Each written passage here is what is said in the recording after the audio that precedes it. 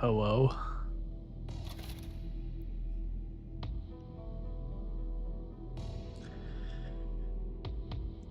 Hey, Grayson. You made it.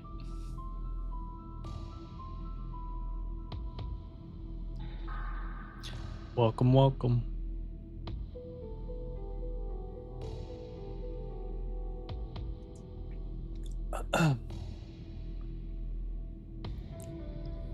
Oh, whoa.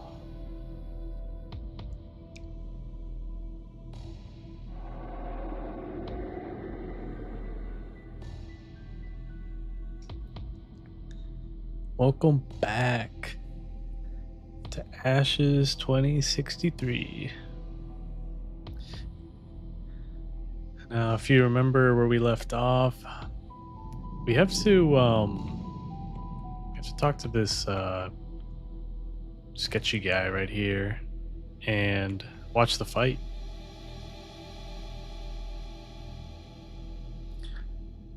Oh, he snuck in an hour nap. Nice. What time is it over there?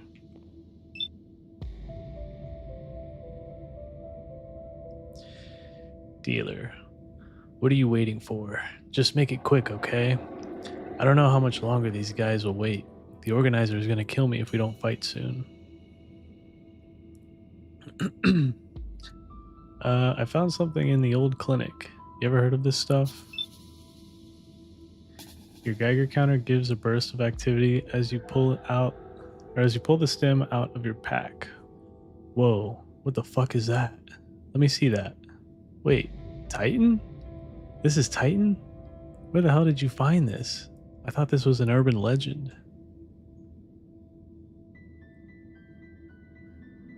Hey, Mosin. Thank you, friend. Grayson, it's 3:22 in the morning? Holy crap. I hope you don't have to work tomorrow.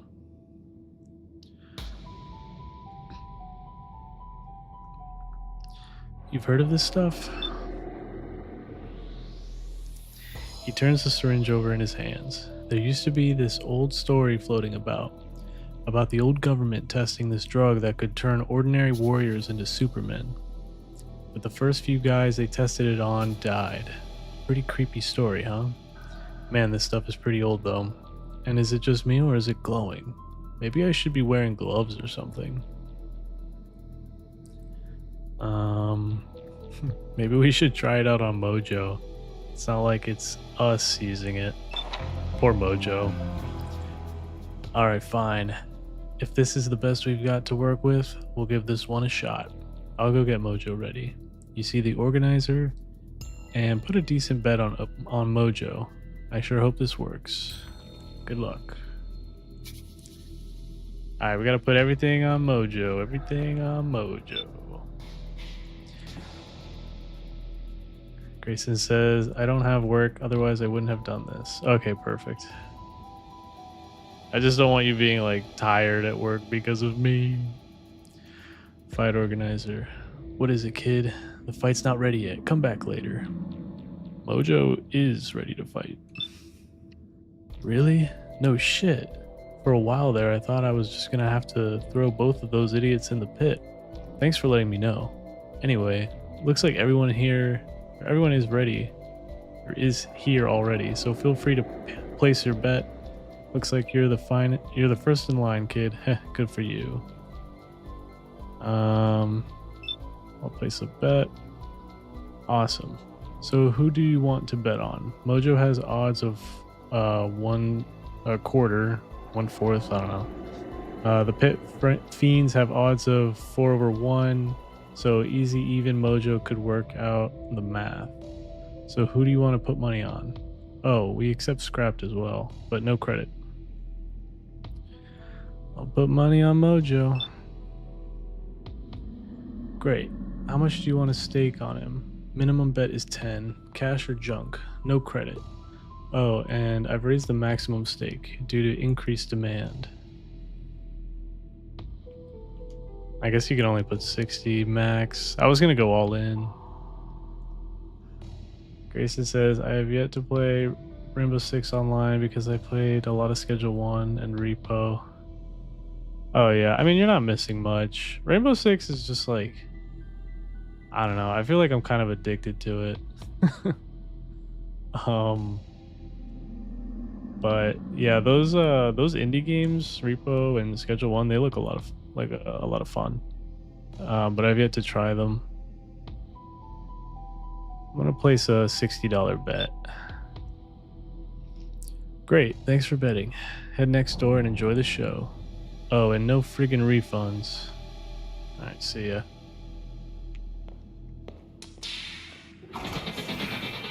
Oh. Alright, here we go.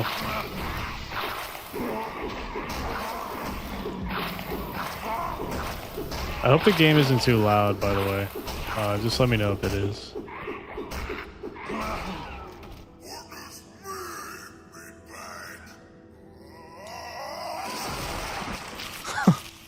Shit. Whoa, the dealer's gone. Dealer. What? What happened to Mojo? What the fuck? I'm not gonna lie, that was pretty fucking dope. I don't know what to say. I mean, I won. I'm rich, but what the fuck? Yeah, that's what happens. Man, that was crazy. Did you see that head come apart? It's gonna be a bitch getting the stains out of the ceiling. I'm glad that's not my job. I gotta find out what chems that guy used. That was a real finisher. Oh, he knew. You know about the stim? Kid, do you think I was born yesterday? We get stim users in here all the time. I swear to God, I take my time to explain the rules for you losers. At what point did I ever say that chems were against the rules? Hell, I just wish I knew which stem that was. That would make for a killer season event. Might have to, I might have to have a word with Mojo's manager. I bet $60. Give me my money. There's your winnings. Don't spend it all in one place. This is what I love about Pit Fight. Who'd have thought Mojo would pull that off? 3 cheers for the new champ. I mean, Mojo died. So, I don't know what you're cheering about, really. Rip Mojo. Grayson says Schedule 1 is broken because of the casino paying out too often. Is Schedule 1 like a multiplayer game, or is it just single player? Because I'd be interested in trying it if it was multiplayer. Alright guys, we have a lot of money now. I kind of want to buy a new weapon. Gun dealer. Sure, I still have some shotguns for sale, pump action, with or without graffiti. I also got a fine selection of 9mm pistols. Maybe you can get an upgrade over that old ass revolver. Hey, we could do a trade. Grenade launcher. Got anything better? Sorry man, all my special stuff has already been sold, but don't sweat it. As soon as Riggs sorts out the ammo problem, we'll be getting back to making some new killing gear. Is there anywhere else that sells weapons? What, apart from me? You could try asking one of the Vulture gangs. Good luck with that. Apart from them, only store I know in the city that's still standing is mine. Oh hell, I got a monopoly. Check me out.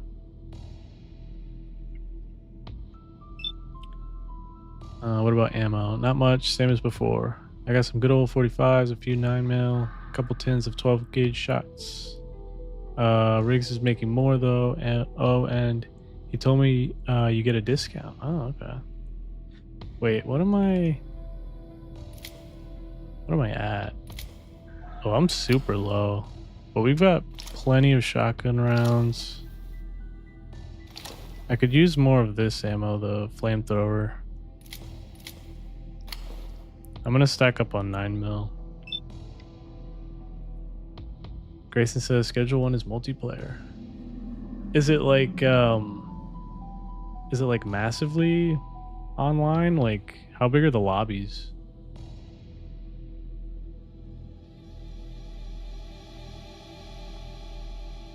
How much for the 45?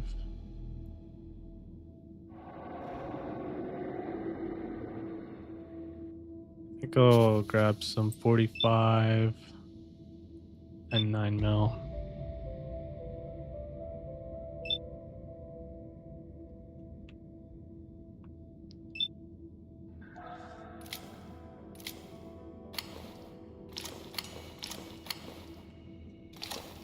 Jeez, that was pretty expensive.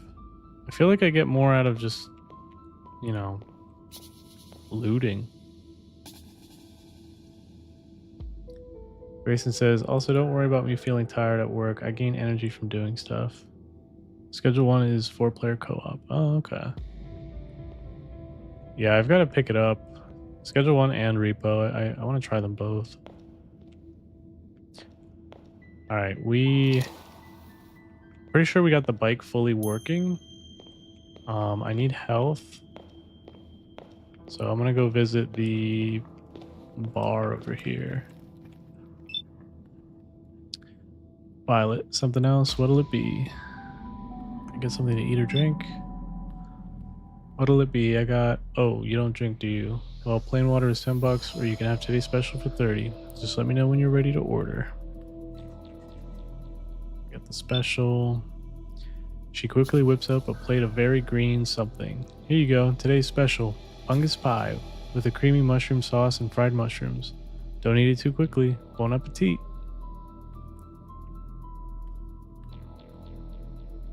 Alright, I'm gonna get some water too.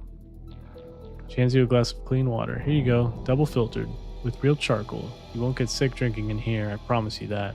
Is that all?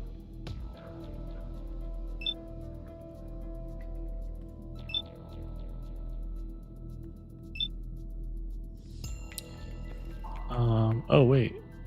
Her sister's here, Porcelain. Hey, fellow junker. Thanks again for the help. I mean, sure, I was gonna figure a way out of there eventually, but you saved me a lot of trouble. Make sure you see Violet, by the way. She said she was gonna give you a reward. She worries about me, like, way too much. I had it all figured out. It didn't seem like that. What were you looking for down there? I was trying to find the unfinished Northern Line. Most of the maps say the subway stops here at the terminus, but I found an old article talking about a tunnel that they were building that links up with the north side. If I can find it, it would be a gold mine of fresh claims. So far, I've tried all the construction and maintenance areas and found nothing. But I just know it's down here somewhere. It's probably buried under some rubble somewhere, waiting to be found. To the north? Isn't that ground zero? Oh yeah, right in the middle. You'd fry if you tried to walk it on the surface, even if you went around it. If we can get there though, the tunnels though, I mean, man, there's supposed to be loads of stuff on the north side. The historical center, a bunch of supermarkets, a lot of rich folk places, even a public garden. Some great finds up there, I'm sure of it. That's why I'm going to keep looking. This was just a minor setback, that's all.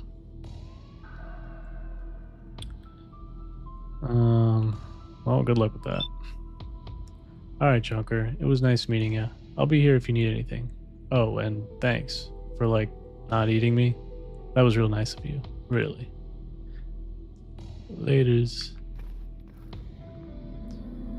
Ozen says, oh, Grayson says, for repo is better if there is someone who can teach you. It kind of reminds me of, what was that other game that's just like it? Lethal Company, I think. Kind of looked like that. Ozen says, also you beat Lord Humongous Right and his Thunderdome to get a better light. Yeah, we already have the light upgrade, unless there's another one.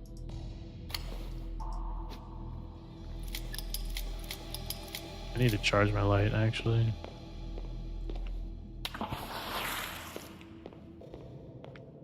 Oops.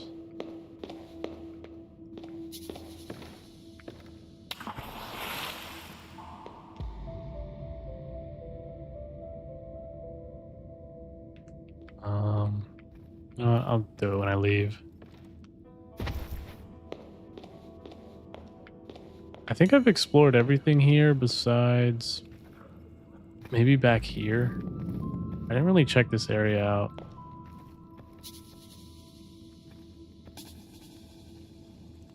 Wait, did I? Oh no, I've been here.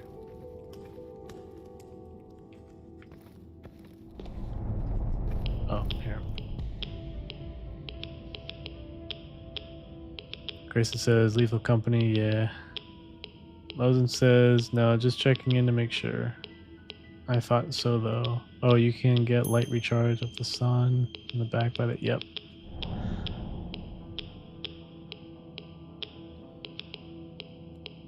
Takes a long time to charge. Alright. Mosen says yes, the merchant here, you can buy a radio from him. Did you? A radio. Would that be in my inventory?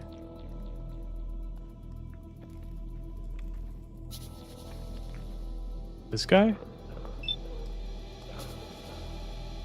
Jared, bullshit. I don't even know what you want. Oh, we've already read this. His whole dialogue was pretty funny. It just went on and on and on. He was like hard selling me on his stuff. Grayson, I teach a couple of people repo, but let them mostly get taught by the game.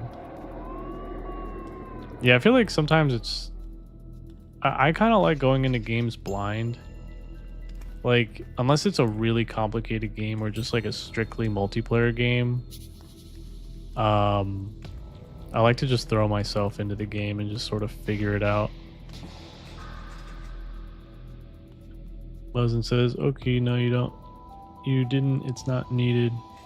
No worries. Okay. So yeah, I think I've pretty much explored everything here.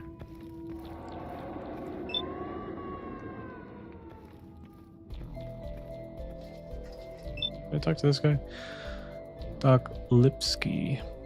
The pudgy man peers at you over his spectacles. Ah, my errant former patient reappears. Clearly, the concept of rest and recuperation is an alien concept to your kind.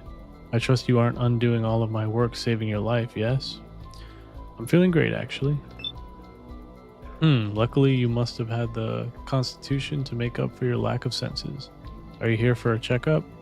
Or do you intend on raiding my stores for medical supplies? If you're feeling well, you don't need my services. Let me see what you got. I can offer first aid kits for self-care at an affordable price. Everything else I need. But if you could take the time to bring me any unwanted kits or stims, I would highly appreciate it. Of course, I can offer compensation for keeping my surgery actually stocked. I might buy a med kit. I have some to spare, but try not to take too many. I require $60 as payment. In dollars. Scrap or bullets, your choice.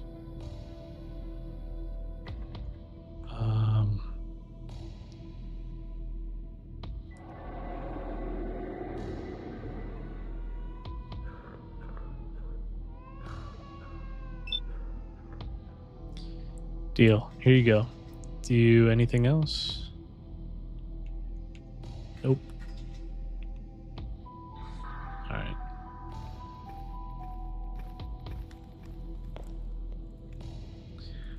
Oh, hey, Daniel. How are ya? Daniel says, repo isn't that complicated in my opinion. You only need a bit of guidance to get it, but the tutorial is actually pretty nice and I'd highly recommend it. Also, hey, sorry for not saying anything. You're fine. Grayson says, also the baby cry triggers me because of repo. Oh, is there like a baby monster in repo? Daniel, oh yeah, that creature. Mosen says, I can point you in the way of one last bit of major loot, but it's pretty far back. At this point, you can just leave soon. Yeah, I mean, is it something special or is it just like ammo or scrap? Because if it's just ammo or scrap, I don't really feel the need.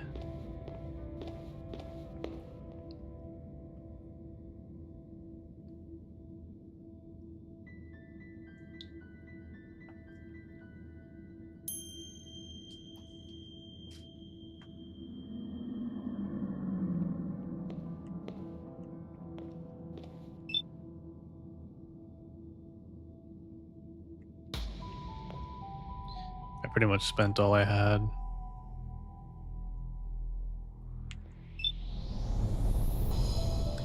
Your bike. You give the starter a solid kick and the engine roars into life. She sounds better than ever. Looks like you're good to go. Need to talk to Riggs. Riggs, let me know when you're done, and I'll make sure you talk to Violet before you go, and stock up on whatever you need. I hear it's pretty rough out there in the desert, especially now. Mosin says, there's a melee weapon that's unique, but otherwise, just shitloads of ammo and scrap. Yeah, a melee weapon? I don't know. I'm not too pressed for that. Grayson says, I hate that my knee started hurting out of nowhere. Did you bump it or something? That sucks.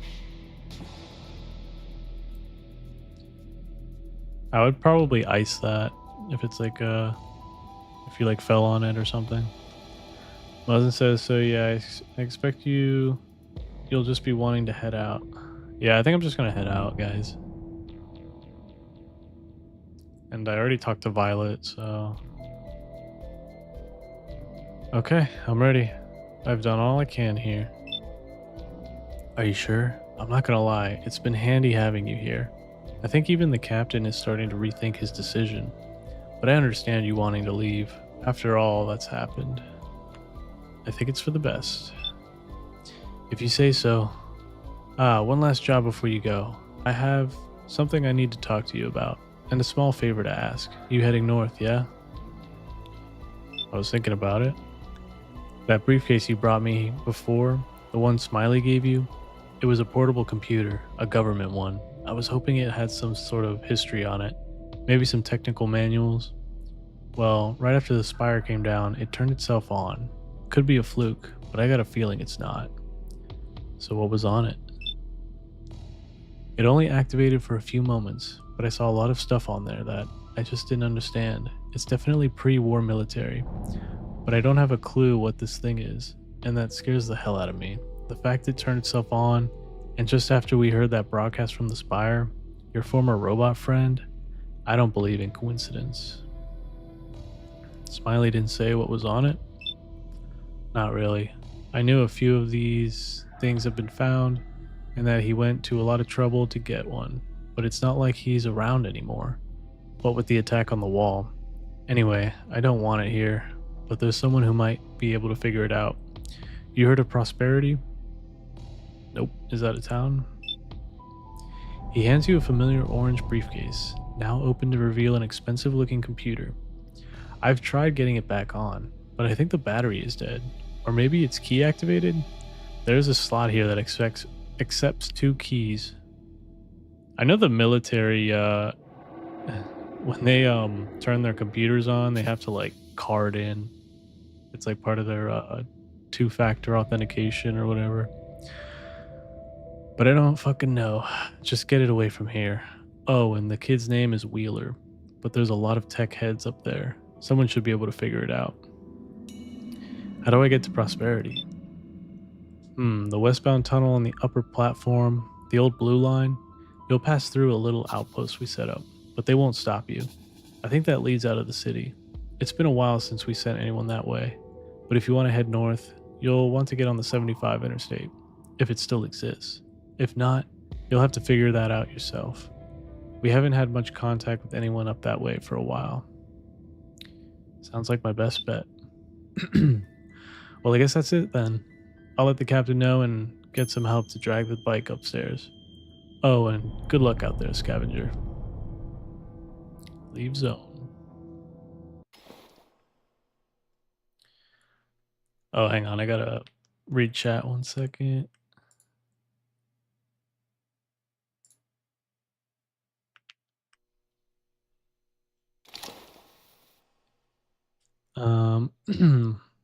Mosin says, understandable, the shotgun bayonet is all you need for melee by my reckoning. Yeah, the shotgun bayonet's not bad.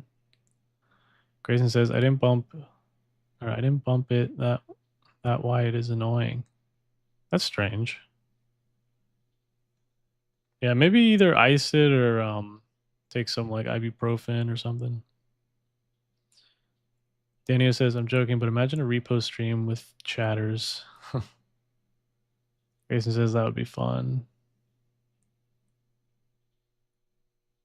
Danny says, which, by the way, Lumi Repo has a legendary text to speech for chatting. Oh, that could be funny. Grayson says, though, there should be restrictions on what chatters can say. Yeah, that's my only fear with like multiplayer games and live streaming.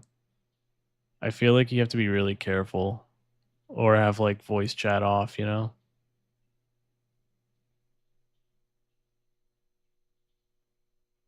Daniel says, I think chatters would have to be vetted. There are streamers that play repo with their mods and it works because of trust. Yeah. Maybe that could be like a Discord game night stream or something. Grayson says, also someone said my voice doesn't fit my face. I feel the same way about my voice and my face, honestly. Daniel says, surprisingly very common. Yeah. Mosin says, at least with people from the survey or server, I've been thinking some TF2 could be fun. Yeah. I want to play TF2. I want to play um, Project Zomboid. That could be fun. I've got ideas. I've got ideas.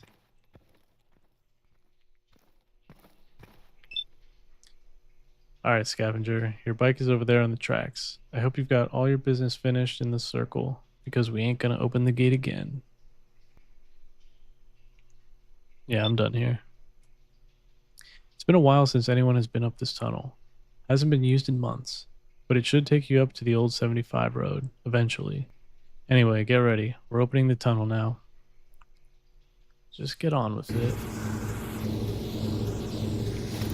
All right, got the old bike back.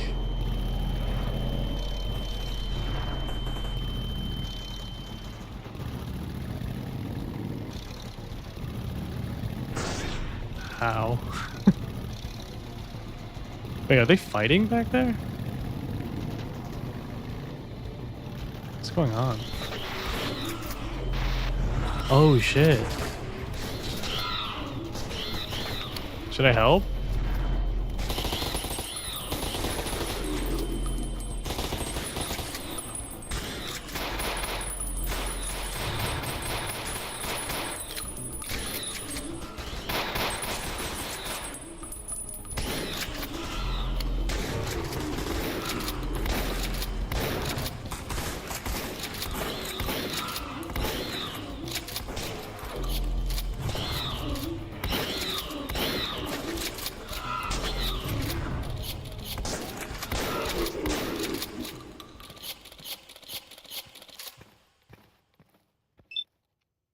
Porcelain. The young scour is panting heavily. Jesus, those things are fucking creepy. You should see the mess downstairs. We barely held them off. Porcelain, what are you doing here? Helping you, dumbass. I thought it'd be nice of me to pay you back for saving my sorry butt. Although, tell you the truth, I'll be happy not having to see these things again in my life. Nasty. Do you know what these things are? Huh? I was hoping you knew what they were. You're the only one with the experience, right? Guess Mr. Big Shot doesn't know everything. Ha, I'll remember this. Don't let it get to your head. Later, alligator. I guess I should start calling you brother, right? I don't know. Heard it was the tradition. Oh, and look after yourself. I owe you one, you crazy bastard. Take care, sister. I didn't have to come back. I wanted to see what that was about. At first, I thought the gunshots were like my motorcycle. Militiamen, get going. We're not going to leave that door open all day. There's no telling what nasties are out there. Thanks, friend. So did they come in from here? I didn't even realize. Mosen says, at least with people from the server. Oh no, I already read that. Grayson says, I barely played TF2. TF2 is a great game. Classic. Daniel says two-wheeled miracle. Let's go. Also, with the my voice doesn't fit my face. Imagine if Lumi actually like a 6-7 giga chat with the most chiseled jawline you've ever seen in your life. Nah.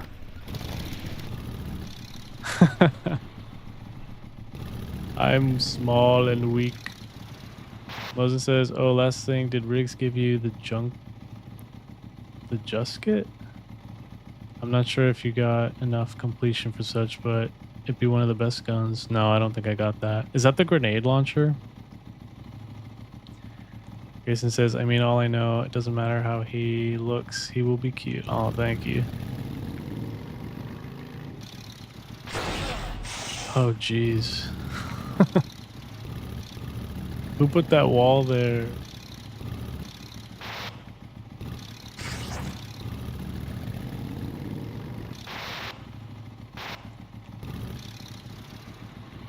Do I have a light on this? Like a headlamp? Wait.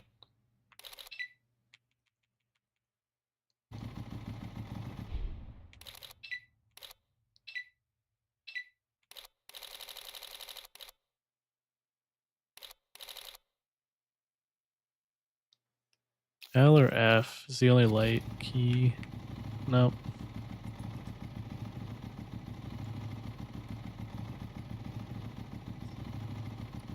Muslim says, if not, no worries, you'll get it later. Okay.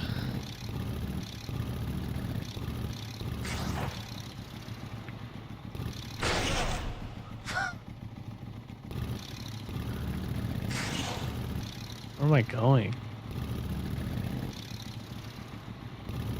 Did I make a wrong turn?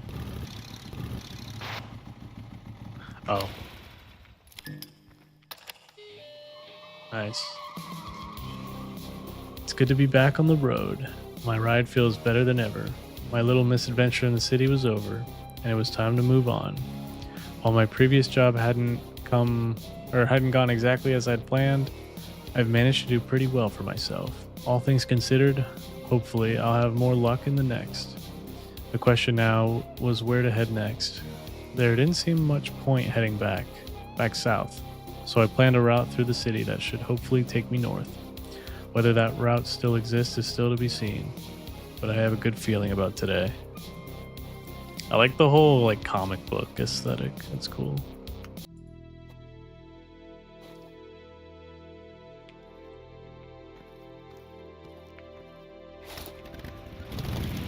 Alright. Oh, this is gonna be a big map. I can already tell.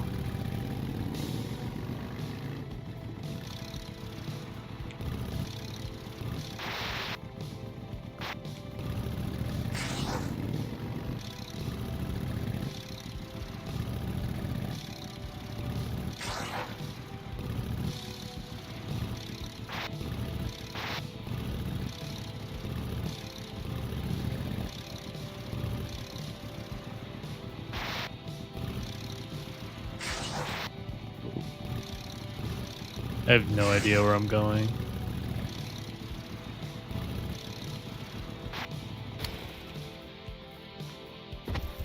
Anything up here?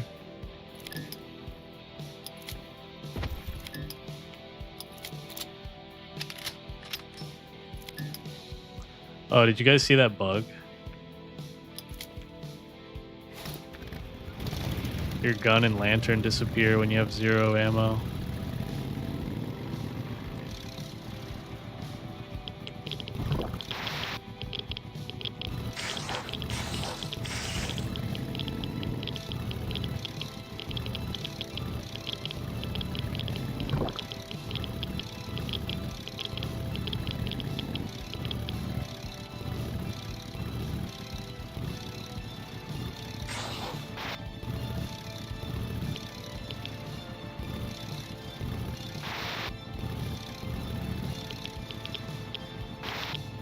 Oh, I gotta make a jump.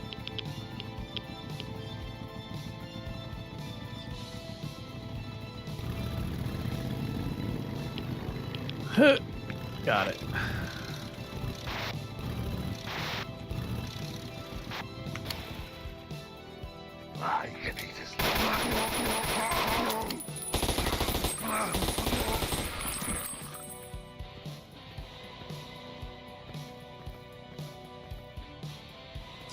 Ozen says, good luck, Lumi Freno.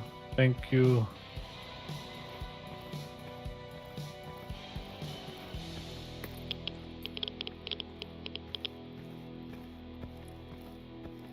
Oh, I think I wasn't supposed to get off my bike. Whoops. Oh, or was I? Huh?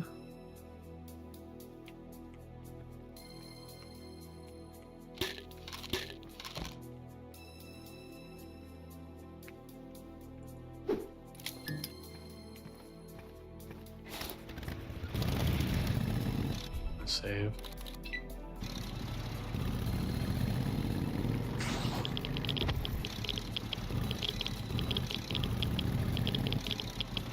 I'm not gonna lie, the bike controls are a little wonky.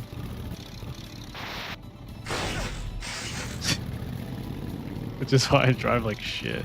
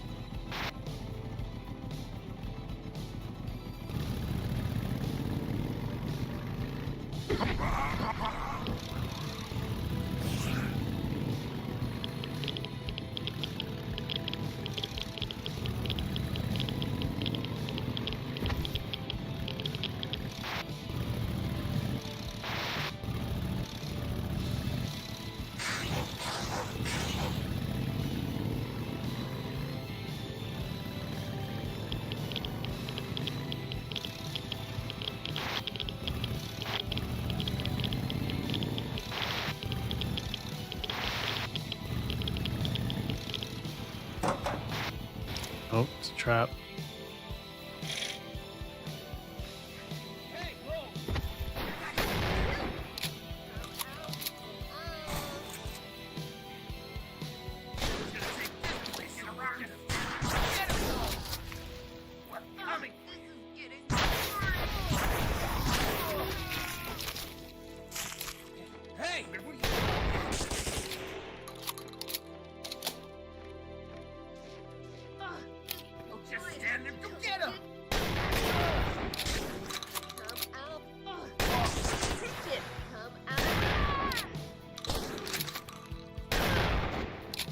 Alright.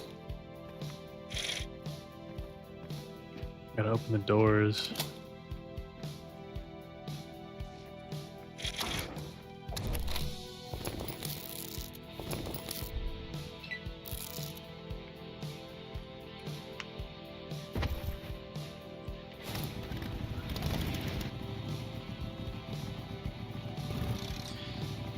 Grace says driving in the game is still better than Payday 4 driving. Or Payday 2 driving. Payday had driving? Lozen says, hey, the bike is my least favorite part of the Ashes and the biggest complaint I've seen of it. When you get to the second act, bike alternate, you will know pain. No. It's just, it's so hard to handle. It doesn't turn very quickly. Which is funny because it's a bike. I mean, it should be able to turn on a dime.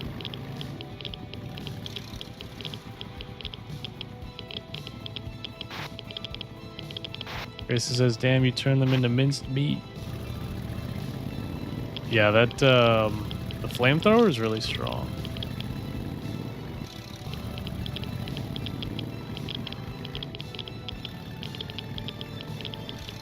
Oh, shoot.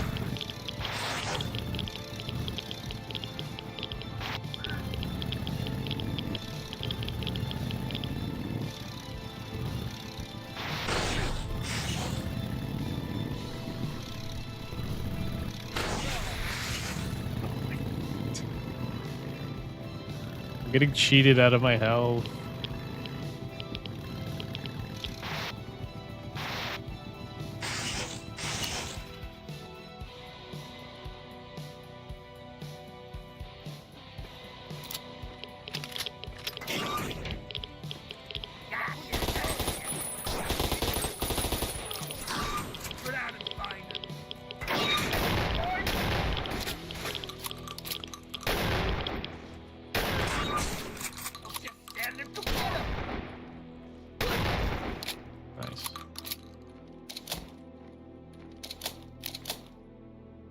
This map is huge. Oh my god.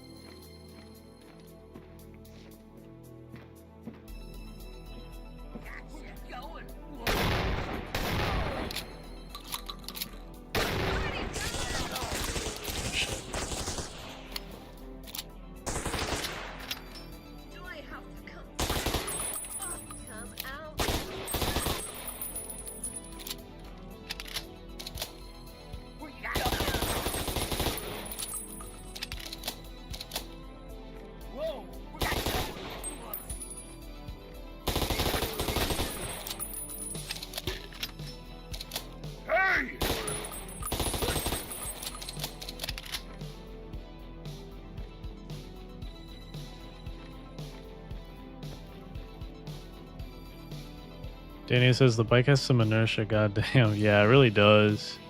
It's hard to stop too. Not only does it like barely turn, but it has no brakes. Gracie says it's annoying that you can only see 5 feet in front of your bike. Yeah, I wish it had like a headlight.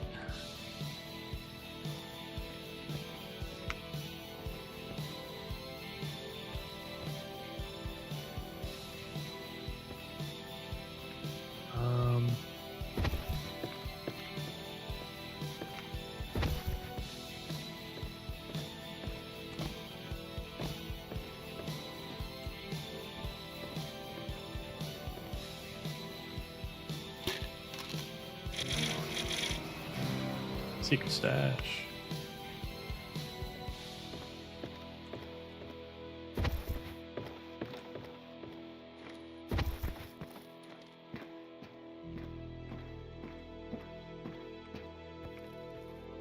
Hey!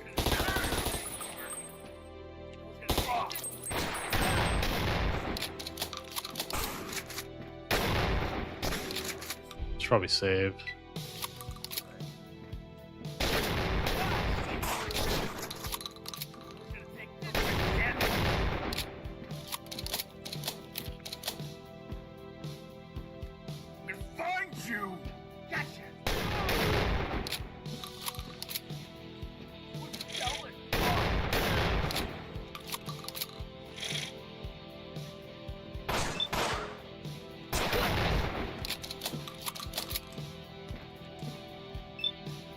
I don't know if I have enough to upgrade anything. Oh shoot, what did I do? Hold on.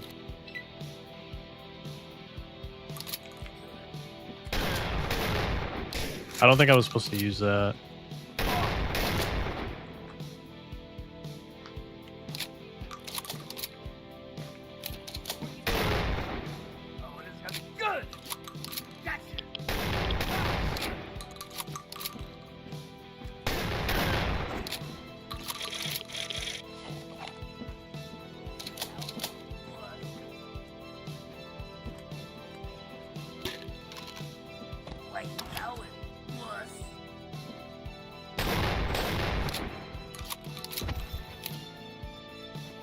Oh, nice.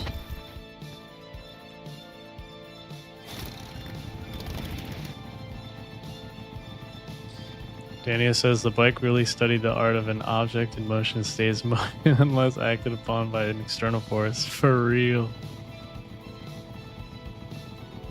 Grace said, yes, external force, aka a wall. Those walls are coming out of nowhere.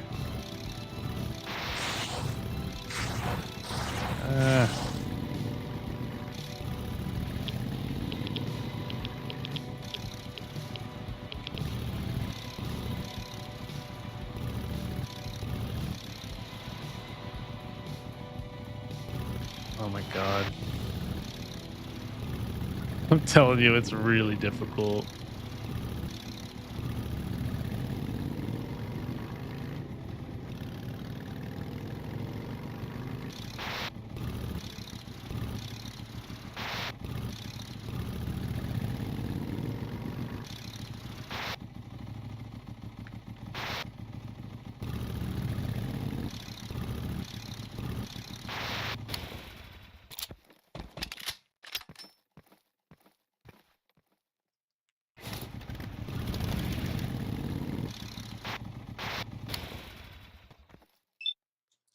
Intercom. As you press a button, the buzzer sounds before a male voice answers. Huh? Hello? Who goes there? Just a scavenger. What is this place? A scavenger? Really? Wait, let me see. Ah, yep. Oh, this is the Southern Guard post. We keep watch for raiders and muties and stuff. You need to see us if you want to watch the road, or if you want to use the road north. What exactly are you guarding? What? We're guarding the North Road, the main trade route between. Oh man, is that your bike back there? Those are some pretty sweet wheels, man. What is that? Tesla Glide? Yep, sure is. A 79 model. Just had some work done on it. Oh, nice, man. Nice. Wish I had one of those. Oh, hey, did you come from the city? I just need to record travelers and stuff. Then we can open the gate for you. Yep, I just came from uh Metronome Circle. I don't know. Oh, the circle? That's great. I mean, I have someone here who needs to talk to you. Come inside. I'll open the door. All right, whatever. Oh, sure. Cool, cool. Just head inside and up the stairs. She's got something important for you. Laters. She? This feels like a trap.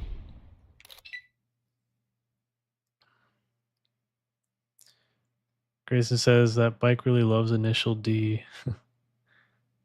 Daniel running in the 90s. Yeah, really. I got a bad feeling about this. Gotta reload.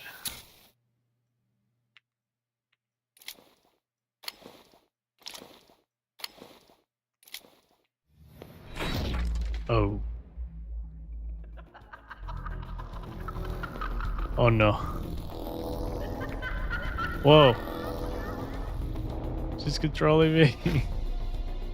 Oh, damn.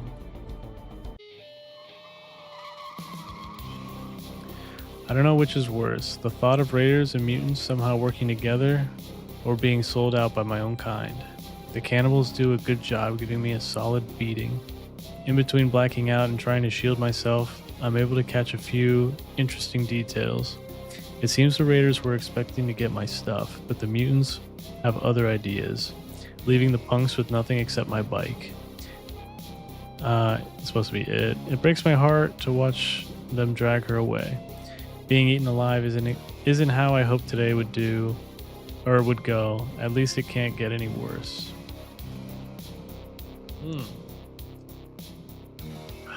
That's weird. They're working together. Grayson, got a bad feeling about this. Pulls out flamethrower. Hey, well, my gut's right. My gut's right.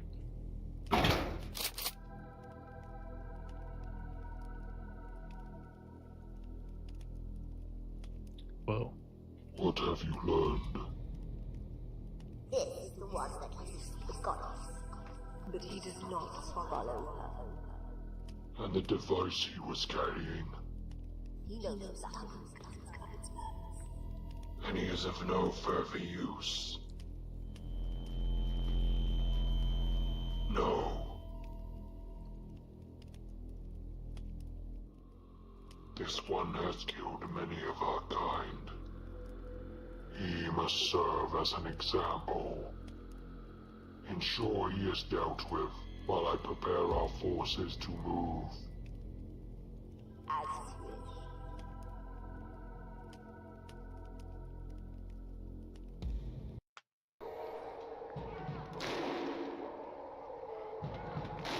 Whoa, what?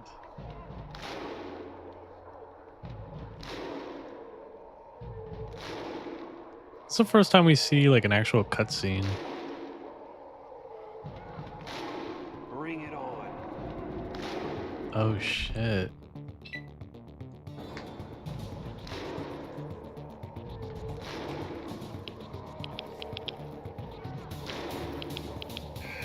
Alright.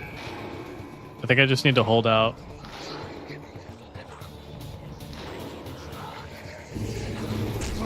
I don't have any guns.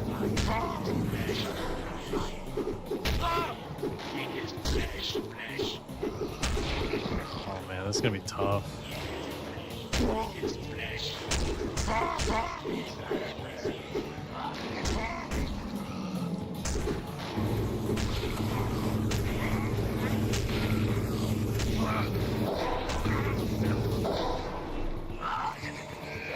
Alright, there's gotta be weapons somewhere, right?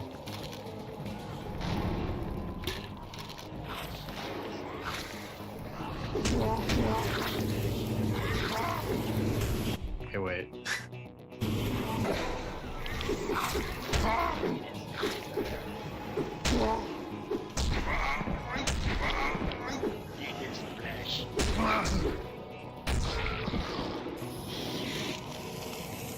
Oh, these are flamethrowers. Dania says this is an interesting change of pace, or rather theme, or both. Yeah, no, this game catches you off guard with levels like this. It's pretty cool. Like, remember the laser tag level?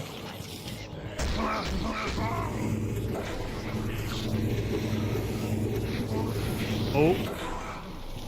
Oh, you know what? I should train them. Yeah.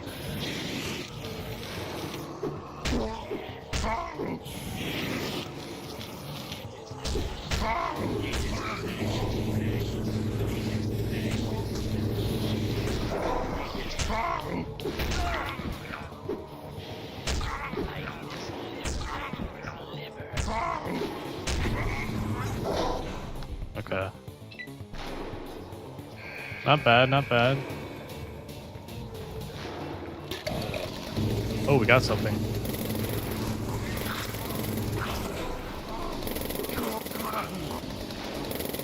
Is this a jackhammer?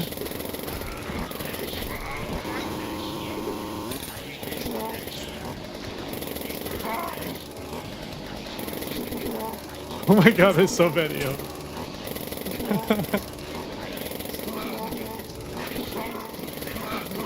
Kind of lagging a little bit.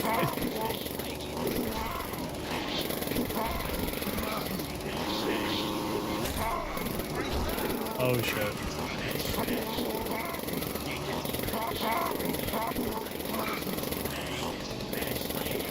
Guys. There's too many, guys. There's too many.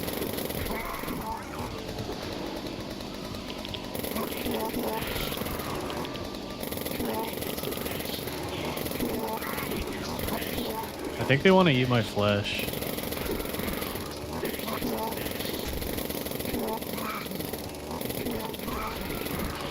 Oh, I'm gonna die.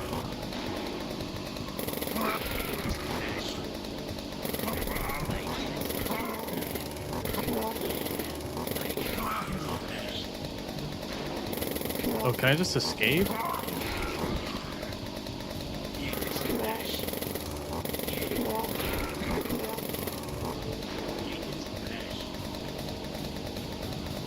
Oh my god, of course. Alright, goodbye.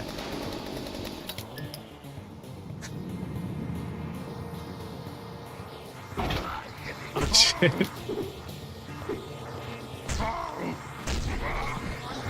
Alright, we got health.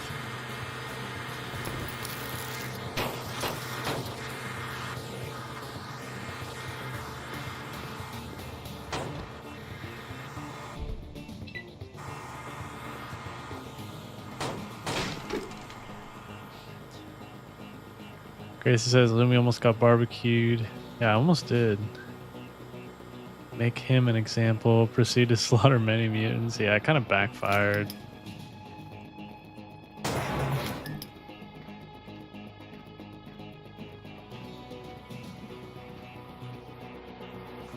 Came from there.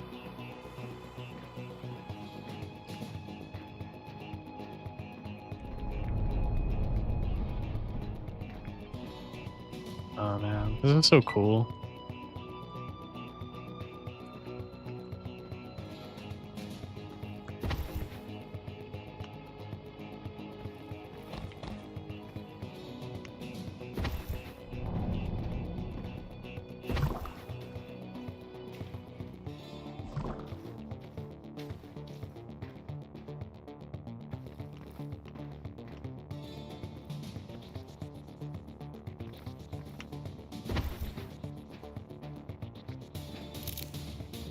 Nice, got some armor.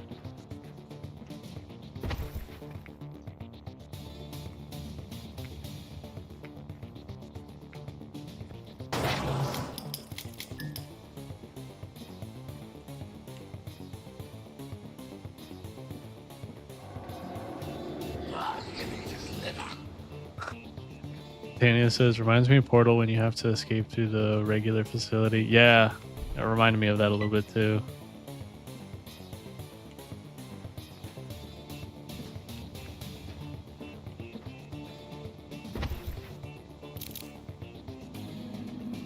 Are there any guns anywhere?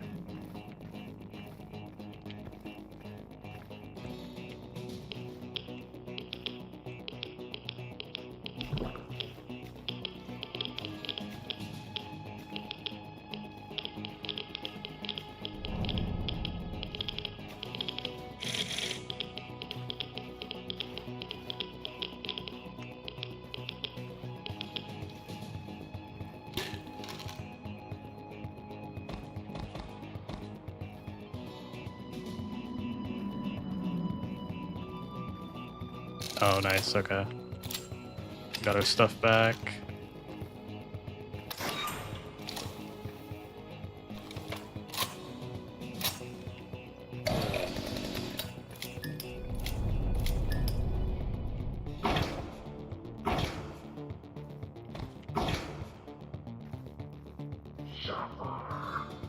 Oh, shit.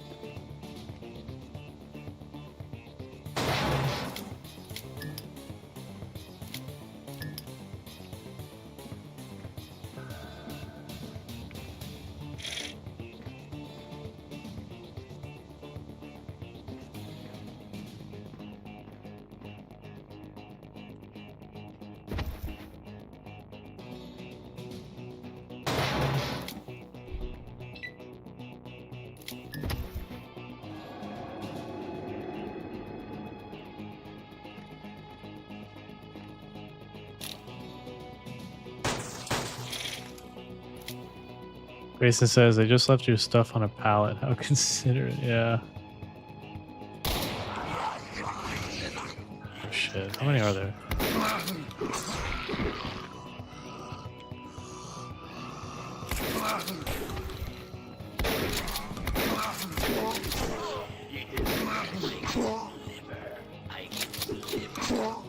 Oh, fuck, fuck, fuck, fuck. Shit. Danny says they do that in Half-Life 1 too, right? Wait, like a portal sequence?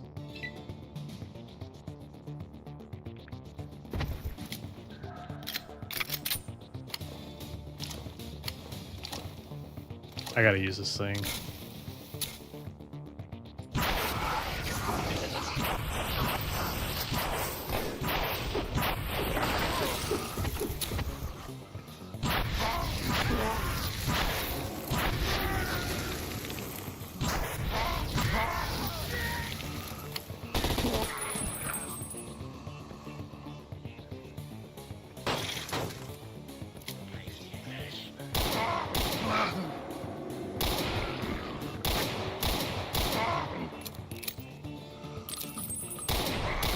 Their pathing is kind of messed up.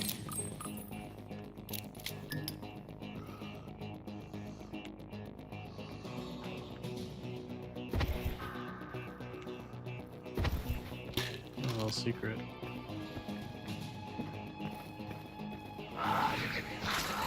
Oh wait, am I supposed to go down here?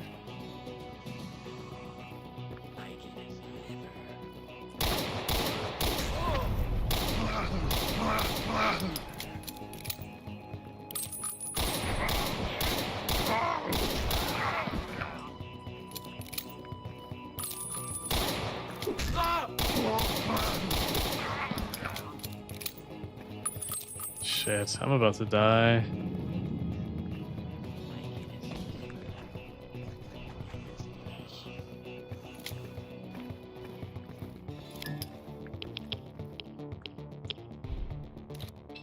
I'm gonna make a new save.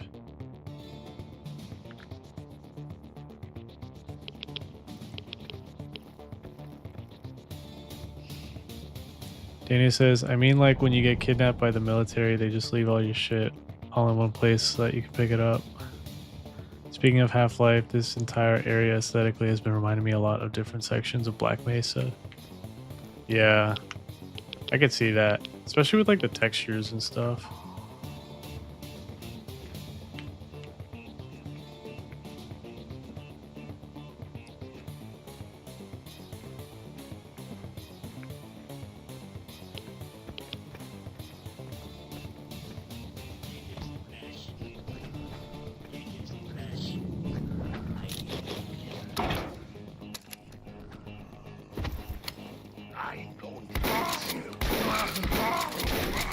I really need a med kit.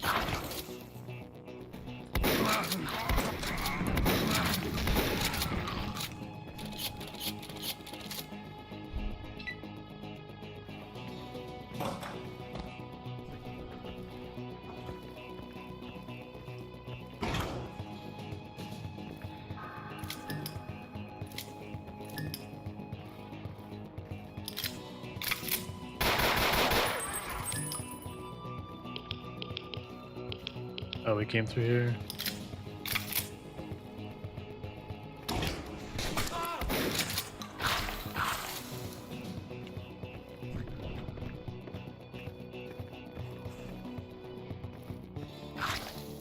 This is the arena.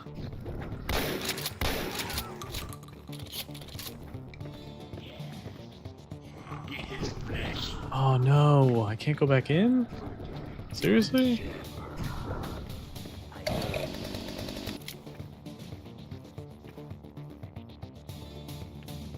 Chris says, hey Lumi, I'm gonna head out and try to sleep before sunrise.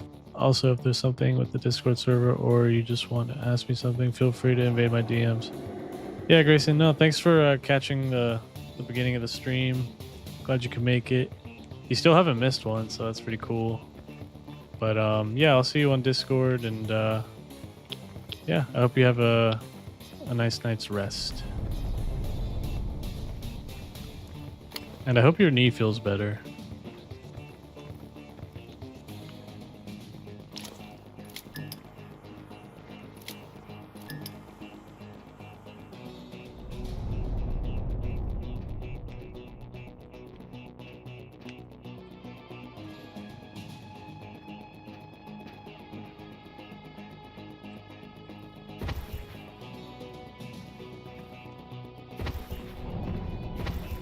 Kind of messed up going through that door there. I can't shoot through that.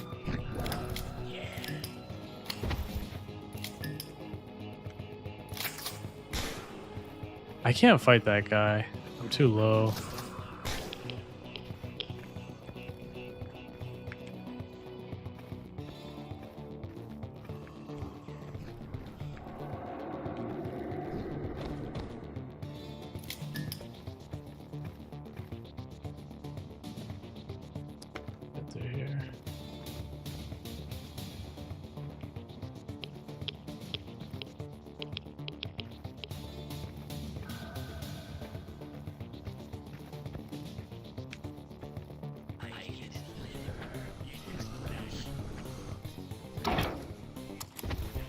I'm not really sure where to go.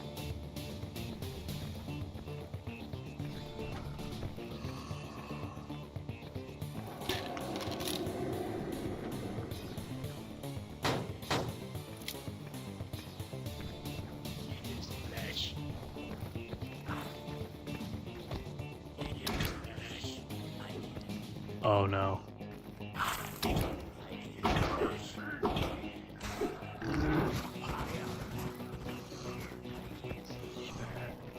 I don't think I can fight these guys right now. Too many.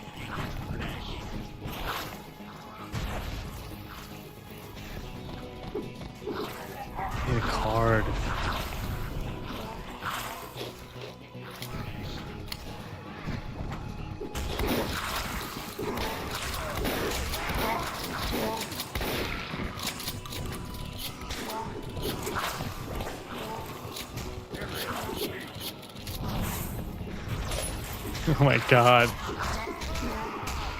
Ah. This is tough.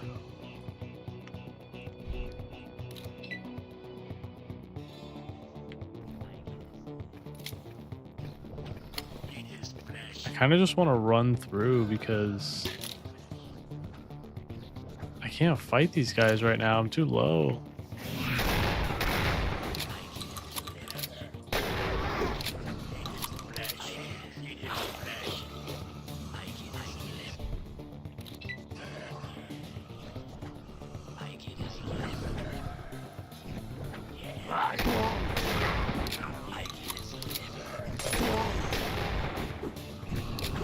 Nope. We need a key card.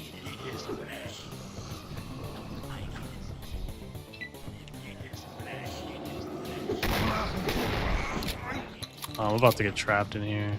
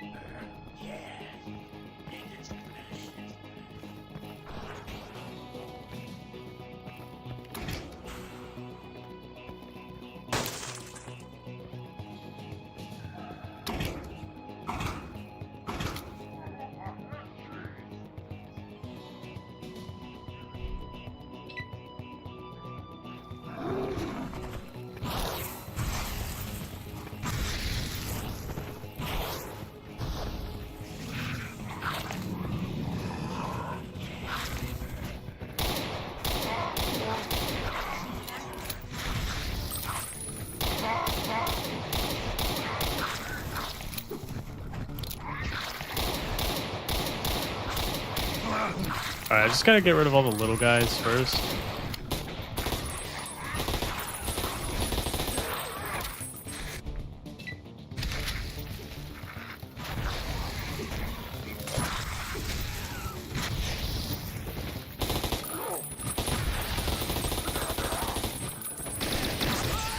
Oh shit.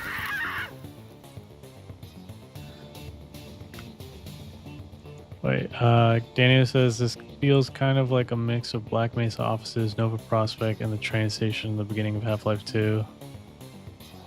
Yeah, it's got that vibe to it. It's really gritty. But it's probably just the 80s aesthetic bleeding through that makes it similar, or feel similar. That, and it probably did have very real Half-Life influences. Yeah, for sure.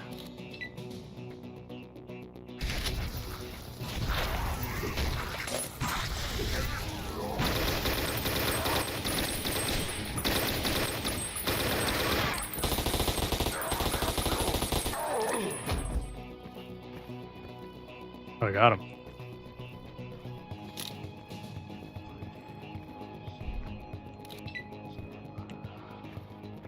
Okay.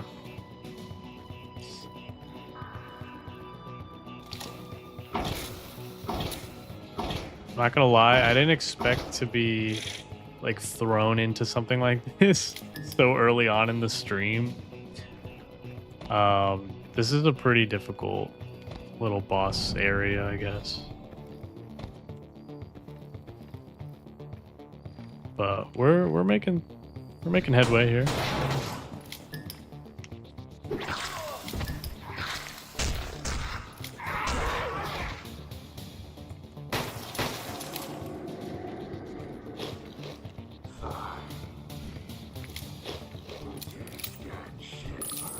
How was that?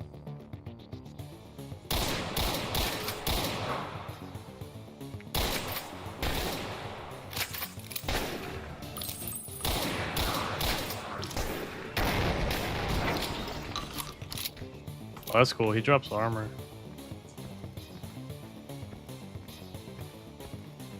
How do I get up there?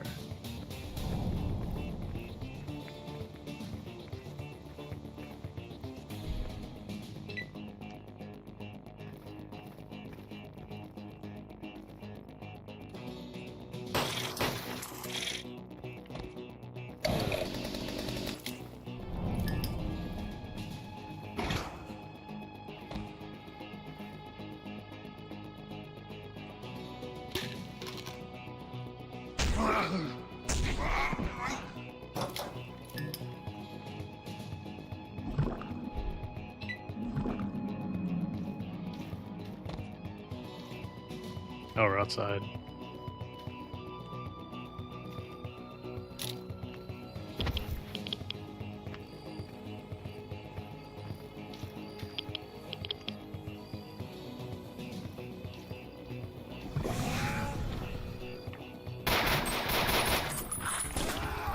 Shit.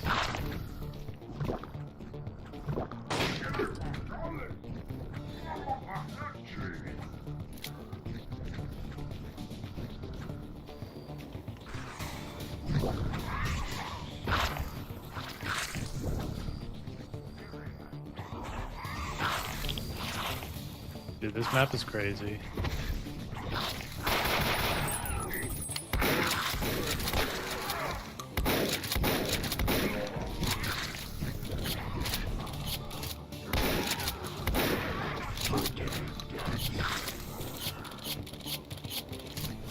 Oh, we got one.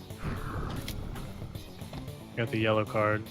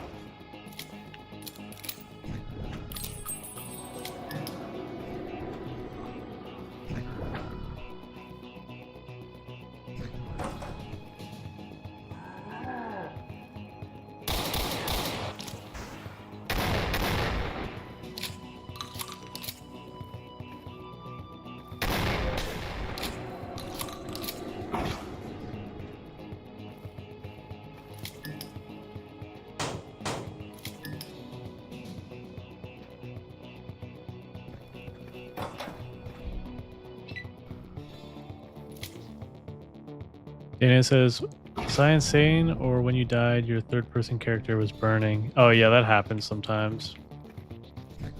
I guess because like, well yeah, my character's like a physical object in the game, so if I'm not careful with like the rockets, I can harm myself.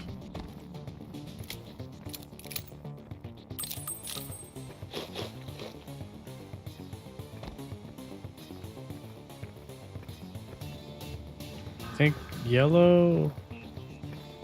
Is this yellow? That's blue.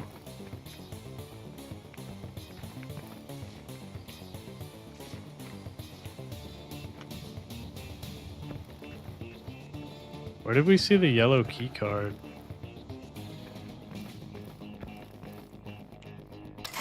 Oh, I think that was it.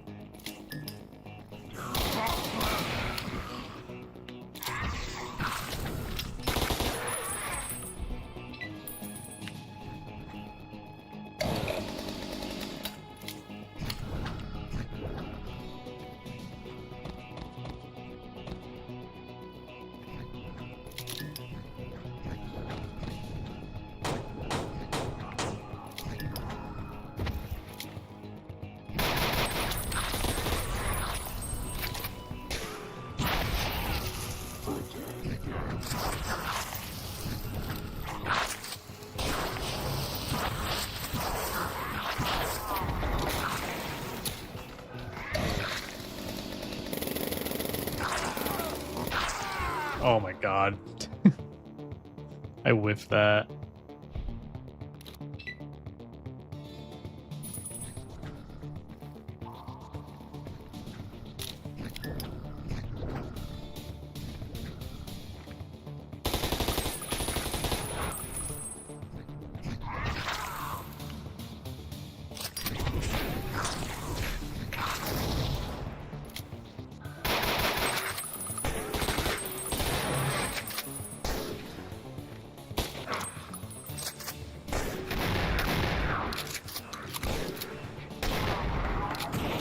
That was close.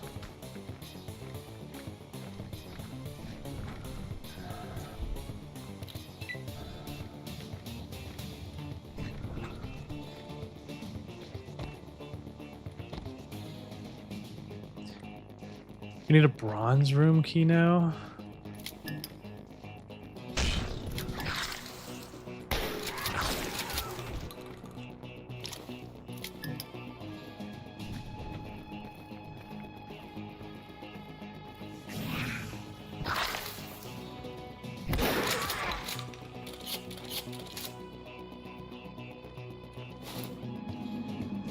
Alright, we got a blue card.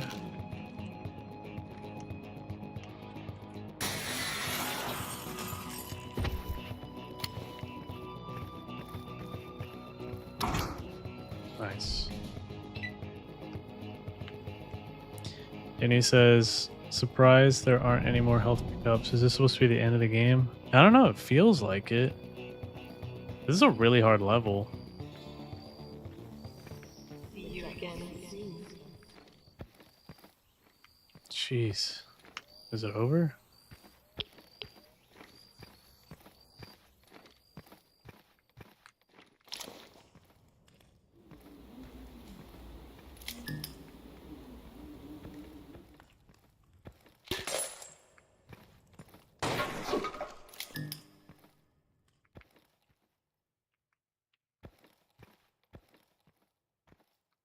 I think it's over. Wow. That was intense. I spend most of the night blindly stumbling through the tunnels. Often I come to a dead end and have to retrace my steps, wasting even more time.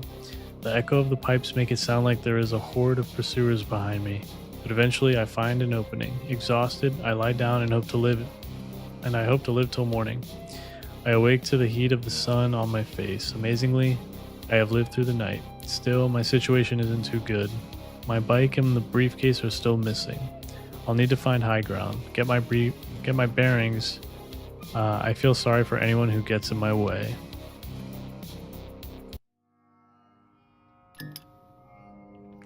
Up shit creek.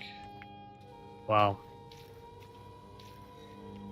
I felt so strong and confident leaving the town, and now we're back to like nothing.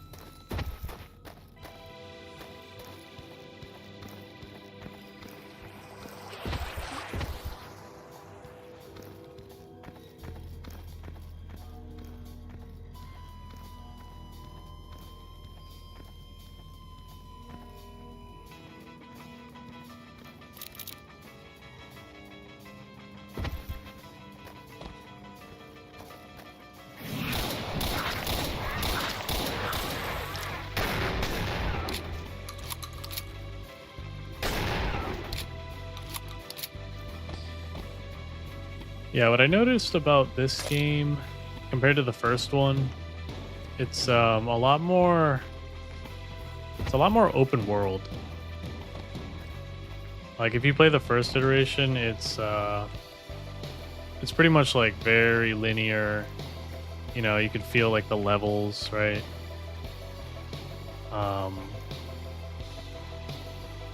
This one is like I don't know. They like took that idea and then they flipped it on its head a little bit.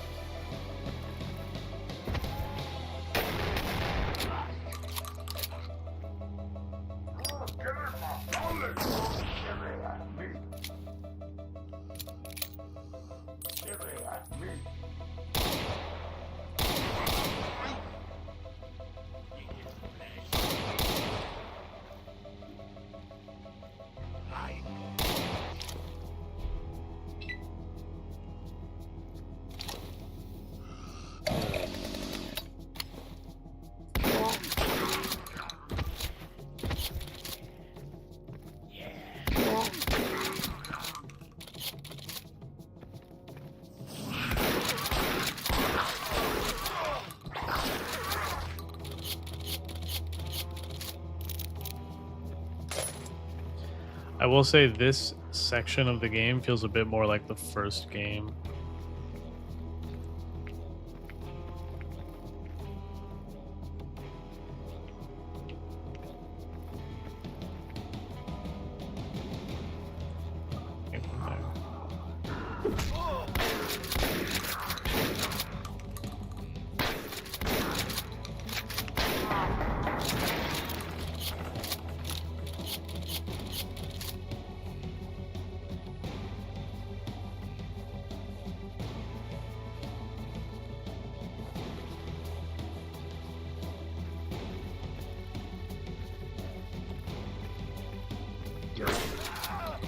shit.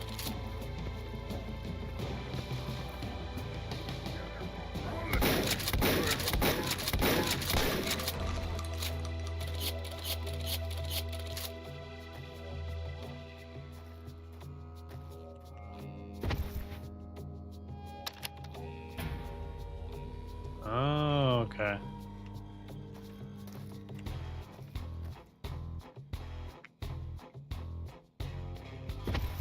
Nice.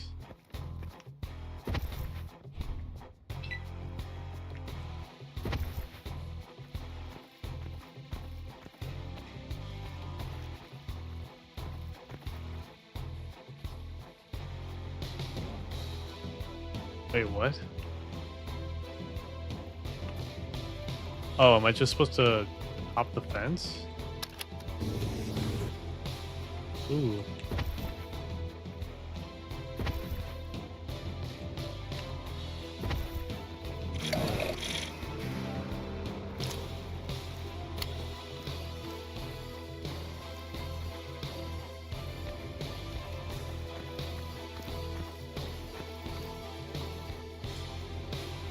Daniel says, makes it truly feel like you're alone and you are surviving. Yeah.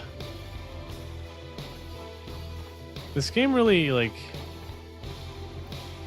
for the limitations it has, you know, being like a Doom mod, I guess, is what I mean. It's still very engaging. Like, the world really draws you in. It also doesn't take itself too seriously. Like, it's supposed to feel like a cheesy 80s action movie, I think.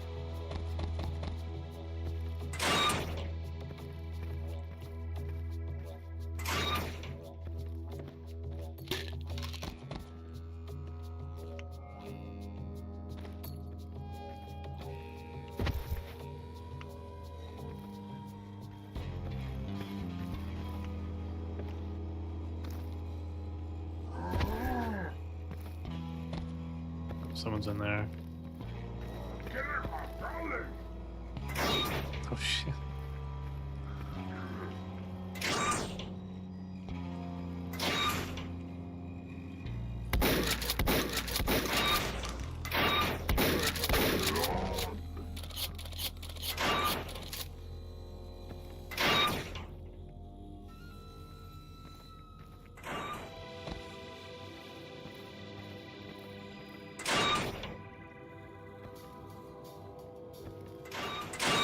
That was kind of pointless. Dania says, this is an incredible mod. When you were in the motorcycle section, I almost forgot it was the Doom engine at some points. I didn't realize this engine could do stuff like this, but I guess it's just modified to do so. Yeah, I was thinking that too. I was going to ask you guys earlier, like, if did Doom have any, like, vehicles in it?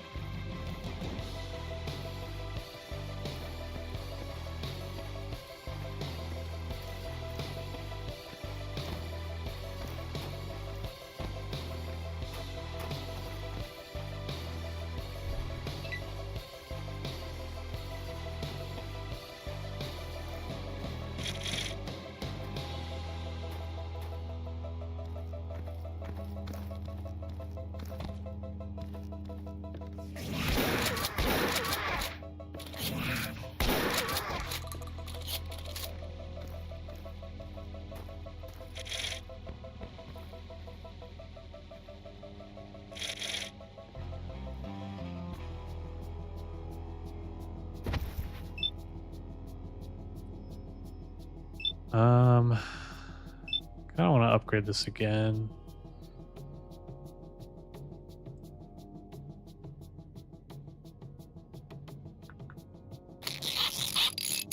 Nice. The shotgun is so good. I just want to max it out. Ooh, sniper. Oh yeah. I almost missed this. Daniel says, I don't think OG Doom had any vehicles. Heck, I don't think any Doom had vehicles, including the newest ones. Yeah, I didn't think so.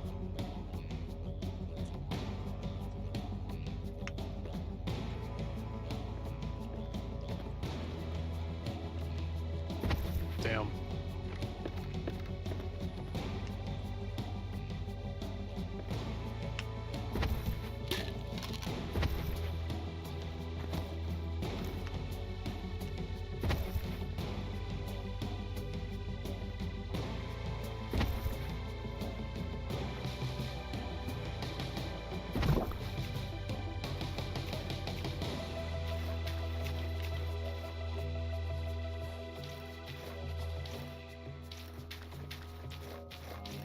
Oh, was I supposed to? I don't think I was supposed to go down here.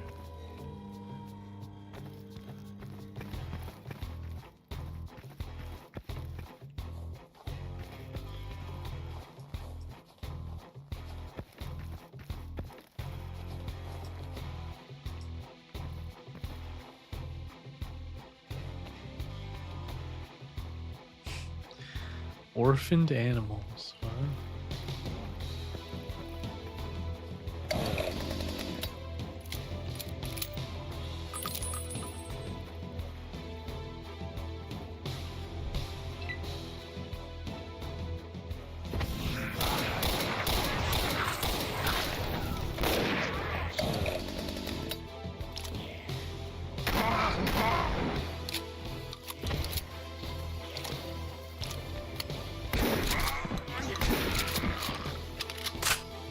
Oh, that's cool. Oh, that's so useful.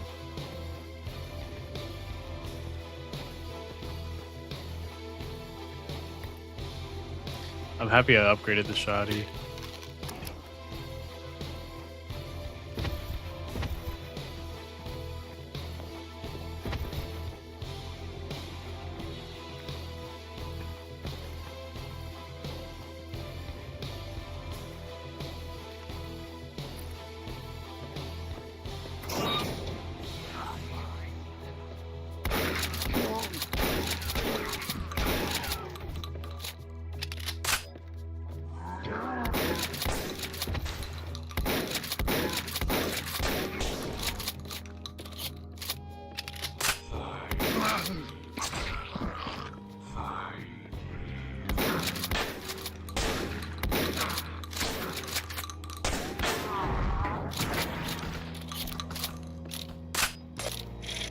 I like that enemy, it's really cool.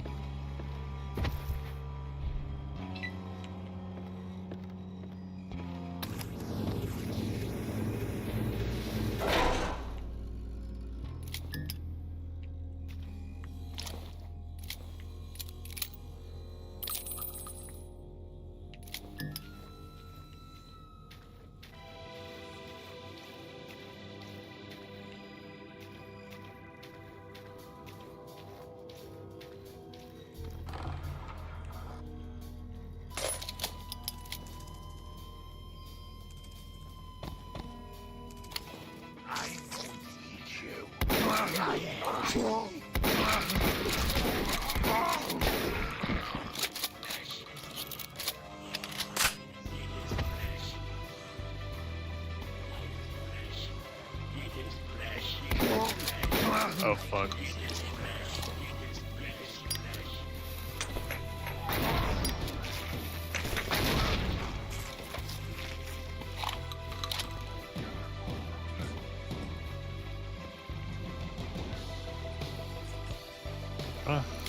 Well, let me fire.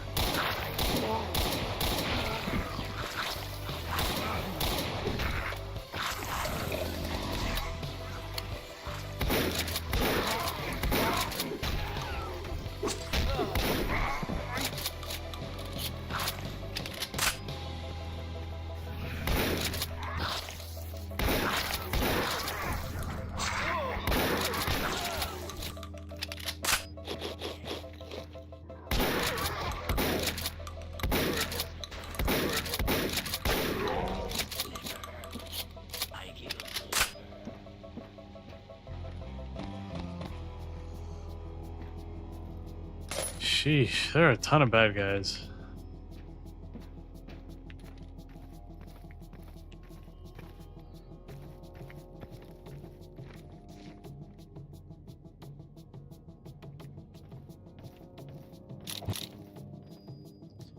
Dom's Donut Drive. Through the hole.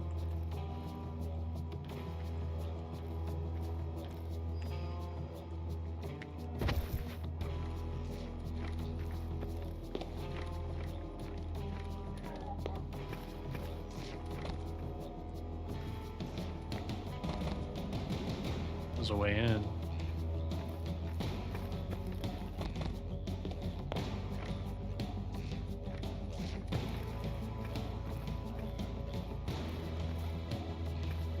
Oh. I know how.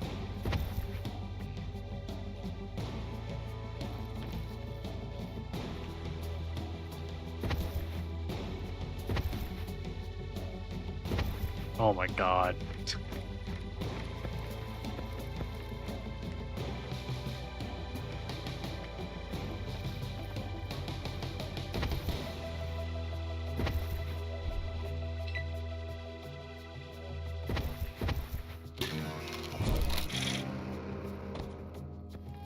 Cool.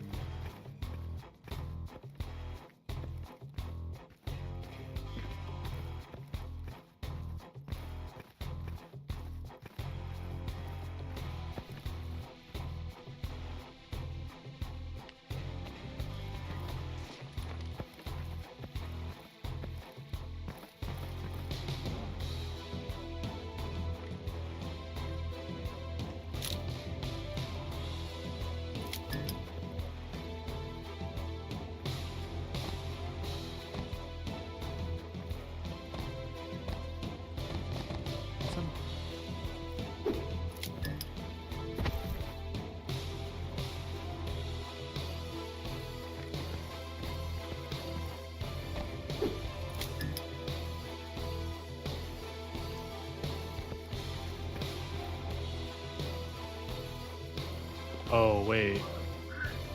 Is there like a generator I'm supposed to power on?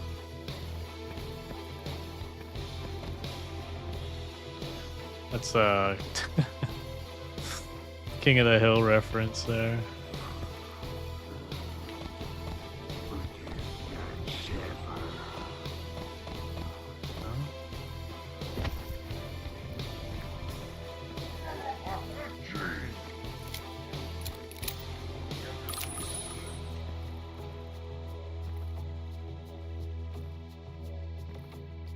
Do I go back?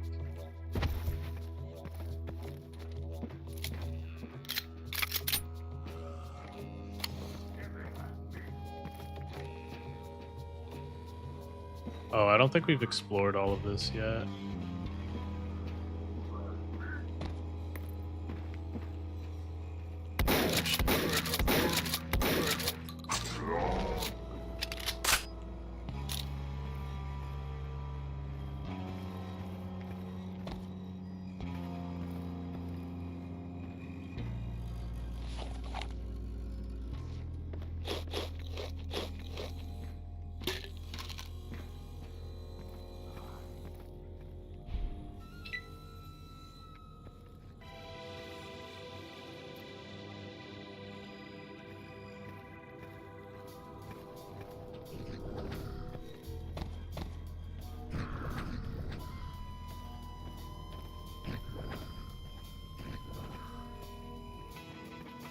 Oh, nice.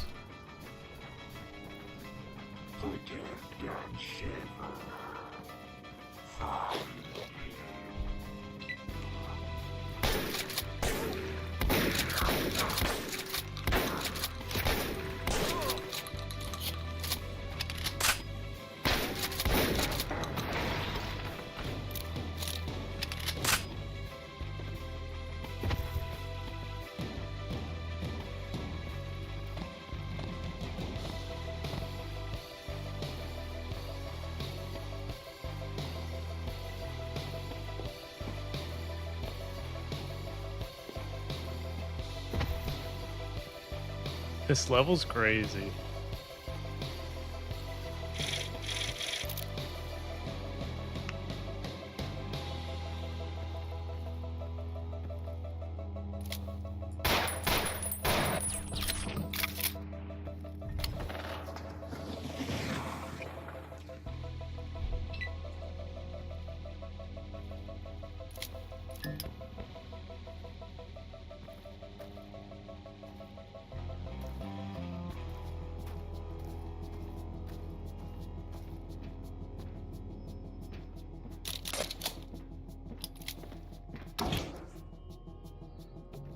Oh, we opened up the car wash.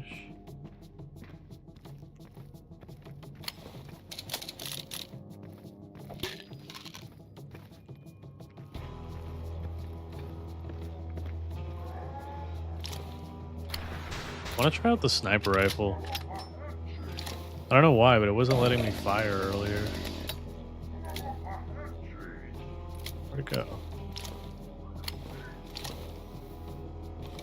There it is. Yeah, won't let me fire. Oh, there we go.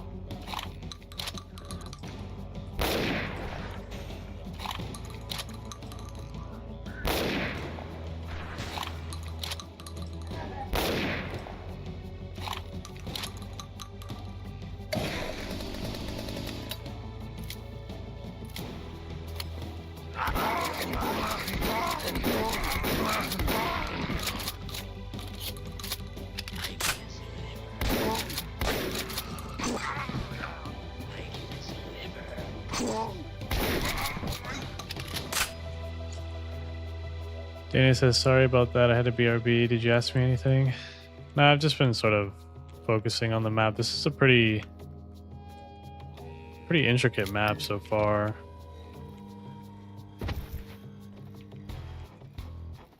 Yeah, it's quite huge, as you can see. But we're doing pretty good. Full health right now. Got plenty of ammo.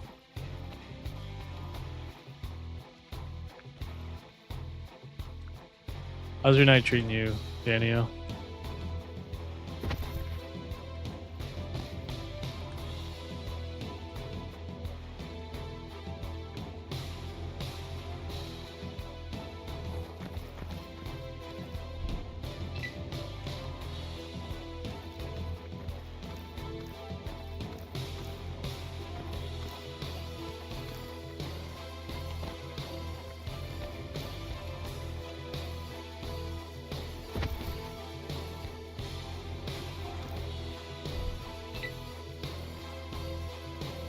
This is cool.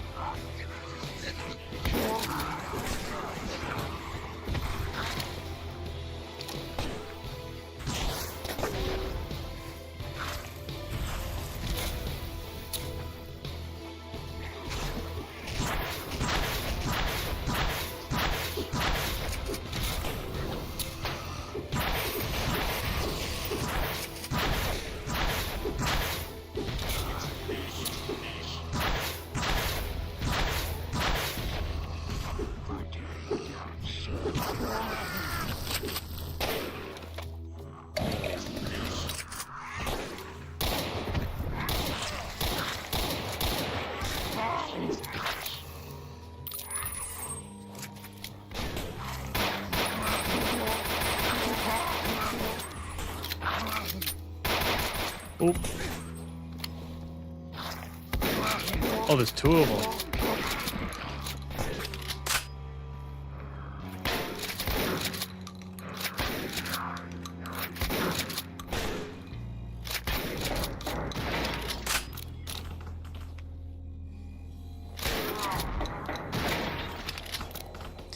Wow. It says, I'm doing chill, thanks. Nothing much is going on besides watching the stream and random browsing through stuff. Chill's good, chill's good.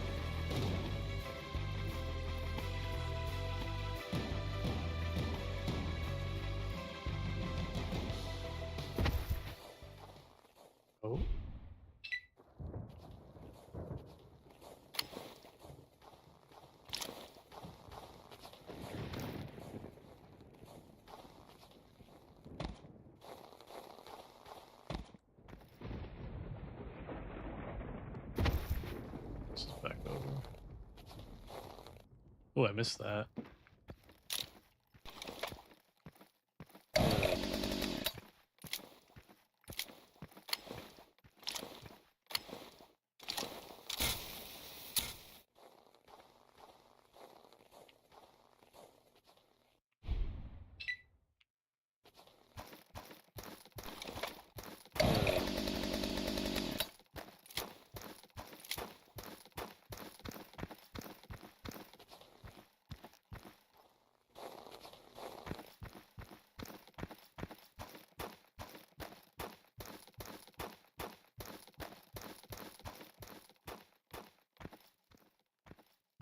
I think we did it.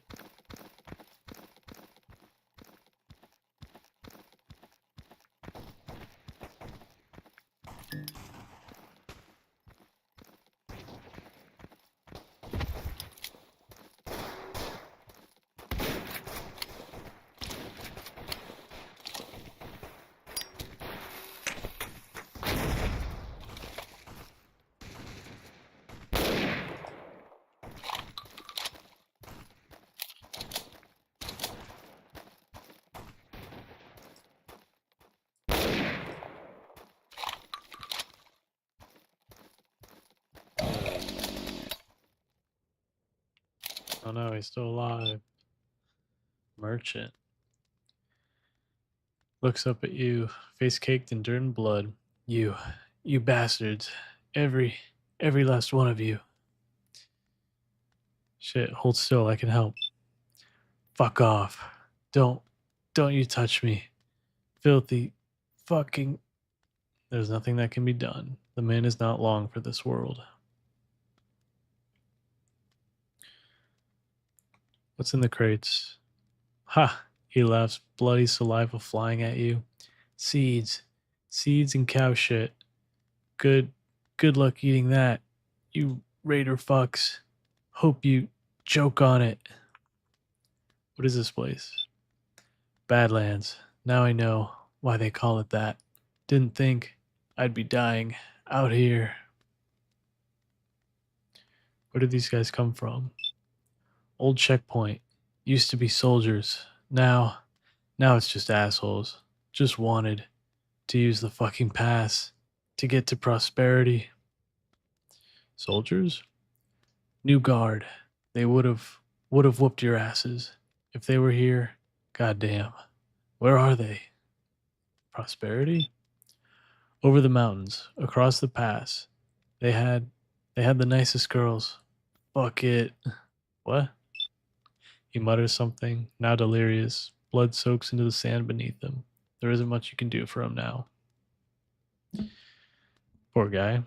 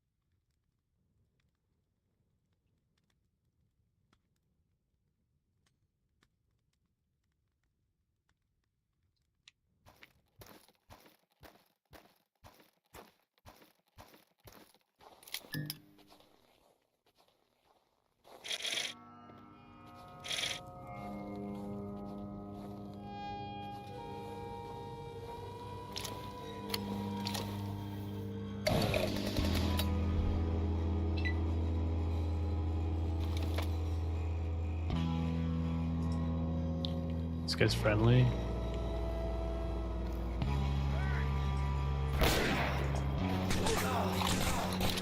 Oh.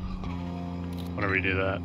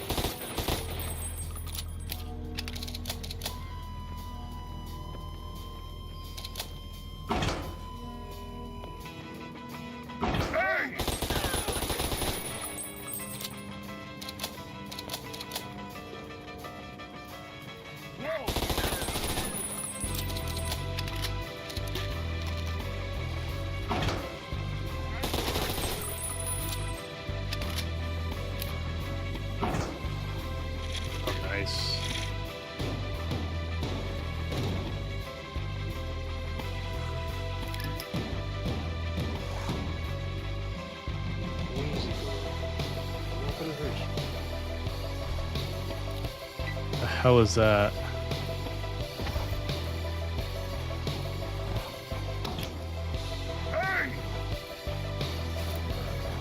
Oh, no way.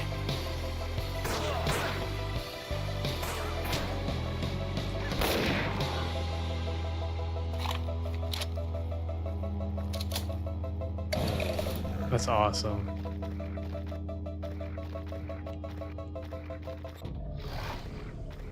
The array.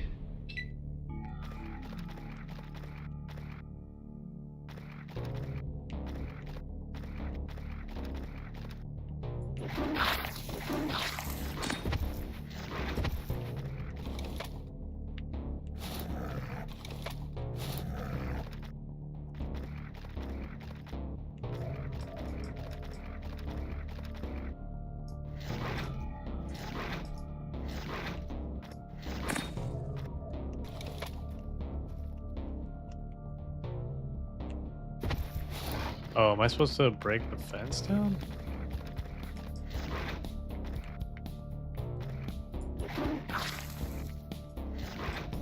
Oh.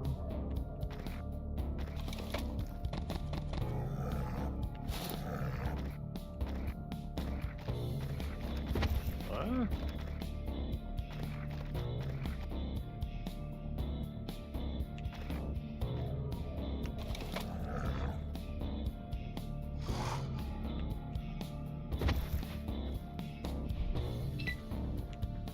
That's weird. Wait, where am I supposed to go?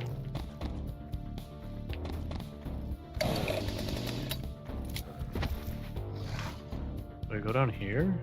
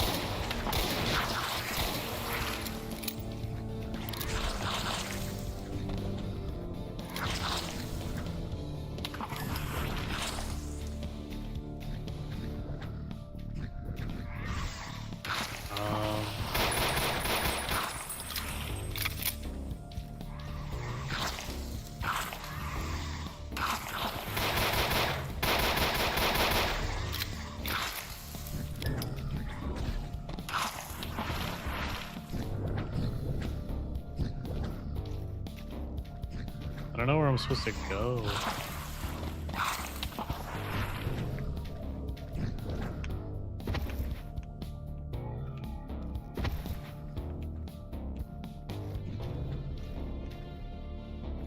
There's got to be a ladder here somewhere.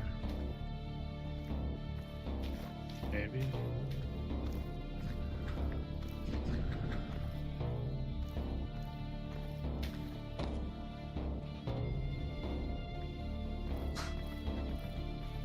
Oh yeah, right here.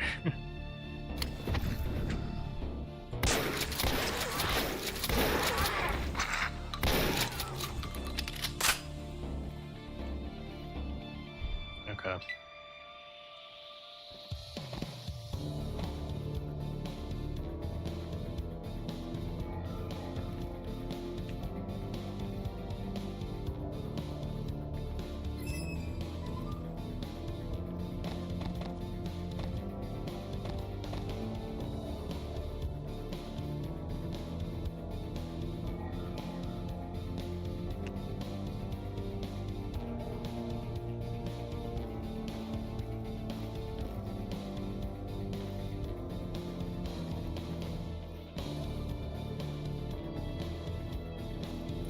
Wait, what?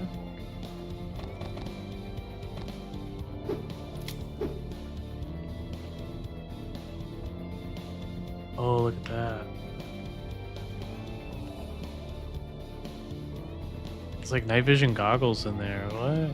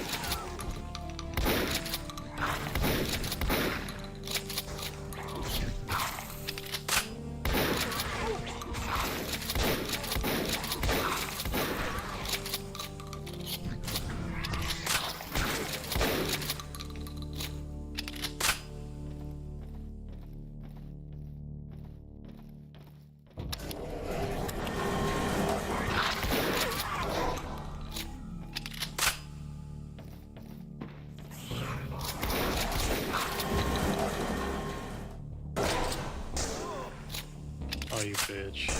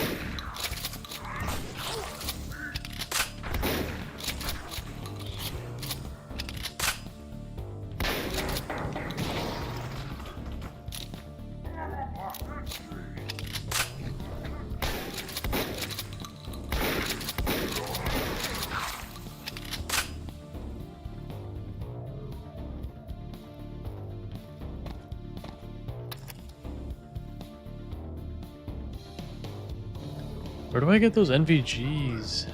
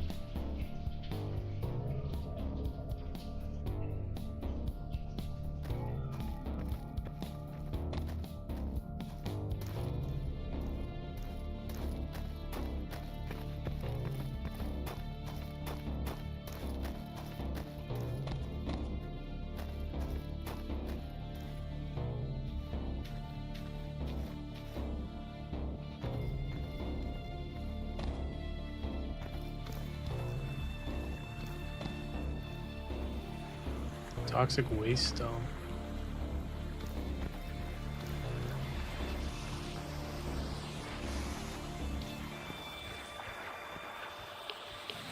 Oh.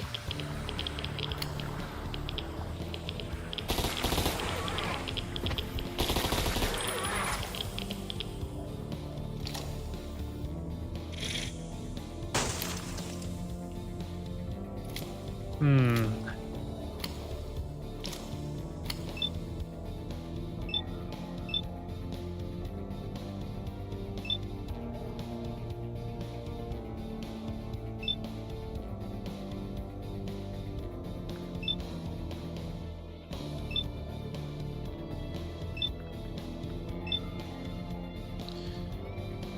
Should probably upgrade the machine pistol. Nice.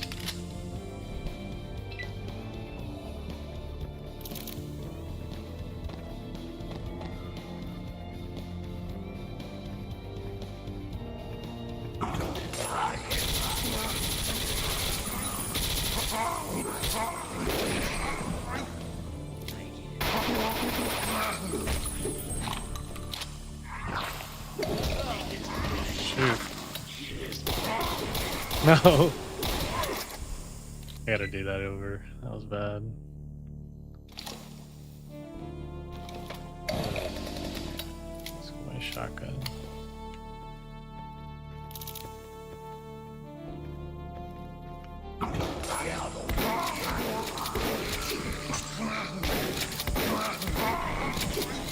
I'm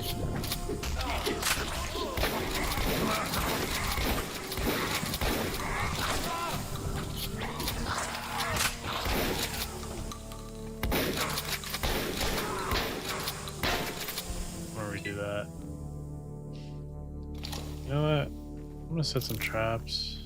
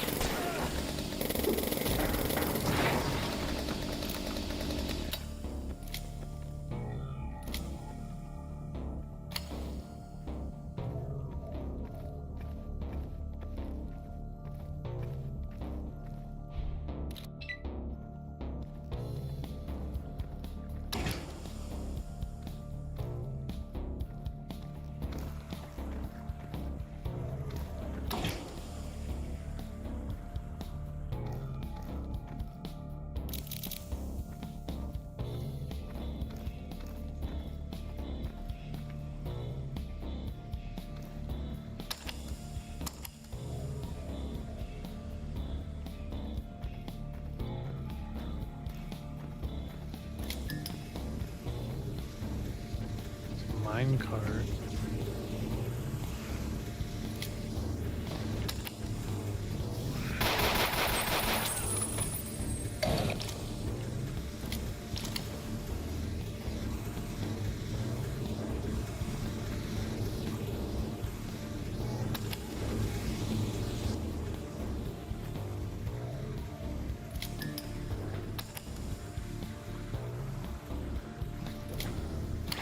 I have no idea what I'm doing.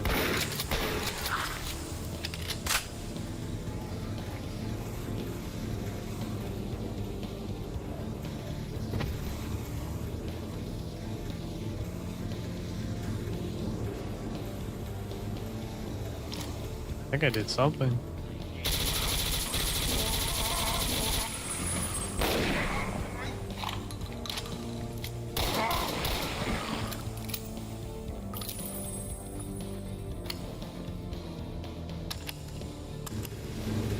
Oh. Whoops.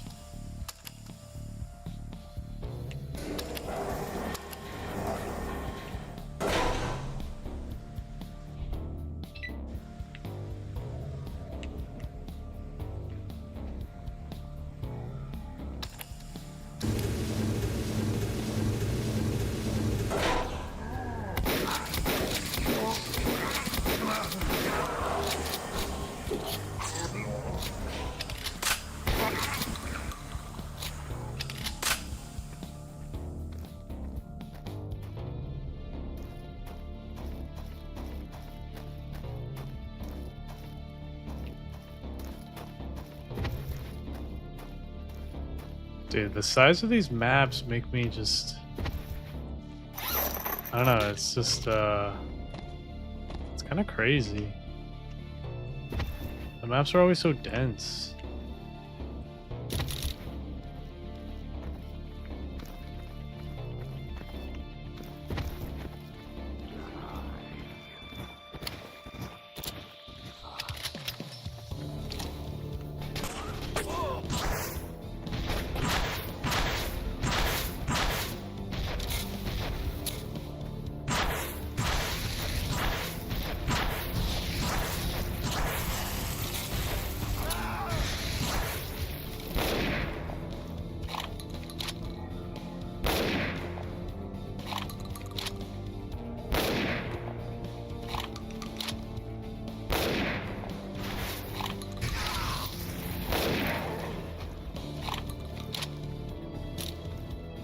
Hey, Mosin. Yeah, I'm kind of just like going through this map, trying to figure stuff out.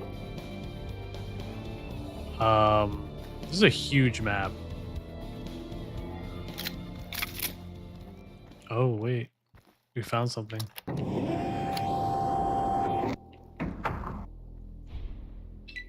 Oh, this looks cool.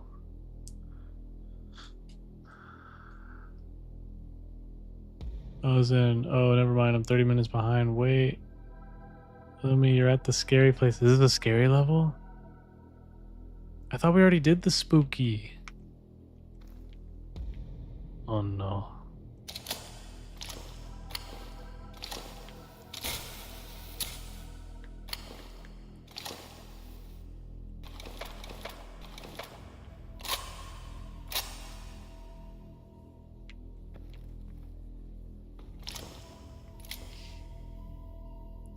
Ozen says it's not much bigger when you go in. If you say so. I'm going in.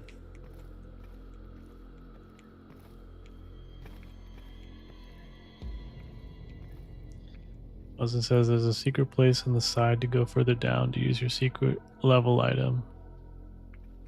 No, there is more spoopy. Oh boy.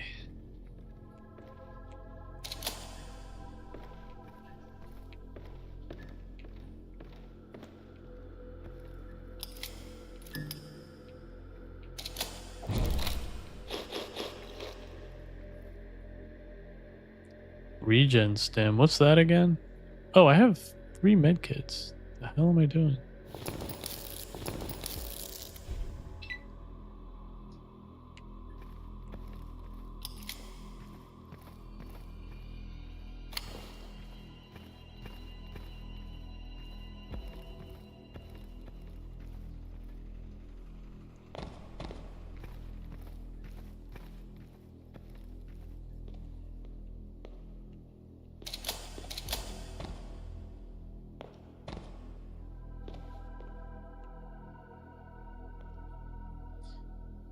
Ozen says, don't worry, it's not here, it's much deeper. The secret, I mean, I'll message you. HP regen. Okay. Oh, is it like regen over time type deal? Oh, we got a terminal. Console. A terminal displaying strings of text, amazingly still active. Several options are available. Emergency alert, unauthorized protocols in effect. Error code 54LD7384.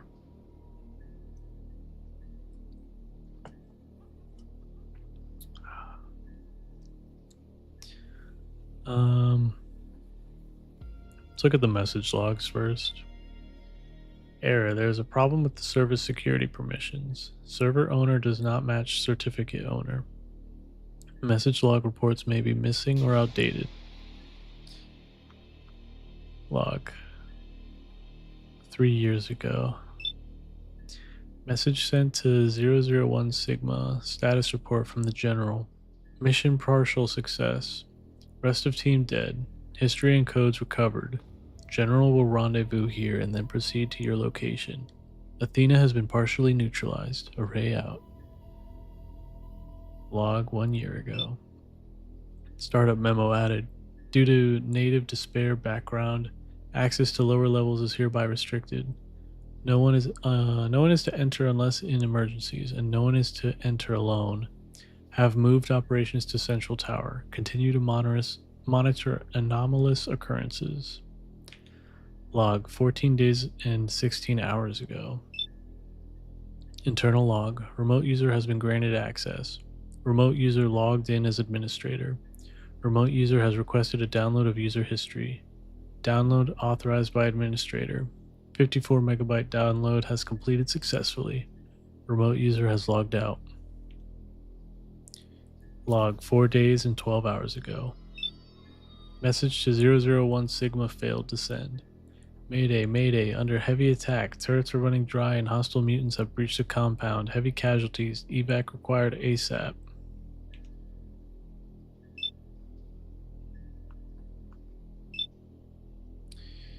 System is timed out. Please enter your login details to continue.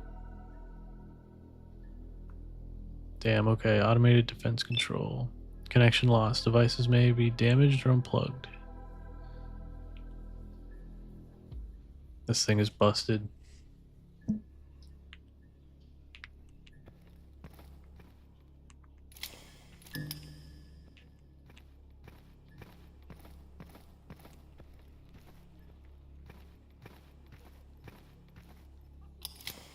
Wait, we can't go down here, right?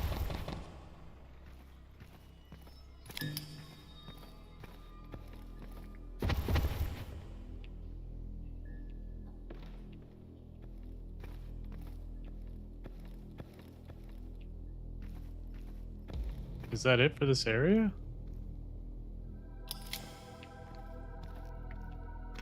Or did I miss something?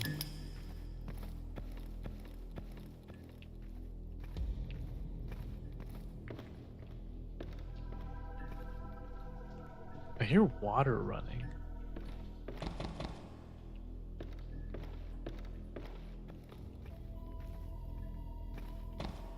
I feel like I'm missing something here.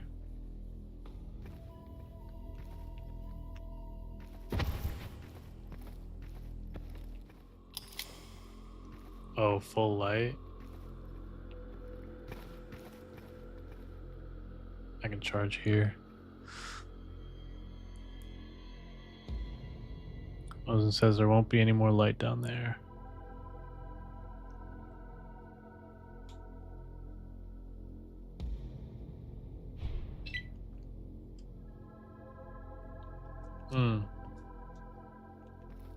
It's about to get spoopy.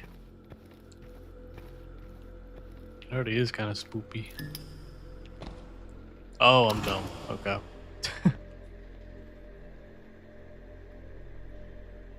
Mosen says you missed the downstairs door though. As said, there's a deeper side path even downstairs. When you get there, once you're on your way out, you can go there. Okay.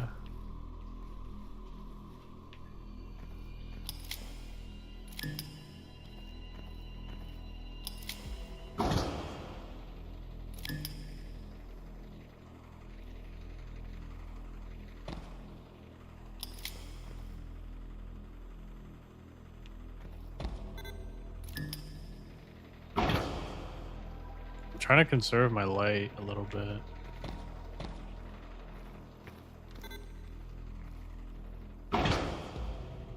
Data storage. Wait, is this where the AI's being held?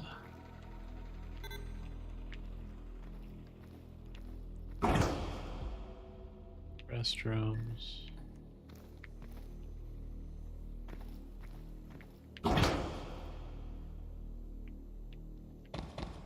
Let me in. I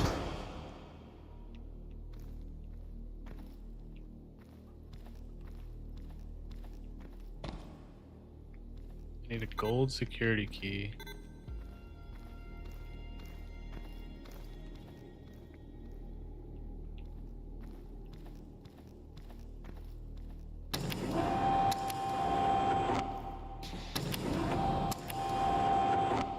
Whoa.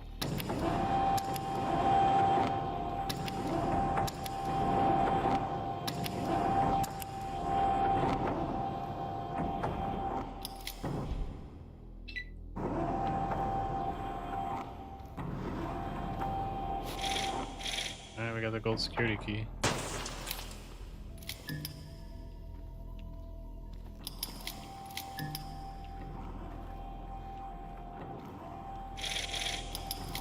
Yeah, this'll do. Just need one more good piece. What did I get?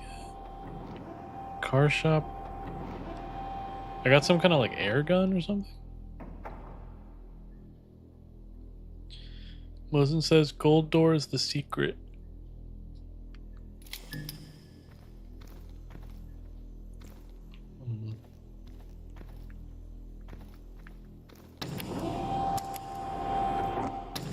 I have a feeling something's gonna pop out at me.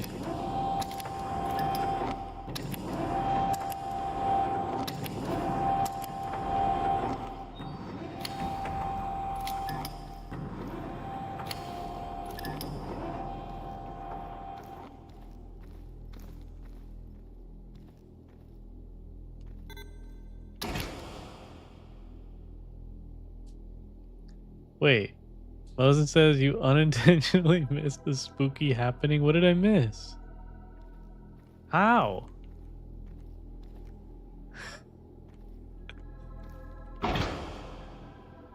Wait. Oh.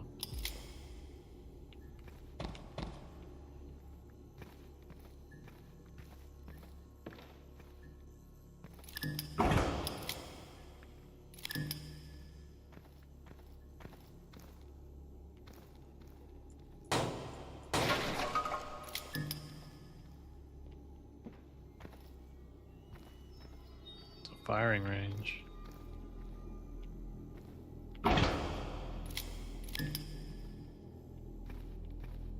Parking lot.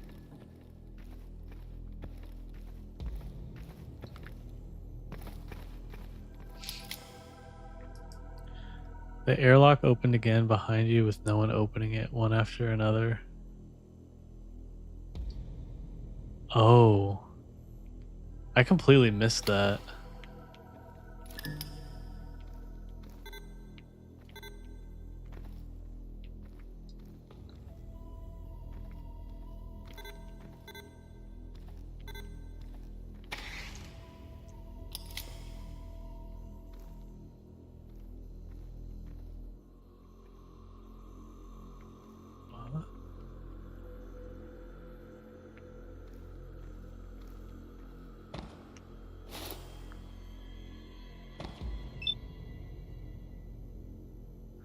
Hey, Mosen says, I've been waiting 3 hours for that. No. It scared me shitless when it happened to me. I had the flamethrower out expecting a wave of enemies for nothing to come. A Dusty Soul says, hey, Lumi. Hey, Dusty. Hope you're having a good evening. Mosen says, I heard it had landmines placed and everything. I stayed there waiting in the dark for the next 15 seconds. I'm too dense to like pick up on the subtleties in this game. Console. A terminal displaying strings of text. It seems to be displaying a list of radio frequencies. There doesn't seem to be any options available. Hit a key at random.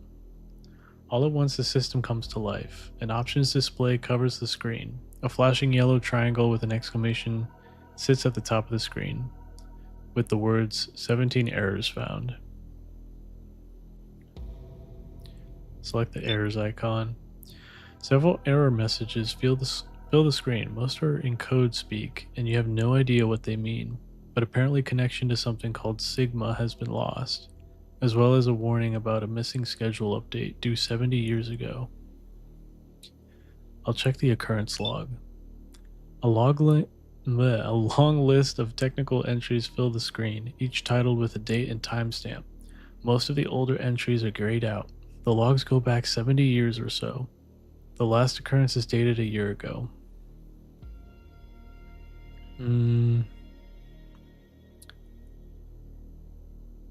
I'll look at the most recent entry.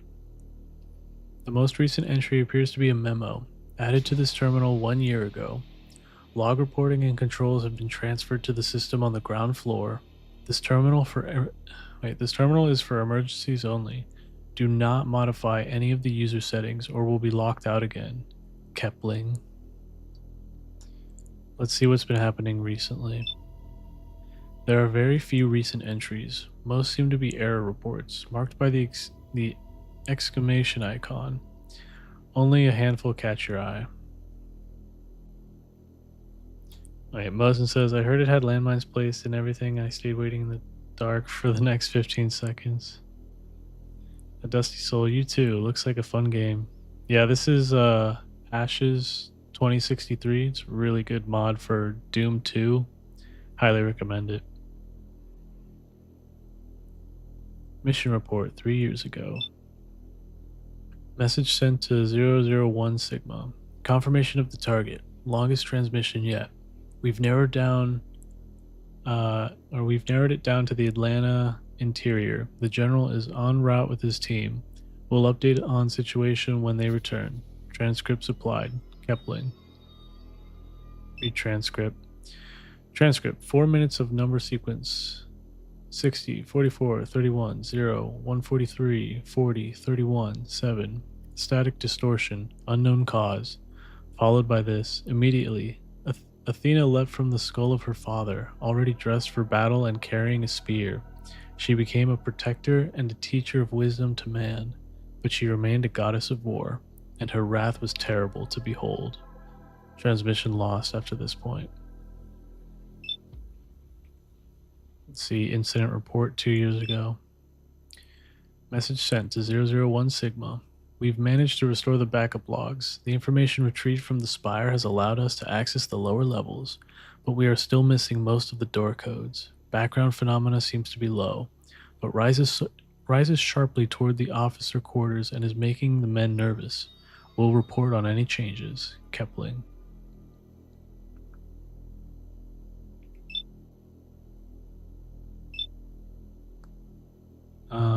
Wait.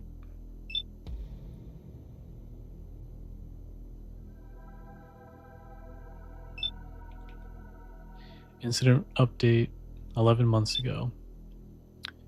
Message sent to 1 Sigma. We've searched the entire facility, still no sign of Groves. No one has found any trace of him, and he didn't leave through the main entrance. I'm reporting this as confirmed phenomena and restricting access to the lower levels. Kepling.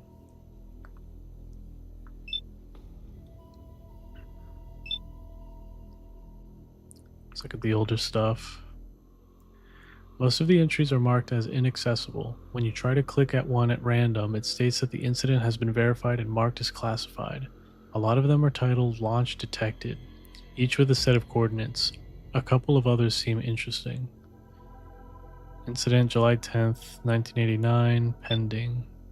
Interception radar, time 0330, location East Coast, classification pending, awaiting review.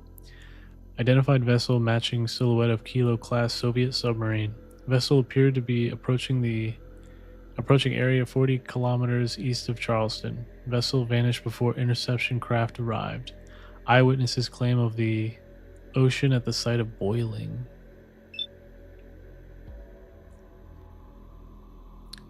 Incident 12/19/1989 pending. Interception, telephone call, time 22:30, caller Brad P. Wickers, occupation military technology analyst, location Robbins Air Force Base, classification pending, awaiting review.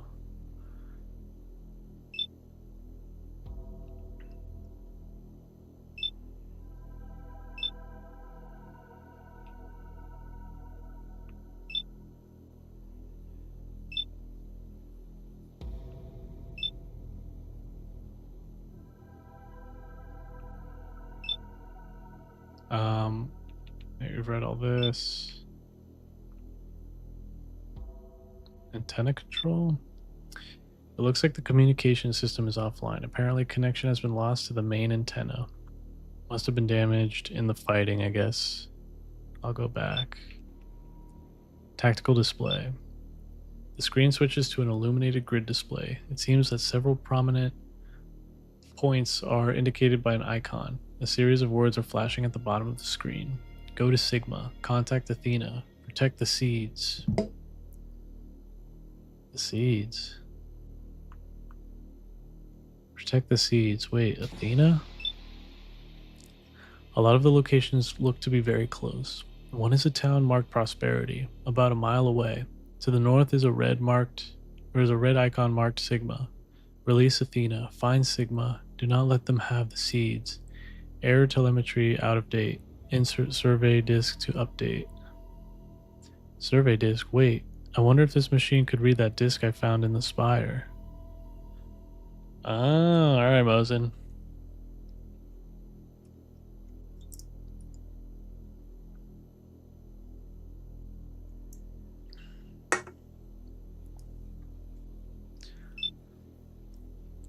As you insert the disk into the console, you hear some loud whirring as the console reads its contents. Warning, the following file has been classified secret. Unauthorized access will incur a fine and/or prosecution. Are you sure you wish to proceed? Yep. The console grinds loudly as the tactical display suddenly shows a glowing red dot somewhere to the north. File transfer successful. Directory Anomaly 210 found. File author Newgard Gargoyle. Last access directory 3 years ago. Read notes. Picked up a signal coming from the north, not one of our frequencies, and it's encoded. Coordinates are enclosed. Let's see if you guys can crack this one. Play sound file.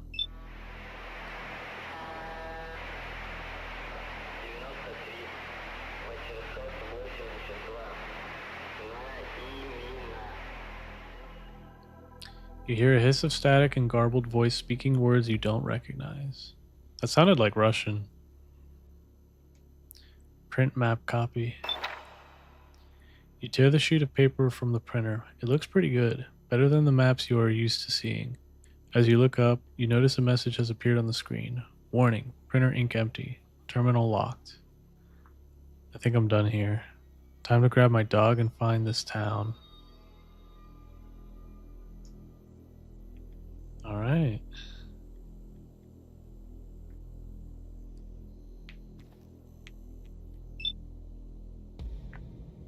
Oh, what the?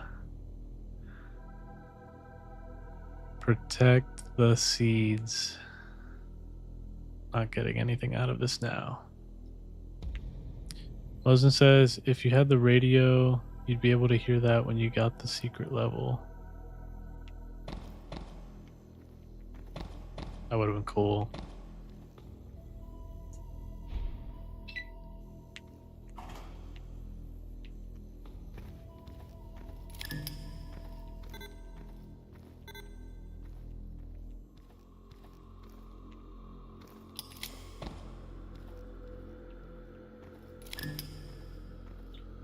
Alright, I'm about to run out of light.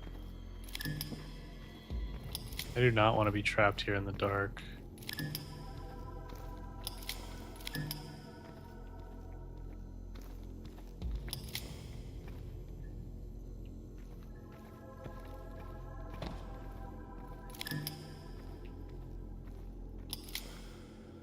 Ozen says, "Oh, Lumi, how are you liking the Act 2 bike?" Oh, yeah, the dog? It's pretty cool. Wait.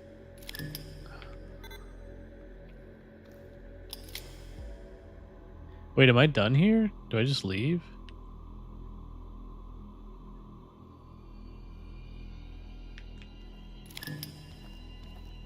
I think there was another room that I could open, no? What was that?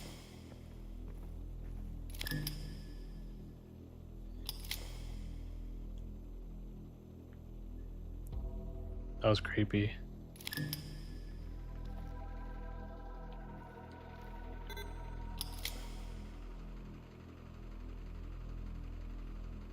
Mosin says, once more you run past the spooky.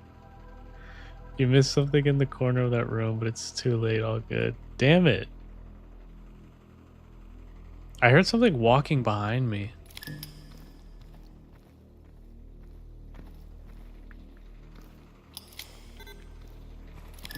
Oh god. I don't like this. That really scared me. What? Oh shit.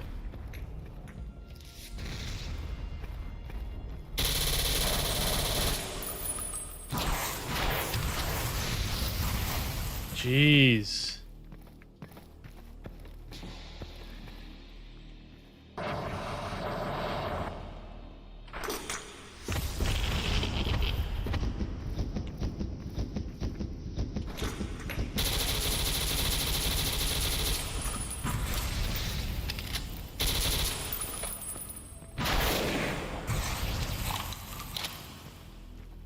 Damn.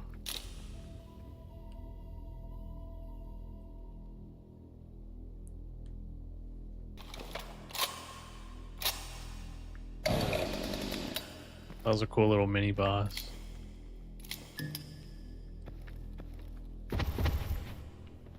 Alright, let's get out of here. This place is creepy.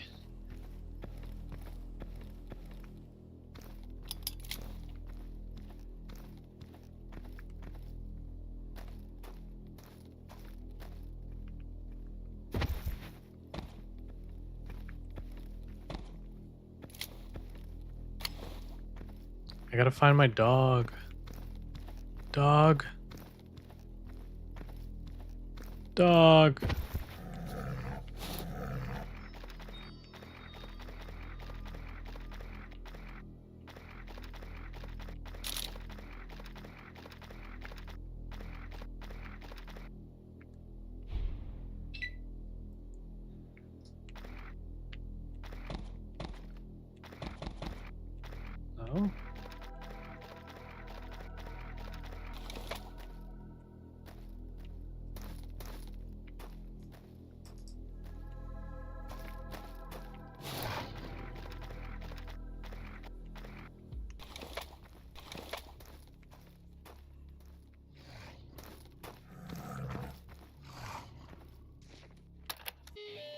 There we go.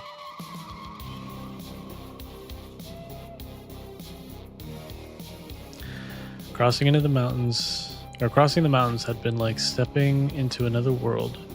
Parched wasteland and crumbling asphalt gave way to rolling plains and dense green woodland. Little showed there had ever been a war. Below me lay the Badlands, and it wasn't immediately obvious why it had earned such a name. From what I had heard, poor soil, warring factions, and dangerous wildlife were to blame, yet I could see no sign of it. Smoke rose in the distance, heavy and constant. If I was lucky, it would be from Prosperity, the local trading hub. That would be a good place to start looking for the answers. The Badlands.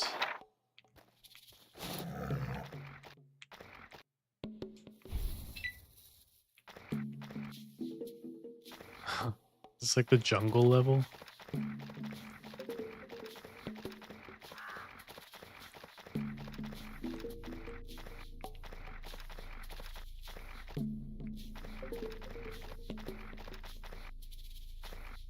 Oh, Prosperity.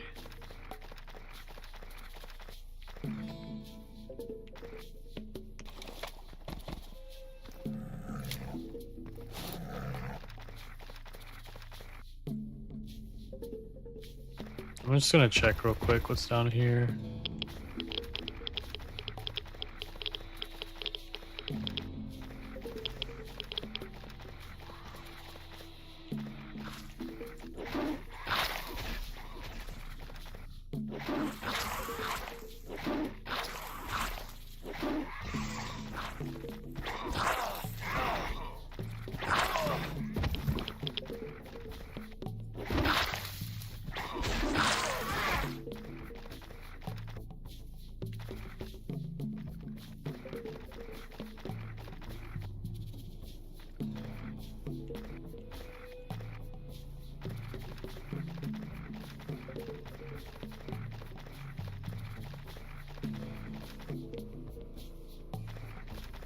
I'm guessing this just loops around.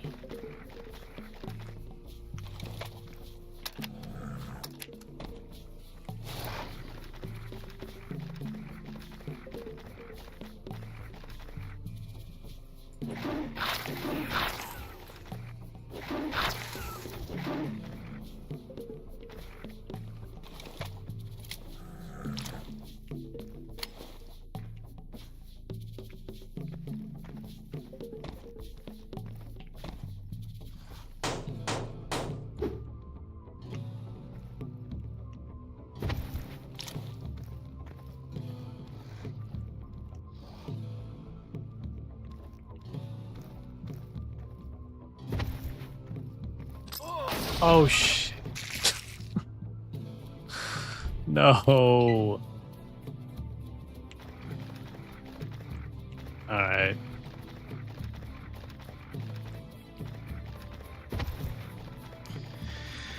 I should have saved.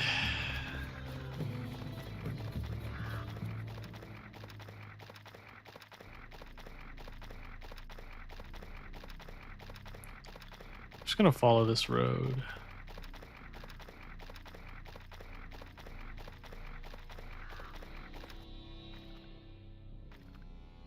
Water plant. Prosperity.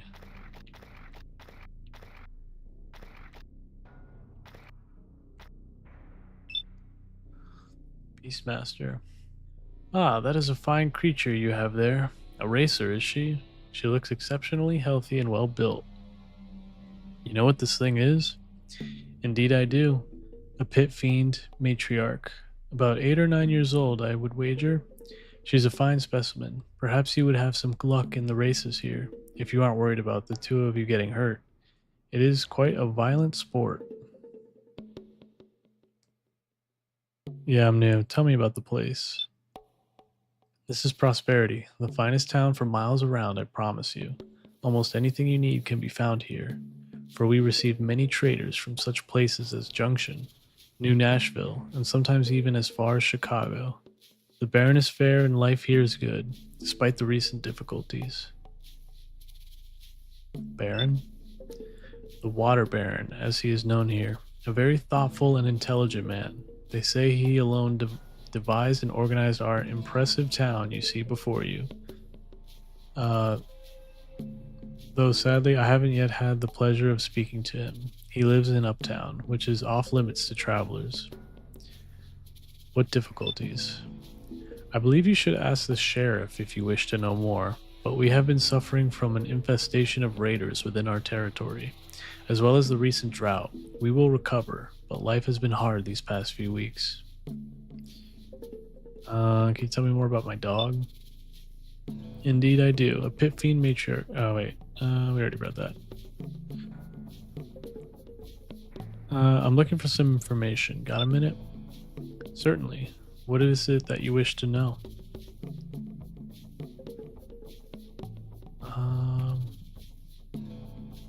Is there any good places to trade here? We have an adequate market, although you'll have to wait for a caravan if you wish to trade in weapons or ammunition. We have a strict law against the sale of such items within the town grounds. Most other items you should find available inside. I'm looking for a motorcycle, a red one. I cannot say for certain. I know a great many vehicles have been coming and going, mostly toward the scrapyard to the east, but beware, however, for there is a heavy bandit presence there. Alright. I feel like I should just leave dog here.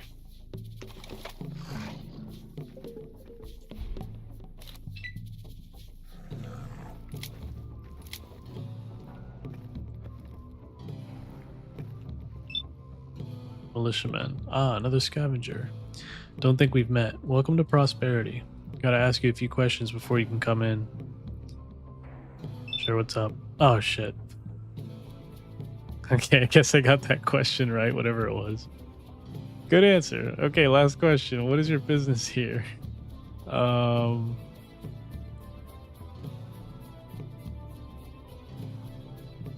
looking for some lost property. Lost property? Out here? Bro, this is the Badlands. You'll be lucky not to lose your life. But if you're serious about looking for your lost shit, I'd ask the sheriff. He checks all goods coming into the town. Don't expect to get anything back without proof of ownership, though. Great, where can I find him? Head on through and turn right. First building on the right. Just remember to watch yourself while you're in town. Start any trouble and we won't bother asking questions. This is the wrong time to make a bad first impression. Got it? Alright, see you later. Man, I'm so thirsty.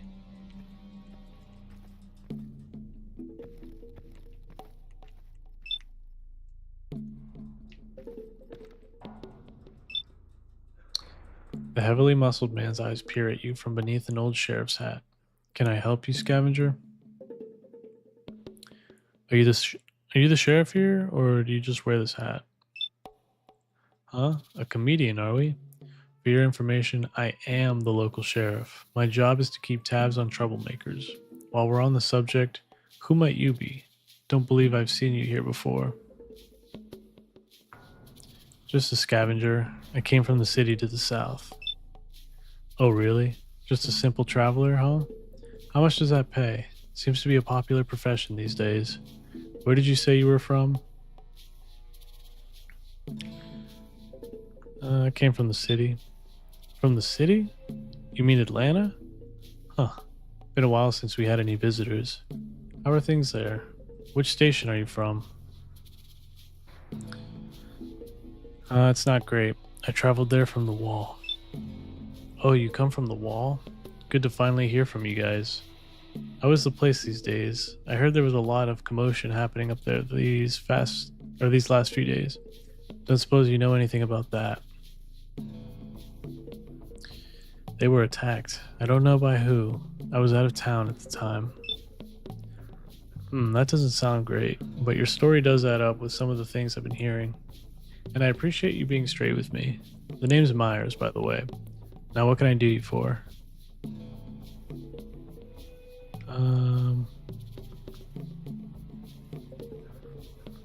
I need some information. Oh, and what is it that you need? I'm looking for a stolen motorcycle. A motorcycle? Damn, we've seen a lot of those lately, but most of them have been circling our camp like vultures. We've had a bit of a problem with the local raiders. If anyone has it, it'll be them. Tell me about these raiders.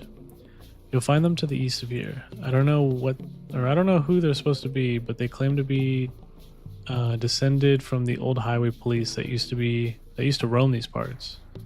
Yeah, call themselves roamers. They've occupied the junkyard and have made demands to let us have access to the town, but so far we've refused. Why haven't you taken them out?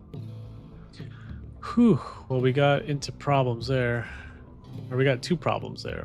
This isn't some normal gang, it's a small army. Their leader is smart, never a good thing for a raider to have, and they have a ton of heavy weaponry and vehicles. We can't match that. The other issue is any fighting is likely to draw more mutants to this region, so we're stuck in a stalemate, both waiting out the siege, both hoping the other will crack and have to give in first. Do you need some help dealing with them? Right now, no. Besides the fact that you'd be taking them on by yourself. Any fighting is likely to make a hell of a noise. We can't risk bringing more attention to ourselves. Not when there are thousands of mutants crawling all over the mountains. Don't worry, the Baron has a plan.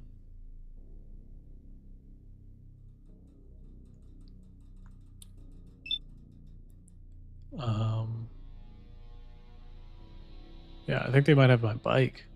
Probably. They've got quite a fleet of vehicles already, and they've been snatching up any half-intact ones they can find. God knows where they're all, or where they get all their gasoline for those things. I'm sorry, Scavenger, but I don't think you'll be getting your bike back anytime soon. Let me ask something else. Something else you need? Spit it out, boy. I got something to tell you. Really? What is it? Nothing serious, I hope. Never mind. Forget I said anything. What? Do I not have, like, info to tell him just yet?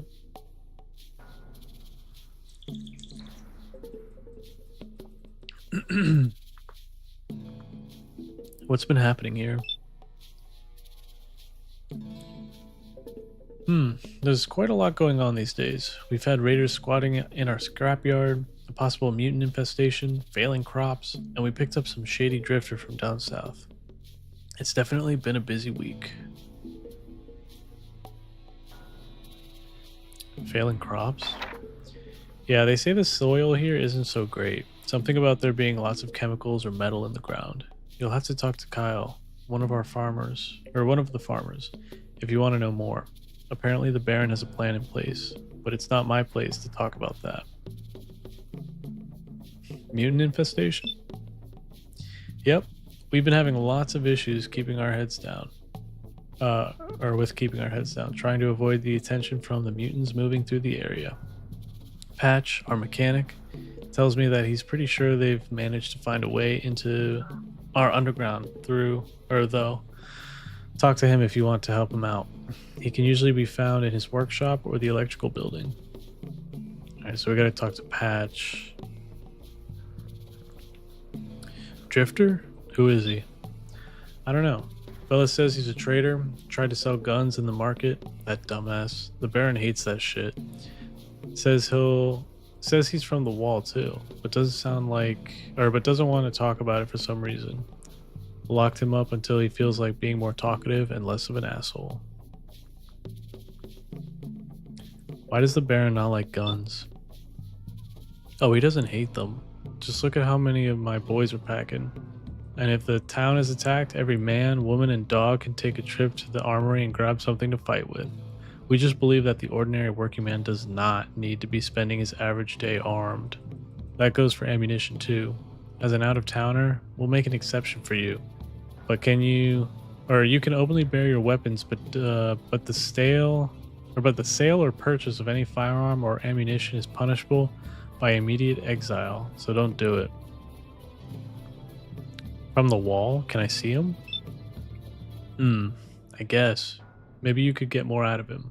Just don't try anything weird. My boy over there will be watching you. If it turns out you're his accomplice or something, I swear to God. Alright, I think that's it.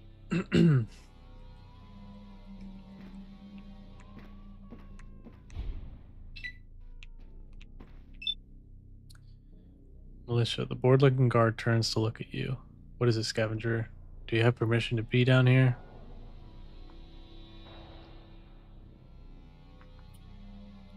Who's in here today? Just some asshole from down south. We picked him up for acting suspicious. Apparently he's some big shot arms dealer. Huh, yeah, right. Turned up with a little wagon of shitty homemade bullets and tried to sell them in the market. Man, does he like to talk. You look tired. Maybe you should take a break. He gives you a strange look. What? Dude, I'm not tired. Why even say that? Weird. I suddenly felt like in some cheesy adventure movie and you were trying to trick me into leaving you alone with the prisoner. What an odd feeling. Anyone in the cells? Oh yeah, we already did that. Why would I need permission to be here? It's a jail where we keep potentially dangerous criminals? Imagine just letting any random stranger in to see the prisoners. What do you think this is, a fucking zoo? I'm telling you now, if you suddenly pull out a suspiciously heavy cake to give to the prisoner, I'm putting a cap in your eyes. I'm not even playing.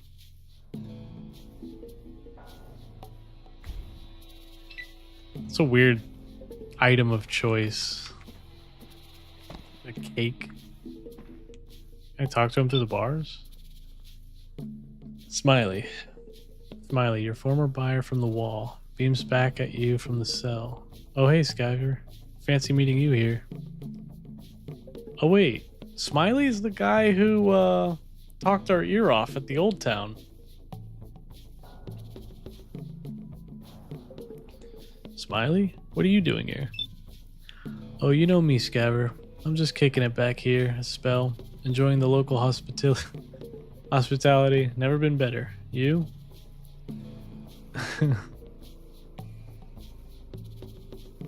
How are you still alive? Oh, you heard about the attack on the wall? Huh, nasty business that. Good thing I got out of there before the shit hit the fan, right? Phew. Did you have something to do with that? Hey, I don't know what to say. When the attack happened, I got out of town and came straight here. Barely managed to get out in time. But when I turn up, these clowns arrest me. Acting suspicious, they say. And they confiscated all my stock. And you think I'm the crook here? You sent me on a goose chase, Smiley. I'm afraid I don't know what you're talking about, Scaver. Nope, no siree. Oh, you mean that business with the briefcase? I told you, Riggs was supposed to pay you. Hey, don't blame me if you got a crappy reward. Things change out here all the time. I can't be blamed if a town goes bust after only a couple of years. Right, I want to know what happened at the wall. Whew. Look, Scaver, as much as I would love to answer all your questions, it's not like I've got much else to do here. I'm afraid I'm not exactly in the best state of mind for that. Have you seen this place? Hella grody. And I'm getting claustrophobic. He throws you a pitiful look. I'm really sorry. Cut the shit, Smiley. Just answer the question. Hey, don't be like that. I'm shocked that you would suggest such a thing, Scav. Shocked and hurt. That incident with Riggs was honestly a complete misunderstanding. You really gonna leave your buddy here after all we've been through? What's in it for me? Answers. I'll tell you everything you need to know. The wall, the briefcase, everything. And I can clue you into a little reward. Just before I arrived here, I stashed some goodies just outside town as a little insurance. You can never trust these hick towns. Get me out of here, and it's yours. No strings attached.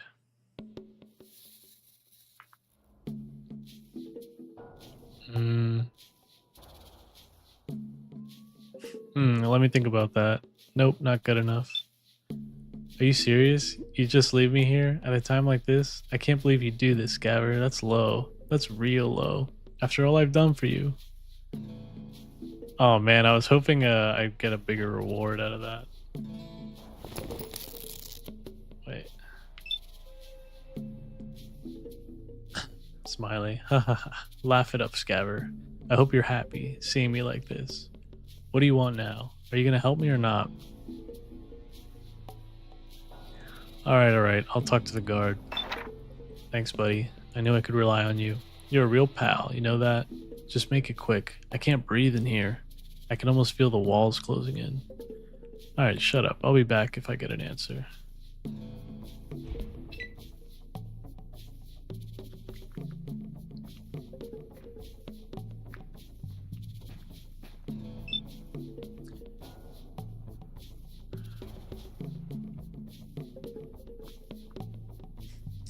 This is gonna sound dumb, but can the prisoner be released? You're right, that does sound pretty dumb. Why would I want to do that?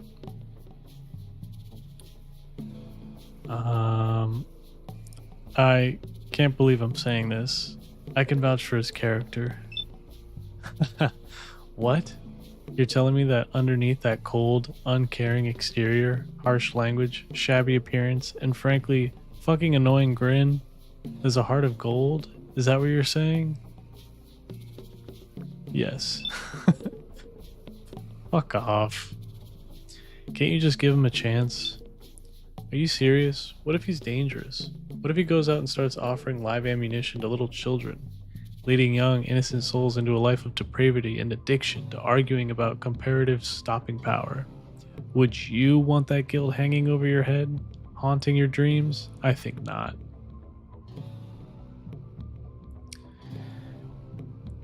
Perhaps if someone paid his bail. Oh, yeah, sure. That would work. It's not like he's really done anything. His bail stands at $90. Most of that comes from resisting arrest and making obscene gestures at a member of the Prosperity Militia, and being a dick. I don't have $90. You better be worth it, Smiley. Here. Yeah, I don't have it.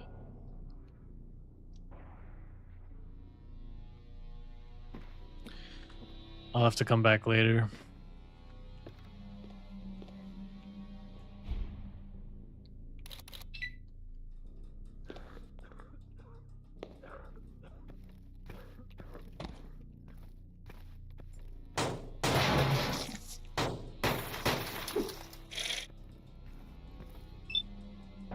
Remember, 1 week, then we throw you out.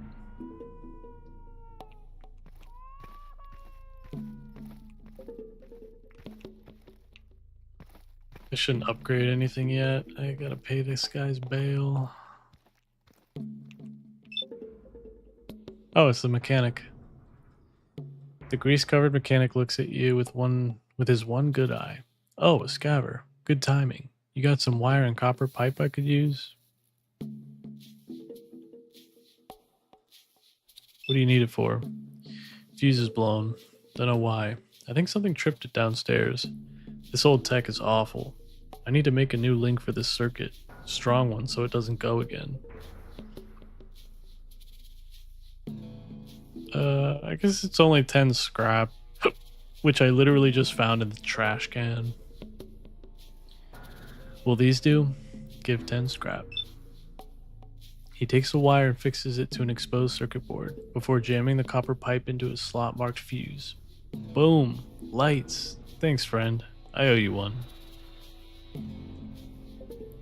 Great, are you gonna pay me back?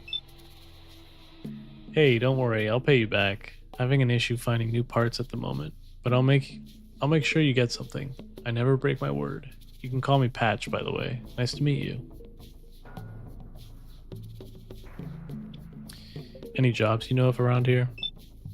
Looking for work? There's this one job, but it could be dangerous. I think we might have a little mutant invasion down in the old service tunnels. Haven't seen any yet, but we get all kinds of nasties turn up down there. I'd really appreciate it if you can find out where they are coming from. I could finally get to opening up some of the other water lines without worrying about being eaten by something.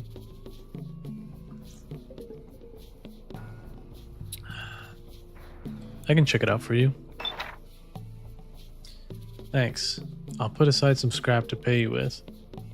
I'm sure I could find a few pieces I'm not using. Just be careful down there. A lot of dangerous chemicals, flooded sections, and damaged power cables.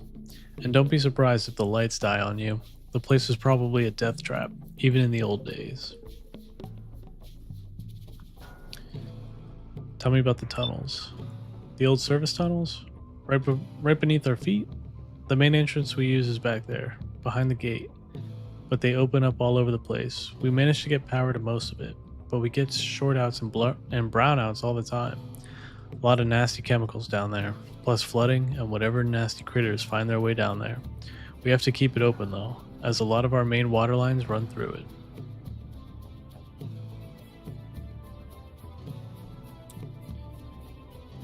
Is there anything in particular you're looking for? Me, not really. Spare parts are always useful, but I don't like having piles of metal pieces filling up my shop. Would rather send a runner to bring it back here when I need it. I'd really like to get one of these old cars working. Head north maybe. But I don't think you can help me with that. Maybe when I get a bit more free time. Alright, good luck with that. No sweat. Anything else I can help you with? I'm looking for work. Oh, we already did that. Yeah, I'll just leave. Oh, Danio's back. Hey, Danio. Danio says, I'm back. Did you eliminate evil people? Yes. I fought like hell to get to this town.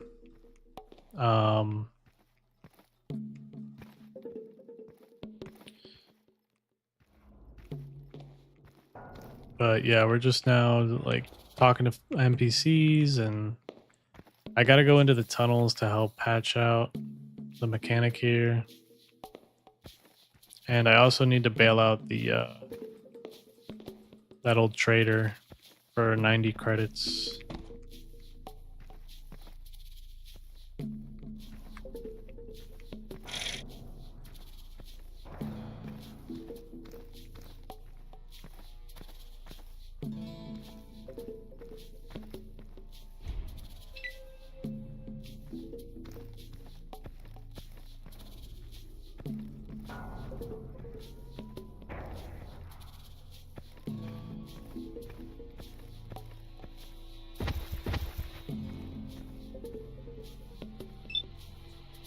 Scavenger.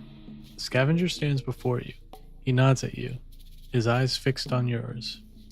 You're new. Don't think we've met. Name's Silver. Now, are you the fucking crazy kind of scav or the normal kind?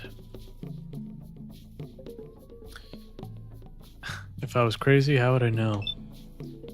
Well, you seem to have some rudimental, logical thinking still, so I guess you're still human. In a sense. Sorry, but I like to know where I stand with people when I meet them. I don't really like speaking to the crazy ones. Is this your store? No, I run it alongside a few friends. I'm just the one who does the trading because I'm reasonably normal. Don't suppose you ran into any other scavengers on your way into town? No, not since I got here. Thought it was a long shot. Anyway, yeah, this is my store. I'm not sure it would interest you much unless you found a nice little spot for yourself and feel like giving it some decorations. All of useful stuff like bullets, meds, or tools we sell onto the town or in the market. Didn't he say I'm not allowed to buy guns or bullets? They have a problem with that in this town.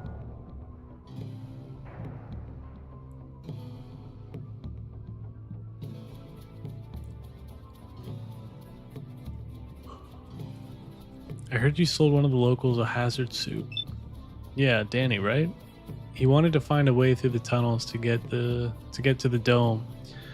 Oh, I need a hazmat suit to go to the tunnels. Shoot. Not sure it would be worth the effort though. One of my guys tried that once. I guess the gas got through the suit though. He hasn't come back since then. I hear it's pretty nasty shit they used to store down there. Where can I find a suit? One of our claims. Have you been to the north yet? You can get there by taking the road west out of town, then taking the first left and left again. There's an old, I guess, power plant or nuclear waste site. We found a few hazard suits while we were there. The best one we kept, which is the one I sold to Danny.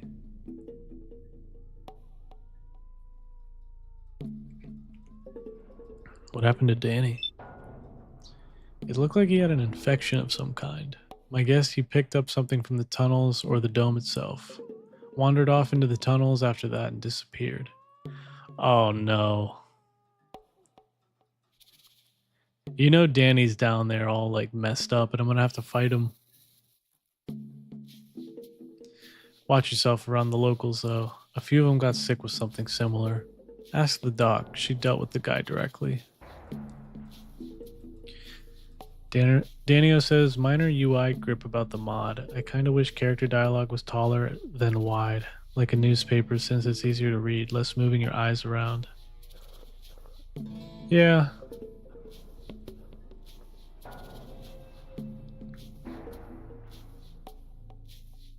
I don't know, it doesn't really bother me too much. Sometimes it gets like a bit long, like you're just like reading a paragraph.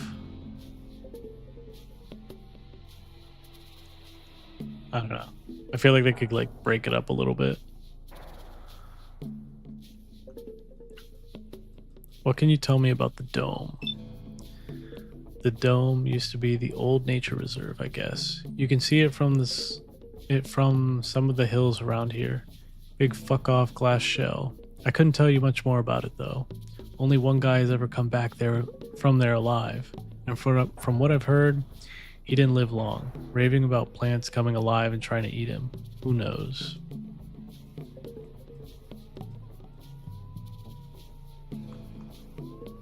How do I get there?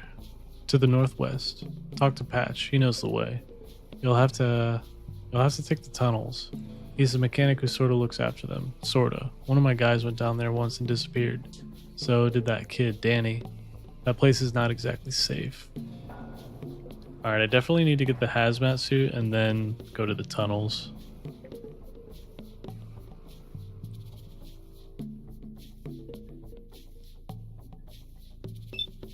I see. Right, okay then. Anything else? I'm just gonna leave.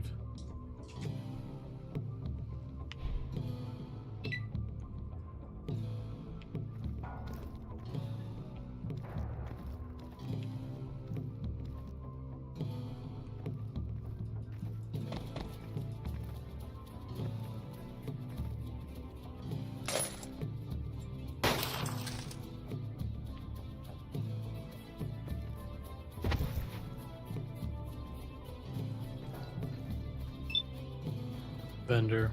I'm saving up money to buy a pass to Uptown. Only $3,000 left to go. Jeez. Trader. The man looks back at you in anticipation. Hello there. Here for the news? Only $10. I'll take scrap. You sound like you know what's been happening around here. Oh yes, we leave no stone unturned, no gossip uneavesdropped. No personal possessions unransacked. No kneecaps unbroken.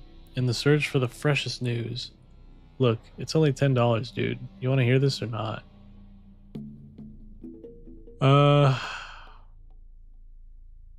Sure. Why not?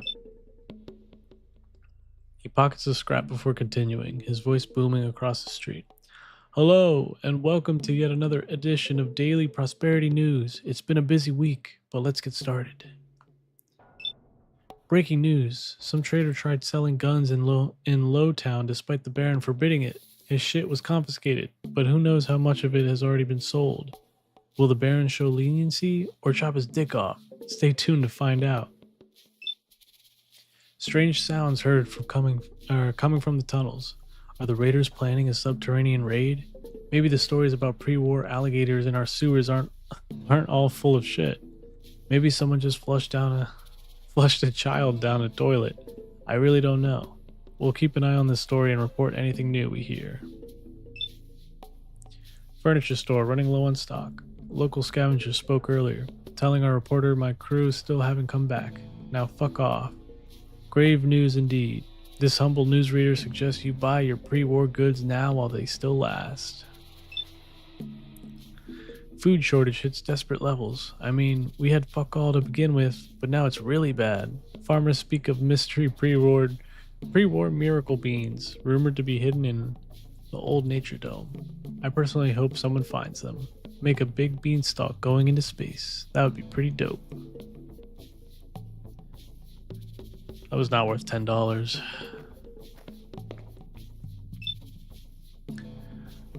Oh, here's the where they hold the races. Race organizer. Ah, welcome, welcome. If you wish to bet on a race, they have already started. However, I can book your bet for the next race, yes? Race? Pit Fiend Racing, my boy. The finest sport in the South. It takes a lot of work to train these beasts, but they provide a performance like to other. That should be like no other. Yes, indeed. When does the next race start? We're still waiting for another racer to arrive. One can only hope that the cannibals have not waylaid her. It would be a terrible waste of all that potential. It would also be a shame if her rider had perished.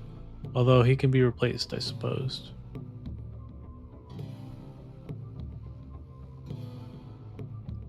Daniel. You need a replacement? Oh, you're a racer? You have a moment, yes? I can't say I recognize you, but we do accept amateurs if they are willing to front the entry fee. Yes, yes. How much is the entry fee? We require a small donation of $100 to contribute to prize winnings and admission fees. Yes, but the grand prize will easily cover that expense, even if you lose. Think of all the fame you will garner. Oh, yes. I think I'll pass. Can I just watch? You're more than welcome to sit and watch the current race, but I'm afraid that the betting box has been closed until the next race is due to start. Where can I watch?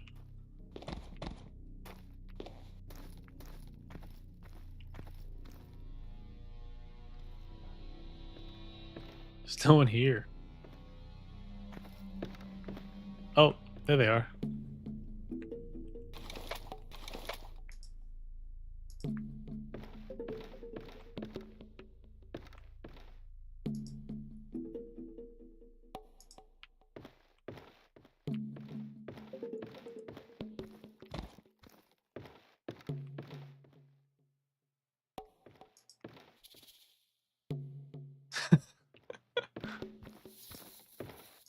That's kind of cool.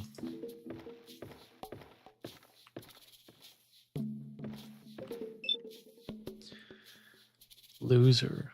Are you one of Silver's gang?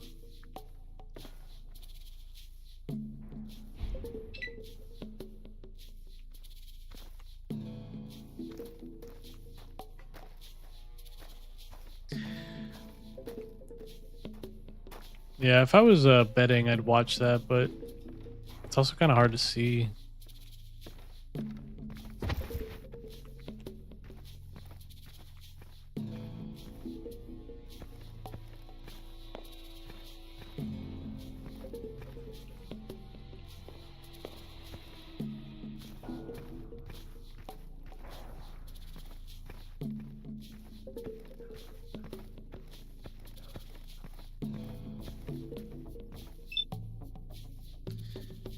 Think you're lost, Scav. This is the door to Uptown. No place for the likes of you. Get gone. Uptown? Yeah, you're in Lowtown. Traders, travelers, and beggars like to live out here. This part of town is reserved for citizens only. How can I become a citizen? You? Nope. Only the Baron can grant citizenship. That usually comes from a hefty contribution to the community. Go back to digging through junk piles. You wouldn't like it in here anyway. What even is Uptown? That's Going in a loop. If you have any problems, go see the sheriff. I need to keep watch.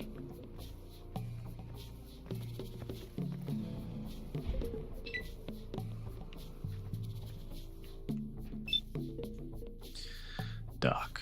The doc doesn't even look up from her notes. If it's serious, take a seat and I'll get to you as soon as I can. If it's not, get out and come back when you grow a pair. And try not to go near the other patients. What if I don't know if it's serious or not? She gives you an annoyed look. Are you vomiting? Do you have a fever? Do you feel dizzy, or are you finding it hard to concentrate? Have you been passing blood? Do you have a deep wound that continues to bleed? Do you suspect a bone is broken? If you just have a nasty bruise that is really, really owie, you probably don't need to see me. Yeah, I don't really need heals right now.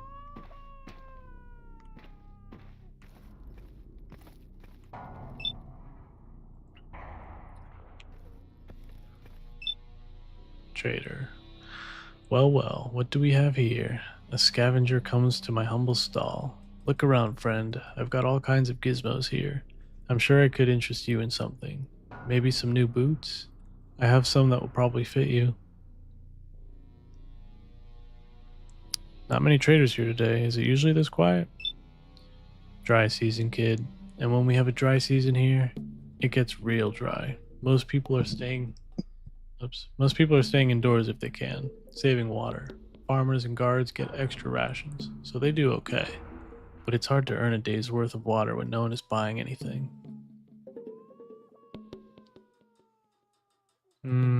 I've passed a lot of rivers. Seems like there's plenty of water to go around. Phew, I hope you didn't drink any of that shit. Yeah, there's plenty of water. Too bad it's either irradiated or full of chemicals and other stuff. You gotta purify it first, or it'll fuck you up. They don't call this the Badlands for nothing, kid. Alright, what are you selling? I sell a few odds and ends you might be interested in. Take a look over here. If you have scrap, I'm willing to take that. Just let me know what catches your eye. Oh, he's selling a radio. Oh, this? Yeah, it's got a little wind-up spinner thing, so it doesn't use batteries. I used to have dozens of these things. They used to give them out at the old nature center. I think. Pre-war, obviously. But they turn up everywhere. $100 and it's yours.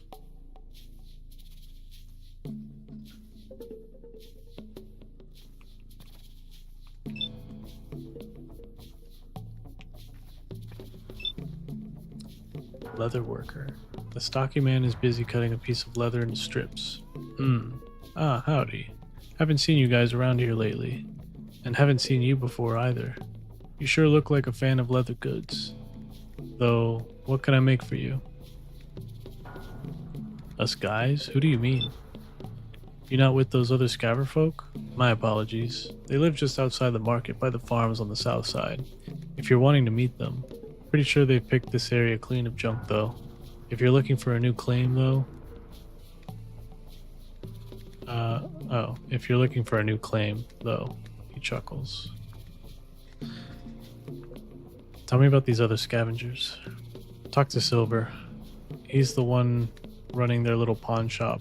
The others, well, let's just say their staircases don't go all the way to the top, if you catch my meaning. Anyway, do you want to buy something or just flap gums? Yeah, we already talked to Silver. What sort of things do you make? What'll it be? I can make just about anything, if you're willing to wait. If you need armor, I have some already. But if it's boots or clothes, you'll have to wait for a few days. If you don't need new bags or bandoliers, those don't take too long though. Oh, and before you ask, no, it doesn't come in black. I sell it as you see it. Oh, I guess I can, with a bandolier, I can store more ammo?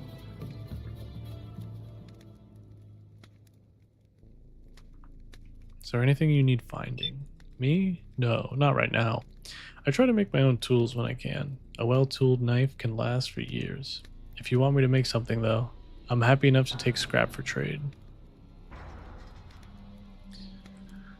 I can't be spending anything right now. I gotta save up. Alright guys, getting a little tired. I kind of want to do like one more thing before I sign off for tonight. I'm thinking we can check out the dome really quick, see if we can get the hazmat suit, and then we can save the tunnels for maybe Wednesday night.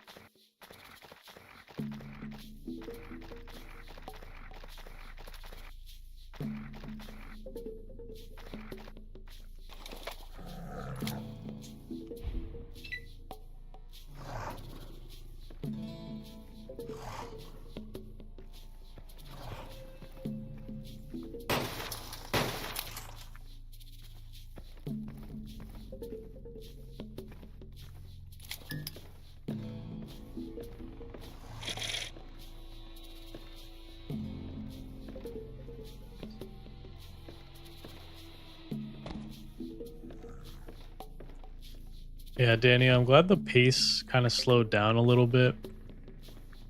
Because, man, when I started this stream, the game picked up so fast.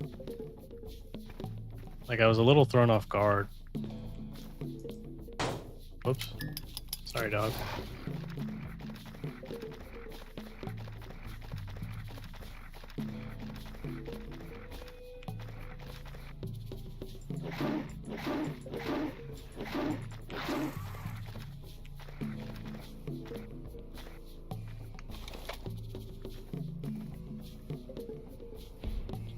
I think this is where I died last time.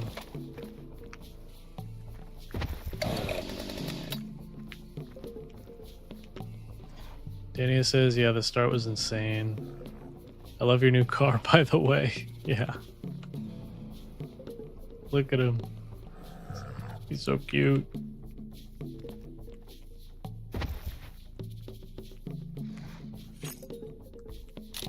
Yeah, there's the culprit.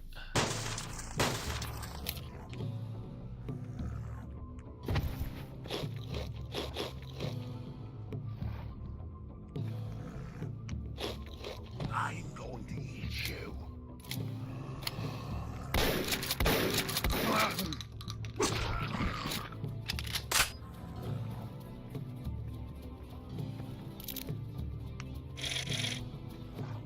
Nice.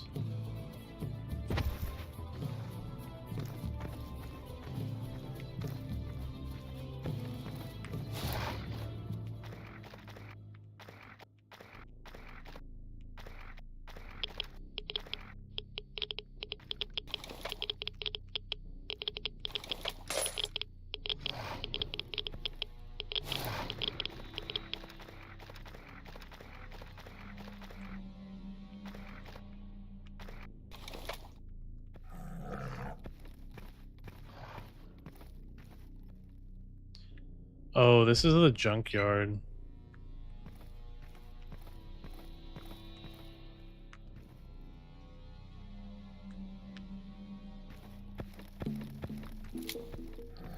Where's the dome?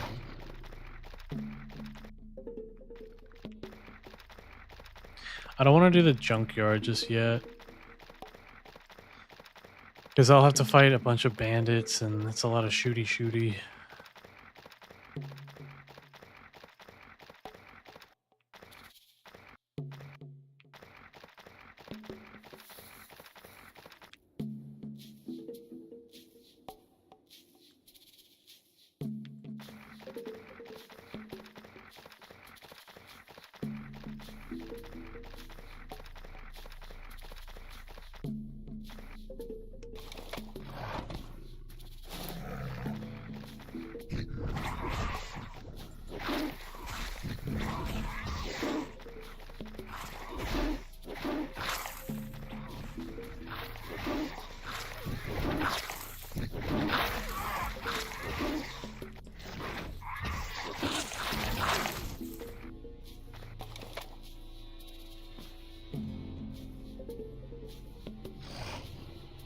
These are the sewers.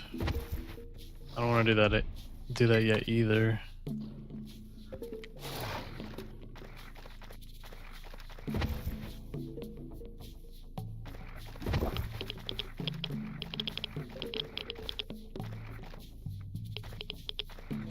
Hey, Daniel says, also, you take any game suggestions for future streams? I don't have Discord, so these would be the only times I could recommend them. Yeah. What would you like me to play?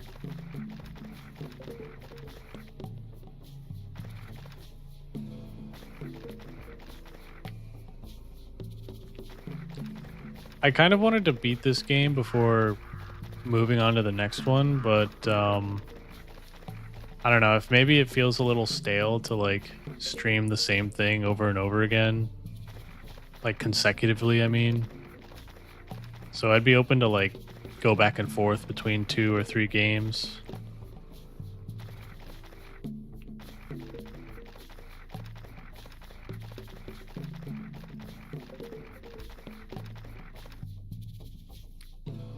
It's the junkyard again.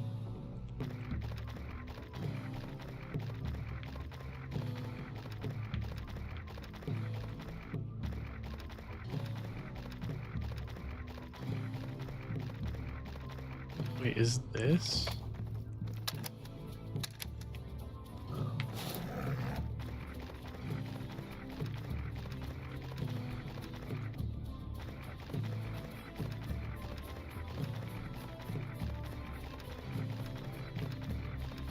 Maybe I do have to go down here.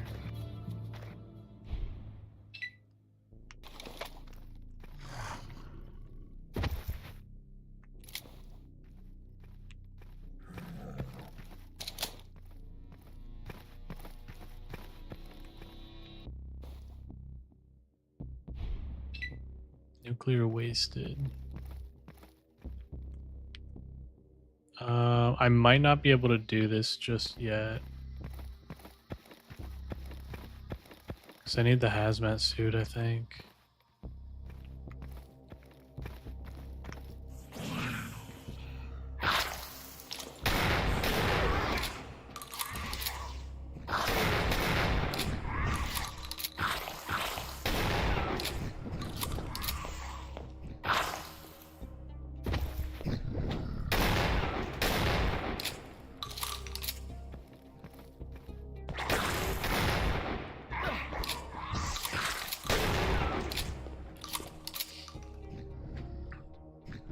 Daniel says, I'm not sure if you like games like these, but you know Silent Hill, right?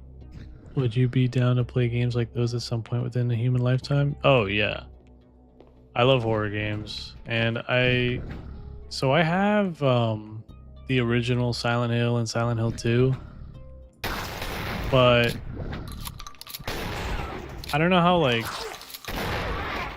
streamer friendly they are because they're pretty old games, and like Silent Hill 2, for example, when I was fighting Pyramid Head, I just got really frustrated. Like, it was extremely hard, and I just couldn't do it. So I would hate to like bore you guys just trying over and over again to beat like one boss to get to the next part. But if you mean the new one, I would have to buy it, and I'm kind of running low on funds at the moment, but hopefully I get paid soon, and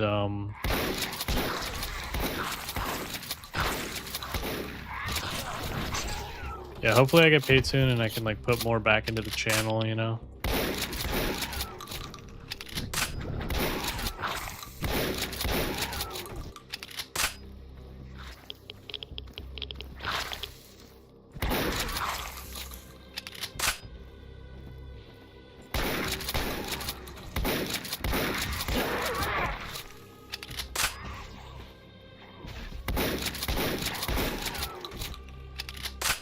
Are you into horror games, Daniel? Oh shit.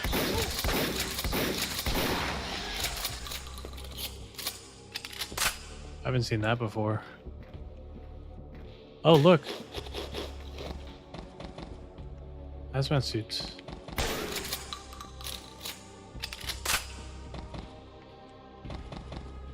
Wait, can I not get them?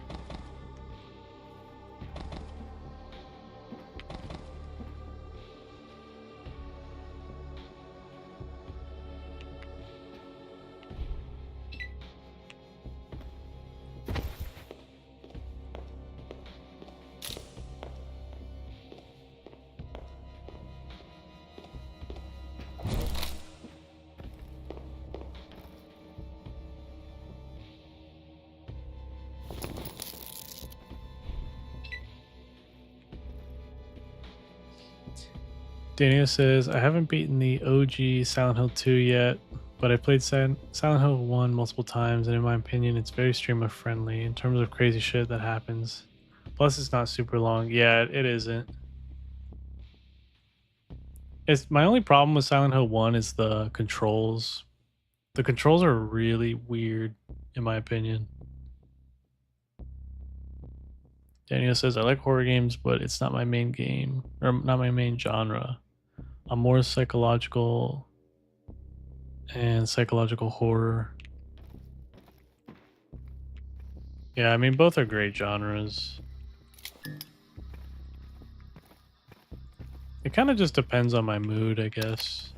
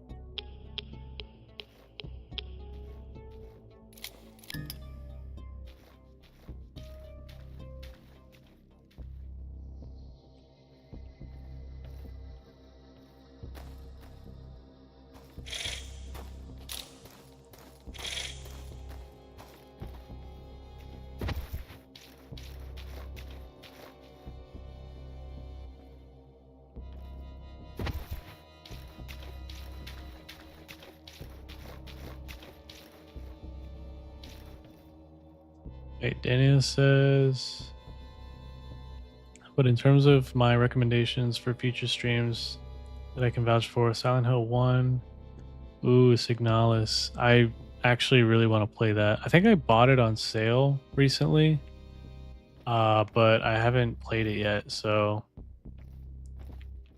if I play Signalis, I would be going in fresh. You know, you'd be getting my genuine first time playing reaction, which I think makes for better streams, in my opinion.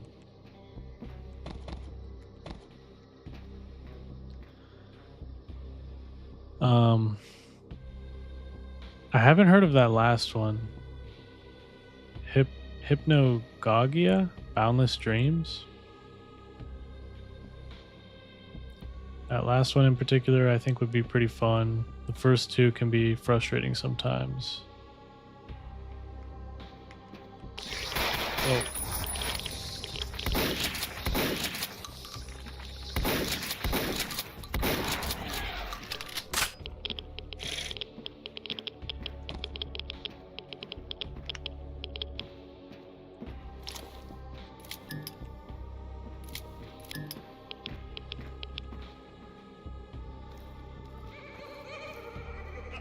Oh god.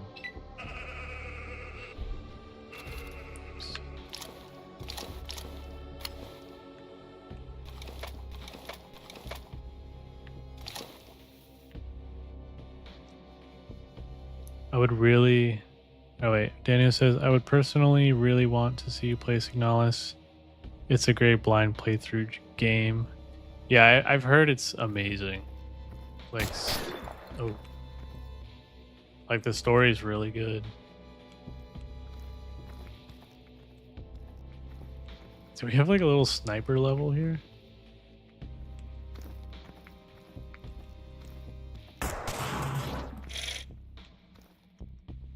That's cool.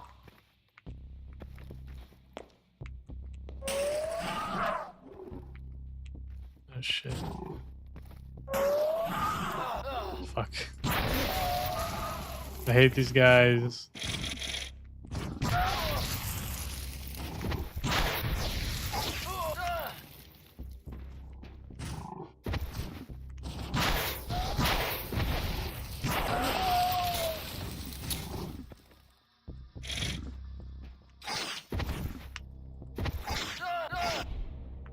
I'm gonna reload that.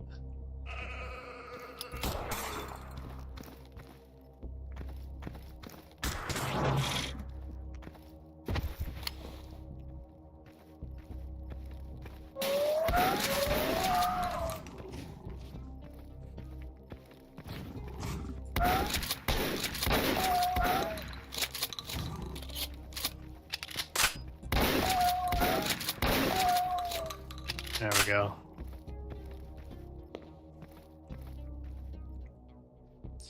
Daniel says, Hypnagogia is basically a sort of puzzle adventure game set in a kind of dreamlike world that gets progressively darker. Oh, that sounds interesting.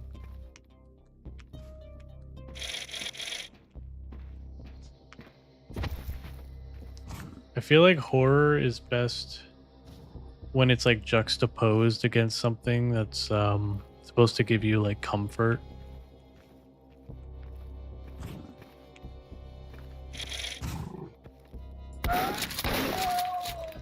Like I feel like that's why what were those horror games recently? Like Smiley, and you're in some like theme park or something, and all the like park creatures are all disturbing and creepy.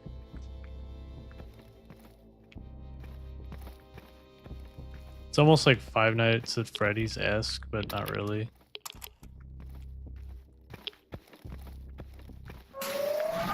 Shit.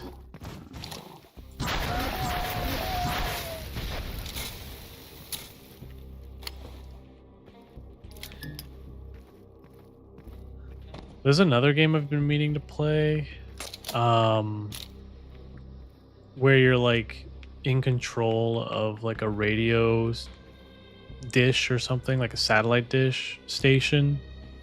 I forget what it's called, but it kind of blew up and went viral in like the indie space. Do you know which one I'm talking about?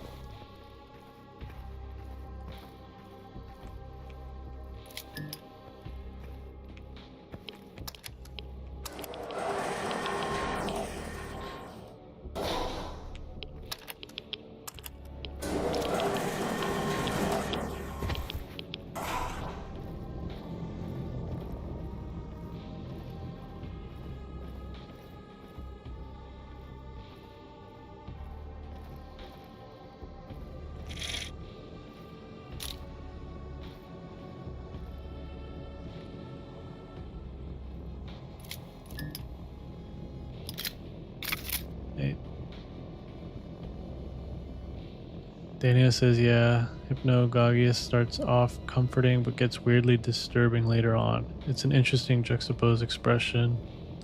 Yeah, it sounds good. A game where you control a radio? I'm not actually sure. Yeah, I can't remember the name right now. But I think the whole point of the game is to like retrieve messages from like alien planets,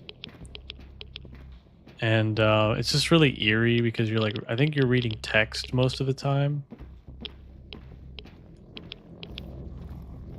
I'll have to find it.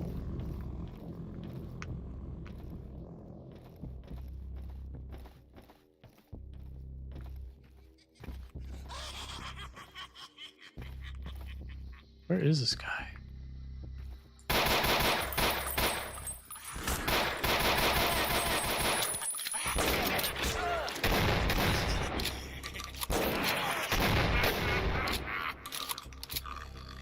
Damn, that really hurt me.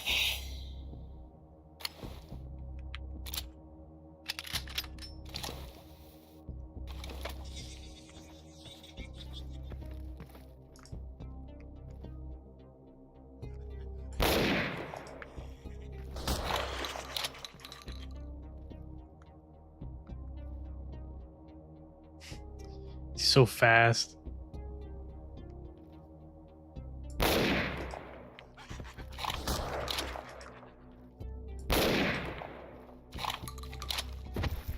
Shoot.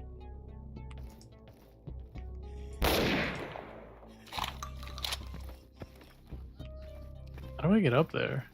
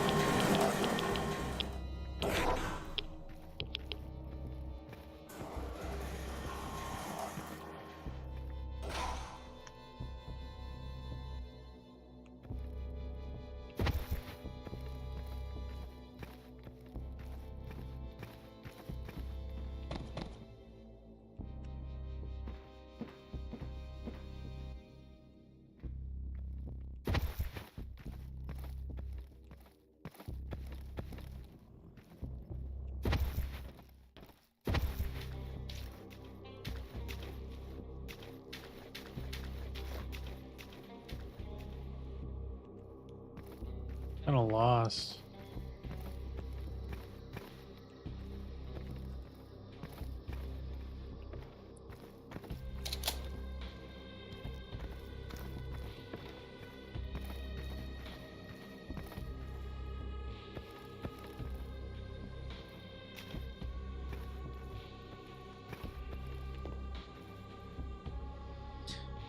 Daniel says, "Oh yeah, and about Signalis, I'd love to talk to you about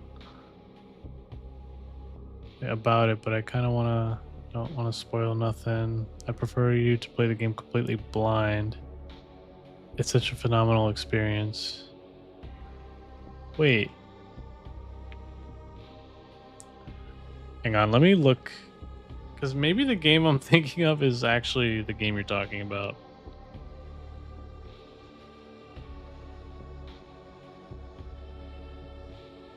No, never mind. Yeah, Signalis is the one I was thinking of first. Let me see if I can find the name of that other game I mentioned.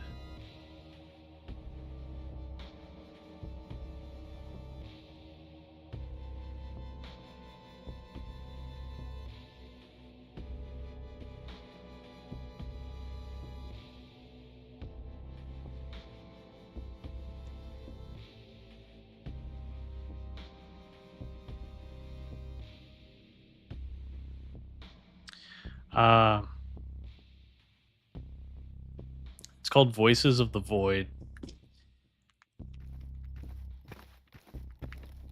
I think it's free too. But yeah, I've heard it's really good. I have it downloaded, I haven't played it yet.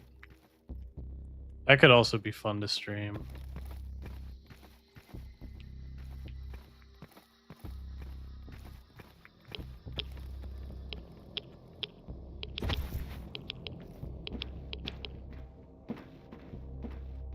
All right, I think there's nothing else to do here, right?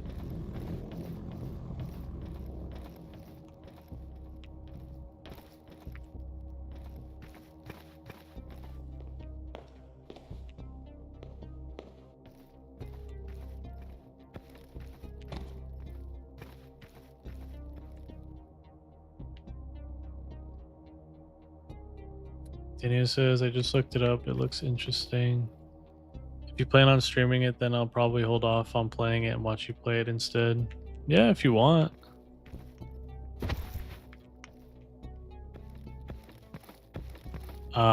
Yeah, I've been meaning to play it, so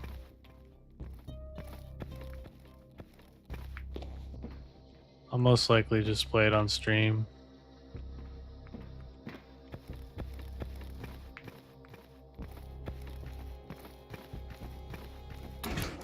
Oh, here we go.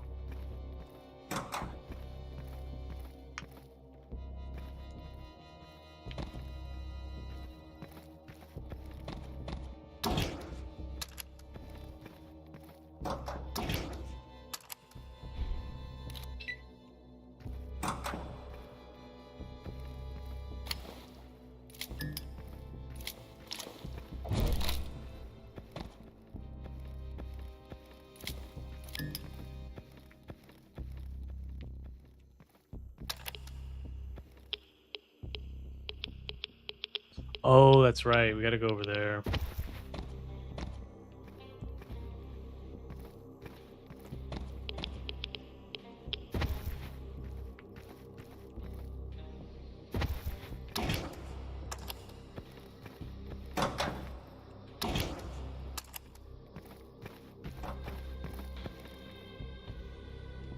Wait, did I? I went up here, right? Yeah.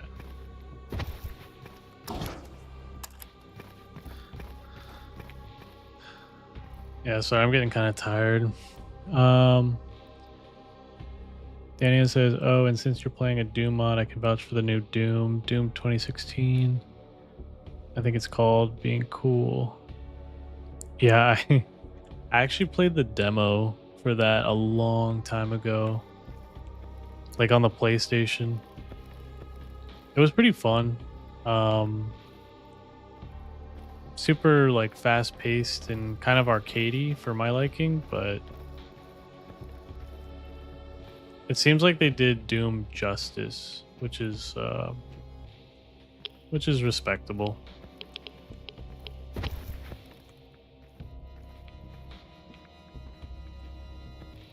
I think I need to get up here. Yeah, here we go.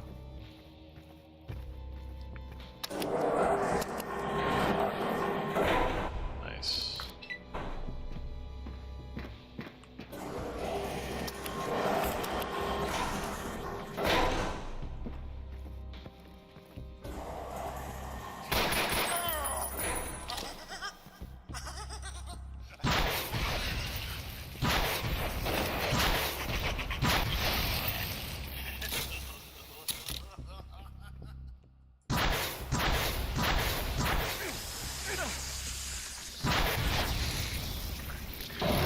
Kill it with fire.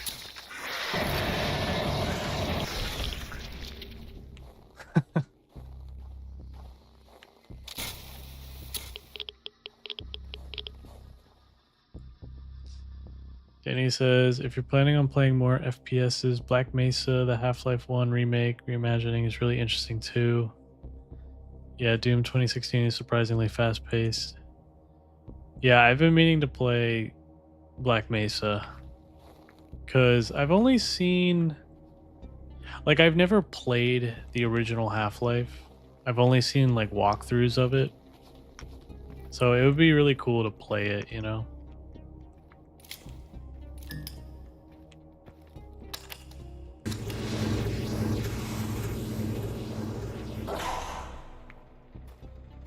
Wait.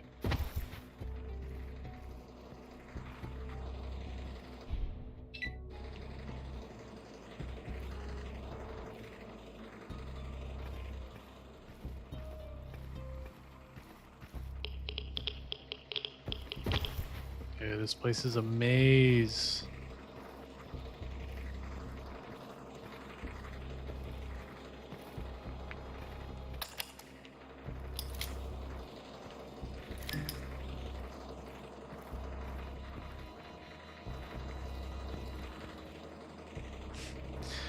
Just give me my hazmat suit. What the hell?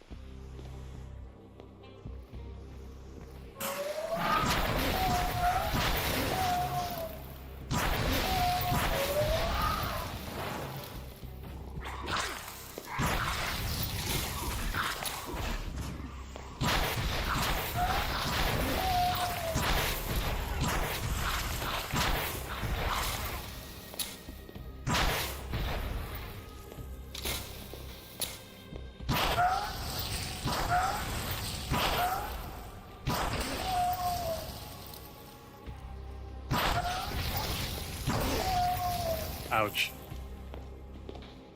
Almost killed me.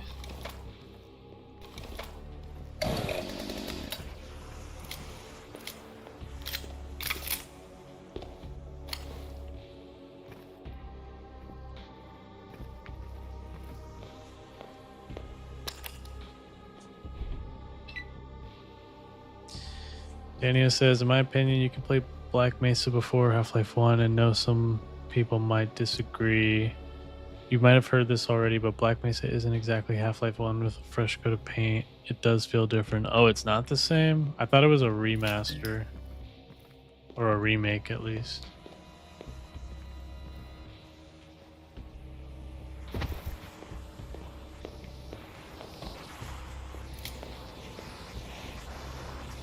Isn't it not even like a Valve game? Like it's completely fan made?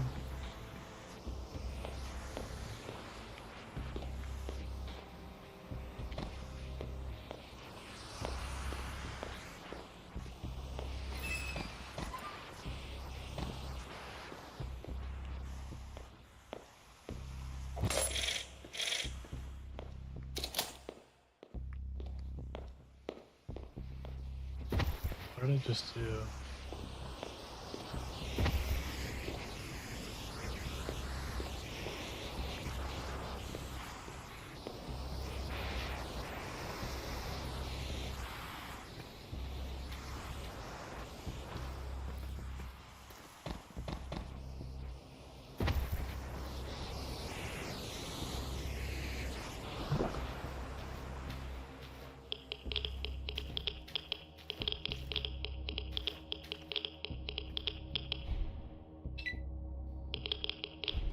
Wait. Daniel says, yeah, Black Mesa is a fan-made game. Somehow they're making money off of it because I guess Valve gave them permission or something. I don't know. That's really interesting. Because Valve is a very, like... I thought they were pretty stingy when it comes to that stuff. Ooh, the hazmat suit. We did it.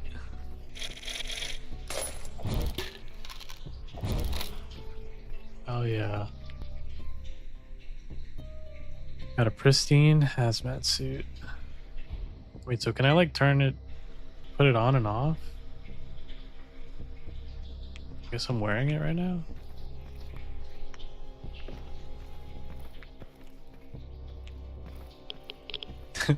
This reminds me of Rust, which is something I want to play with you guys.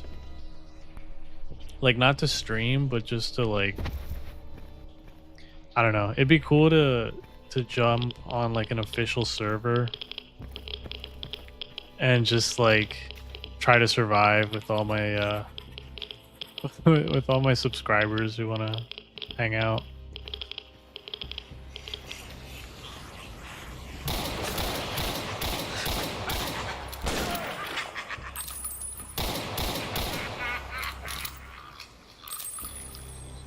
Wait, he drops a harmonica. What the hell?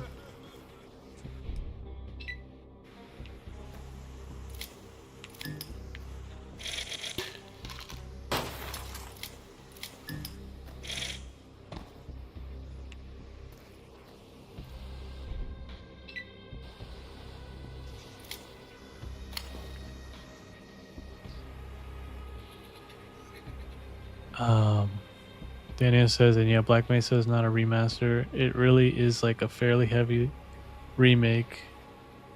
Zen, the last section of the game especially.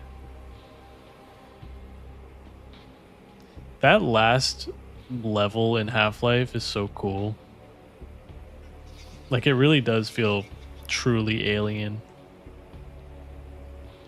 Daniel says, Doom guy in the flesh, or rather in the hazmat suit. Yeah. Picking up the hazmat suit kind of felt like Half-Life. I haven't played Rust, but I got a friend who plays it a lot, or used to play it a lot. All I know is that it's shenanigans simulator. Yeah, it's just, there's so much you can do in Rust. You can literally do almost anything. And it's just like, it's just goofy, you know? It's a fun and goofy game.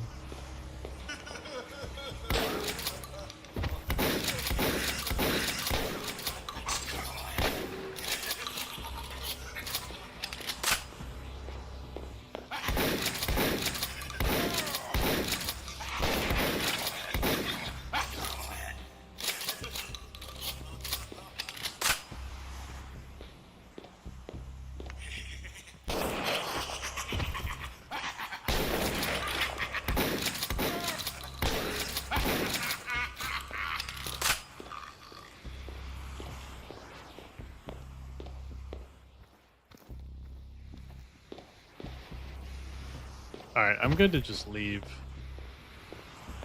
I say we just leave and go back to town. Sorry if, you know, I think we got a couple new viewers watching, so if you're watching, I'm about to wrap up, just so you know.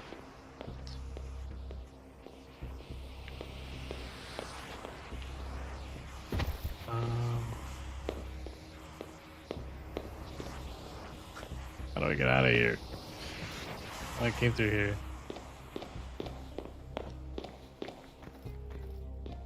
It's through here, right?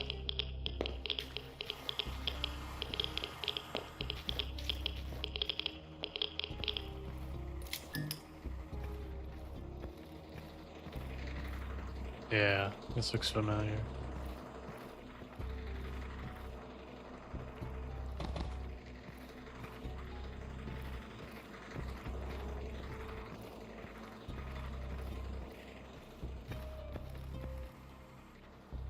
Wait, what?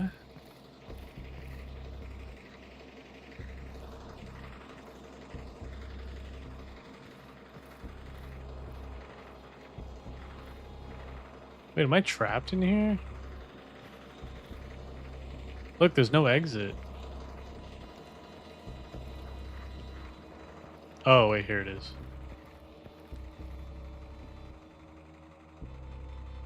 Yeah, I completely finished that area, I'm pretty sure.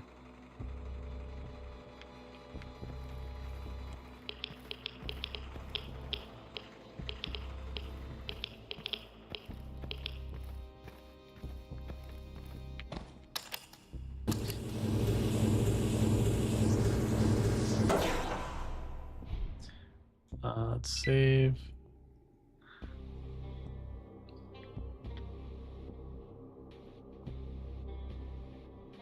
Wait, Black Mesa's Gen, not Zen, sorry, is basically completely remade and nearly nothing similar to Half-Life 1 Zen. Or Gen. It's ridiculously long too, much longer than Half-Life 1's. I mean, they still keep the enemies from Half-Life 1, but the levels are totally different. Isn't it very, like, platformy? Like, there's, like, little islands everywhere, and you have to jump across them and stuff. Oh. Wait, I completely missed this earlier. But now that we have the hazmat suit... Oh, shoot!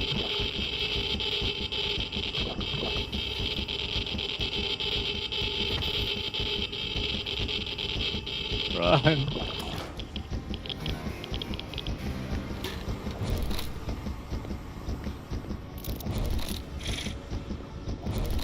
No, wait.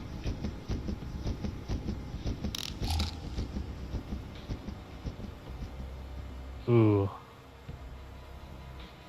That was close.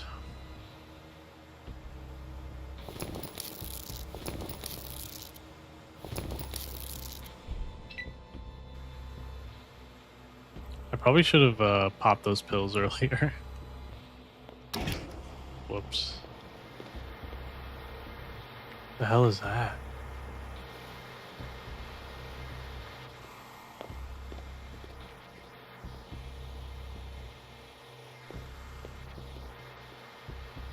That looks like Russian.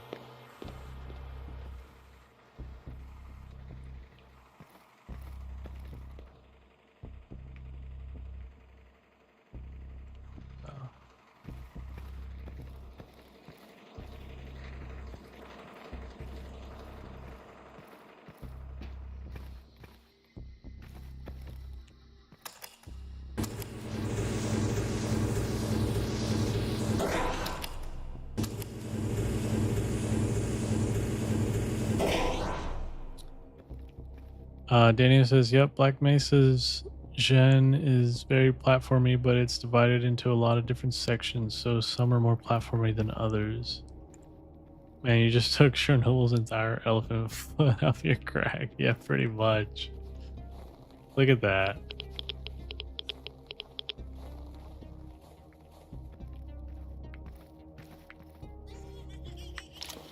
Oh, these guys again.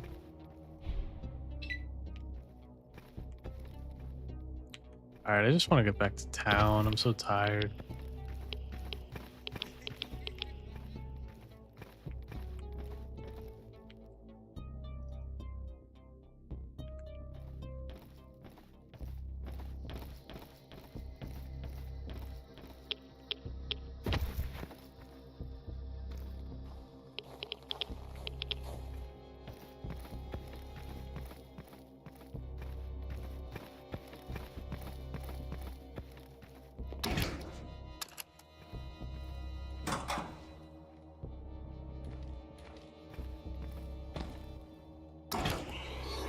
Oh shit.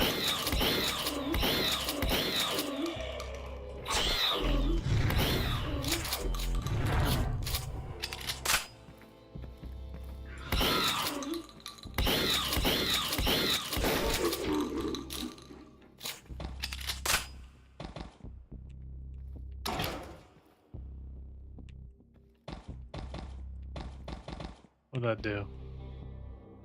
I want to open this. Can I get in here?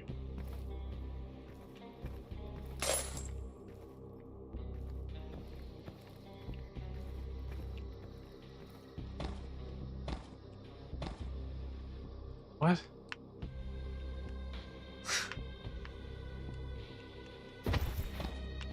Are you kidding me?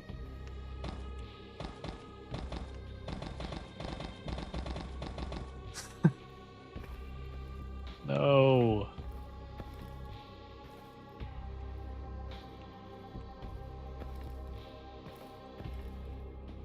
Oh, wait.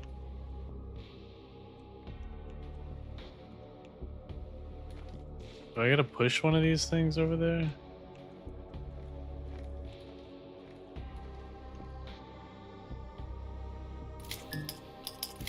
Come on, move.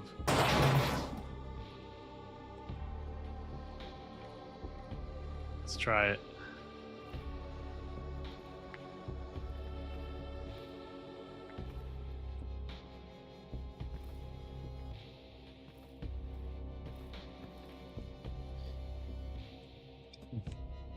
Doing shit like this makes me think of how like groundbreaking and monumental it was in gaming when Half-Life 2 and like Half-Life 2 did it really well. When you could like interact with objects in the game and solve puzzles, like physics puzzles in the game. Like that shit blew my mind as a kid. There we go.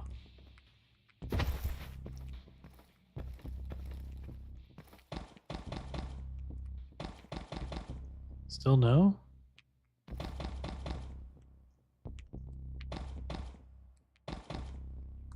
What?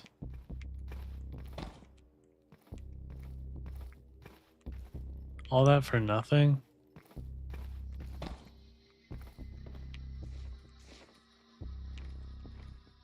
Let's just back out. Oh, no way. Is there a mini game?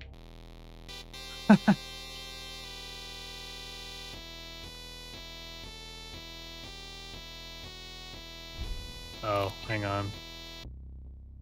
I accidentally used a health kit.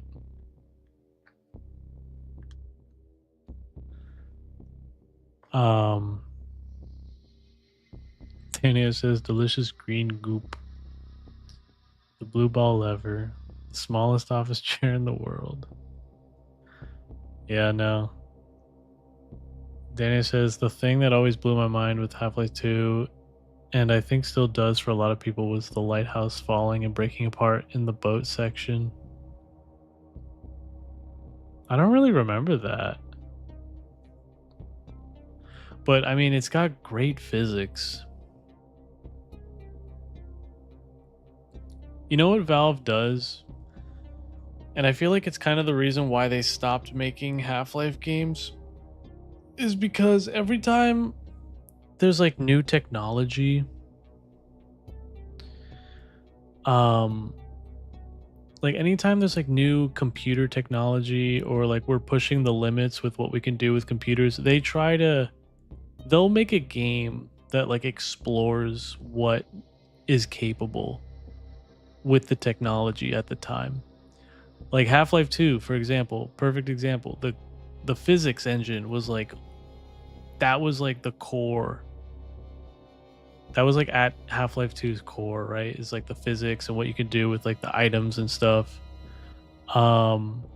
Yeah, sure, like the first person shooting, like that was great and all, but I think it was really the physics that sold the show. And then or was the star of the show, I should say. And then another example is when they made the Valve Index and they made Half-Life Alyx. You know, again, new hardware. They make a new game for said hardware, and they explored the avenues at which they could, like, you know, what they could do with that hardware and that technology. Like Half-Life Alyx, great game. I wouldn't say it's like one of my favorites, but it's definitely really good.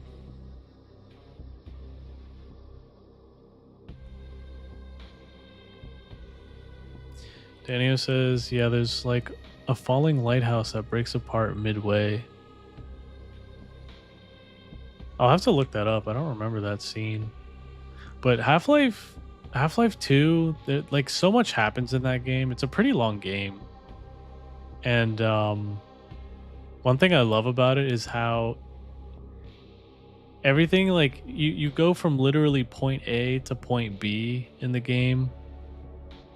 And I don't know, it's kind of cool to see like how far you go. Daniel says, in my honest opinion, I know this is going to sound weird, but I always thought something like RTX could have been the killer feature, but in terms of puzzles. Wait, can you elaborate on that? Daniel says a game called The Witness actually did a light color puzzle so good it's insane. Also a great game, by the way, but it's hard. Oh, I played The Witness. It's extremely hard. I played it at a friend's house, and I remember solving a puzzle like no one else in the room could figure out, and I felt really good about myself.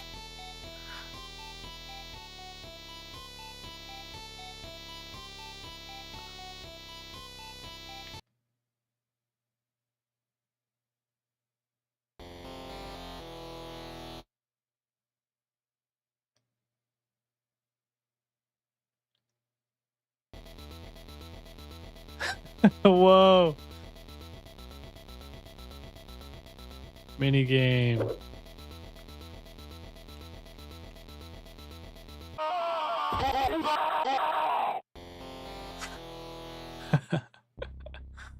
That's pretty cool.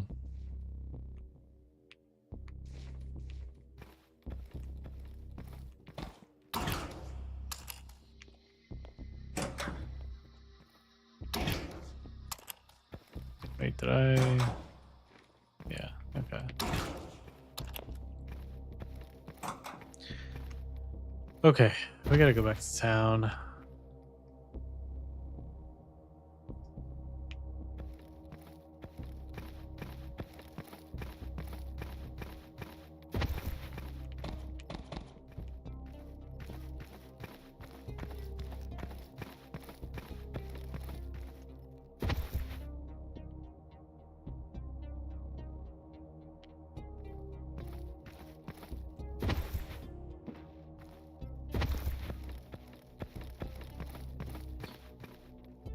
Hey, Dania says, yeah, John Blow, the guy who made the game, created a masterpiece in terms of teaching the player without telling them anything.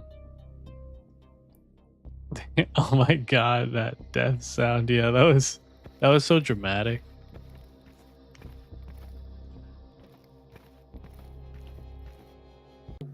But yeah, I thought something like the Witness color puzzles combined with something like Super Liminal, but in a brand new, fresh ray tracing mechanic might be interesting. Oh, yeah. You know, ray tracing isn't new, but for some reason, like the old hardware could run it, and then for like 15 years, we couldn't use ray tracing anymore for like high fidelity graphics. So for the longest time, it was just gone, and then it came back recently.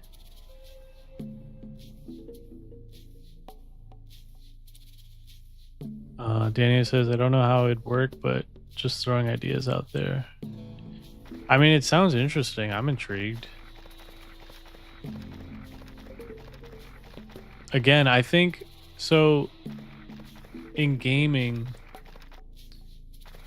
what pushes the boundaries often in game mechanics is the hardware and the technology. So like going back to Half-Life, you know, like having stronger computing power meant we could run physics engines in game, you know, in real time.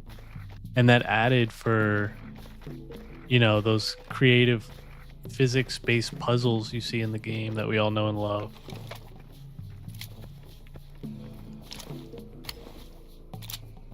That's why I kind of wish VR games like didn't suck, because VR is such a cool concept, but there's so much slop out there for some reason in like the VR space. There's only a few really good VR games.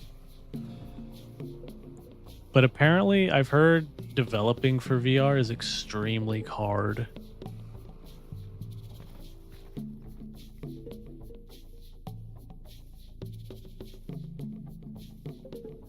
Danio says that's actually true. I keep forgetting ray tracing. Ray tracing isn't new at all. Yeah. Danio says Half-Life 2 equals physics. Portal equals portals. Dude, Portal was so good. I remember playing Portal, and when that twist happened where you like crawl into the walls and you see like the writing of like previous, you know, test subjects and stuff. That was so cool. Half-Life Alyx equals VR. Yep. New Valve game equals RTX. I don't know. I just don't know if RTX is like, if it's that groundbreaking to introduce something brand new. Because it's mostly about just like the graphics, you know? I want to say the next big groundbreaking thing we're going to see in gaming is probably AI. Like, love it or hate it, but that's where we're heading. Because think about it. Think about like all the times you've interacted with NPCs and it's always felt so robotic, you know, they always say the same things over and over again, or they only have like a few lines of dialogue. Like, I'm pretty sure very soon we're going to see some AI in gaming, and it's just going to make it so much more, I don't know, it could go two ways. It could be really good or really bad.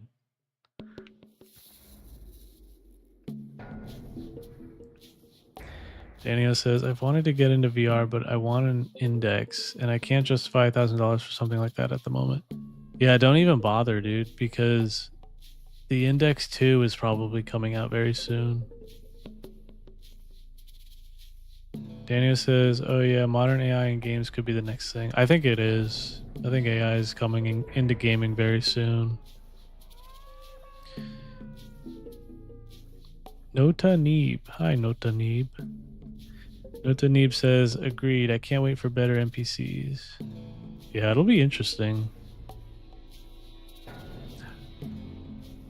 The only thing is, I don't know how they're gonna be able to run like a local AI model on a game, or like on a gaming console. Like, I don't think the hardware is ready yet. Like, maybe you can get away with it if you have like a beefy gaming PC, but those AI models, you know, they I think they're pretty resource intensive. So like, on top of running a game, and by the way, your graphics card is doing all the heavy lifting. So not only is it running the, you know, the graphics of the game you're in, but it's now going to be running like the AI models.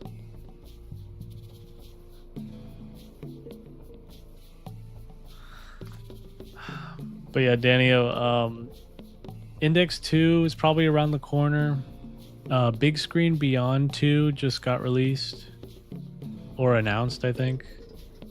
I really want a Big Screen Beyond because it's OLED and it's I think 4K, and it's extremely lightweight, so you can like lay down with it. My only issue with VR at the moment is I get fatigued pretty quickly. Like my head will start to hurt, or it gets really hot. You know, just like the heat from the. I have a Quest 3. The heat from the Quest gets just like it's too much on my face. Daniel says, actually, if you like Metal Gear Solid 5, the Phantom Pain, in my opinion, had some of the most interesting AI I've seen in games. 2015.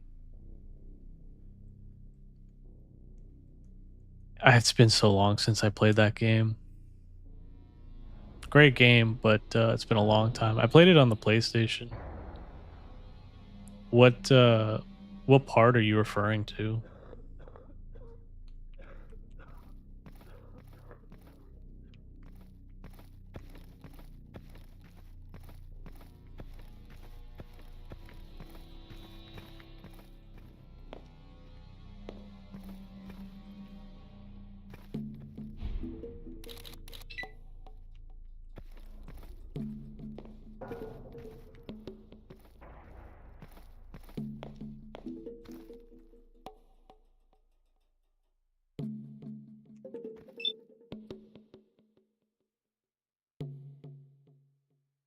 Okay.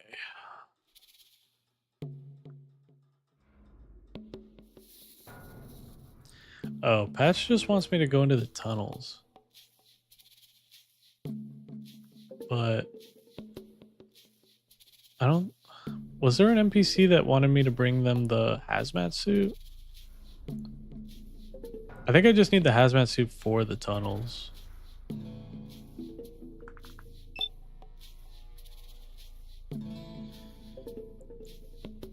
I'll check out the tunnels. Thanks. I'll put aside some scrap to pay you with. I'm sure I could find a few pieces I'm not using. Just be careful down there. A lot of dangerous chemicals. Yeah, that's why I needed it. Flooded sections and damaged power cables. And don't be surprised if the lights die on you. The place was probably a death trap even in the old days.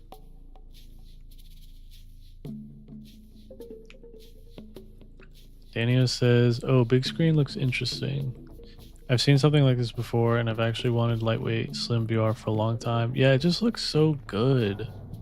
Like, I want to be able to watch movies and TV shows in VR, like laying down, but it's so uncomfortable with the Quest 3. So I think with a big screen VR, it'd just be so much better." Daniel says, if you've ever played or seen Heavy Rain and you remember Ari, yeah, I remember that game. It's a good game. It's basically what I wanted for VR. I mean, yeah, it's pretty much here. Daniel says, oh yeah, so basically something I noticed with MGS4 or MGS5 is that the AI gets more advanced and cautious as time goes on, and they start using more tactics. Oh, I didn't notice that. I played that game until, like, I beat it and I went even further because, which is typical for most Metal Gear Solid games. There's like usually like secrets and hidden things you can find. Remember in Metal Gear Solid 5, the like, the zombie like ending or whatever?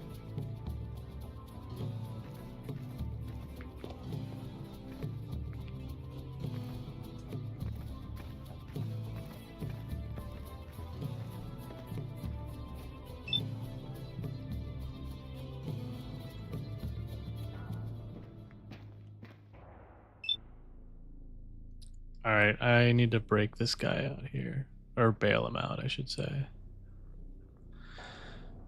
Oh, yeah, sure, that would work. It's not like he's really done anything. His bail stands at $90. Most of that comes from resisting arrest and making obscene gestures at a member of the Prosperity Militia and being a dick. You better be worth it, Smiley. Here. Just make sure he stays out of trouble. I'll unlock his cell when you're ready to let him go. Just promise me I won't have to see him again. Any more of his complaining and I'll be a criminal myself. Do it. I'll go tell him the good news. Thanks.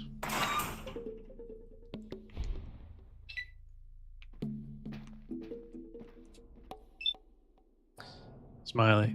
So, what's happening? Am I free now? Good news. You're free to go, Smiley. Righteous. His grin becomes insanely wide.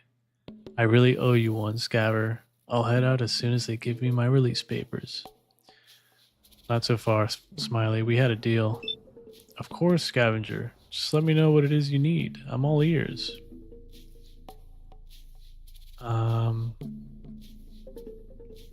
That briefcase you gave me, where did it come from? Huh, I guess that cat is out of the bag now.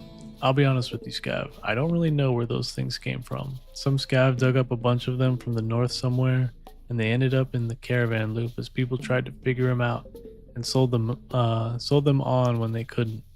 I figured Riggs might be smart enough to get one working, so I sent one his way. Kinda wish I didn't now, but I wanted that little deck gone.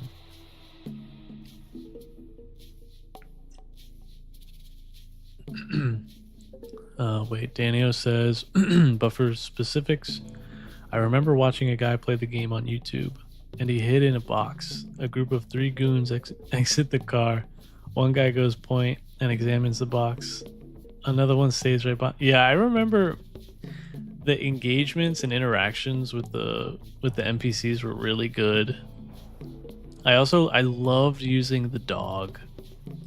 The dog was my favorite. It was so cool. They were all on alert and seemed to understand the situation. Yeah. Also, whenever you got spotted, the AI tends to stay back and wait for you to jump out. You have to be significantly more patient because the AI has a surprising amount of patience. Yeah, I remember being pretty impressed by the AI for the time.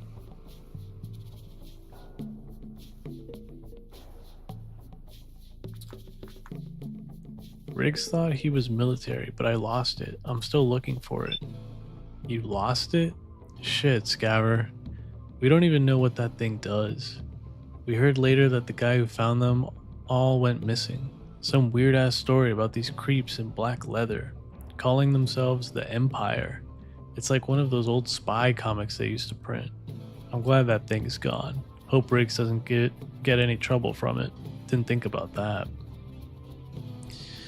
You promised a reward, right? Where is it? Ah, sure. Just before I got here, I dumped a bunch of goodies just outside of town. You know what? These little outlands towns can be like. Losing all your stuff and getting put in jail all the time sucks ass. The guards confiscated what I had with me, but I stashed some real valuable stuff for later. Head out of town and look for the big lake to the northwest. There's a little cliff face you should be able to climb up to. I marked a little hideaway with an S. Just push that rock aside and you'll find my best items. Just make sure you grab them real quick before I go get it myself. I'm gonna take a screenshot of this because that's a lot.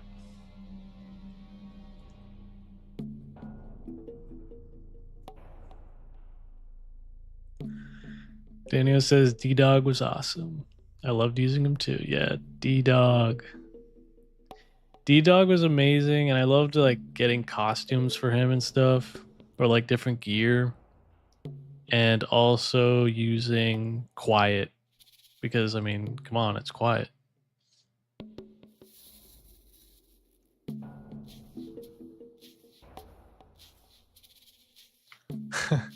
I feel like having a character like Quiet just wouldn't fly today. Like, I remember the more you played with her, the more fond she became of Snake. and like it's just I remember things would get a little like spicy in the helicopter rides.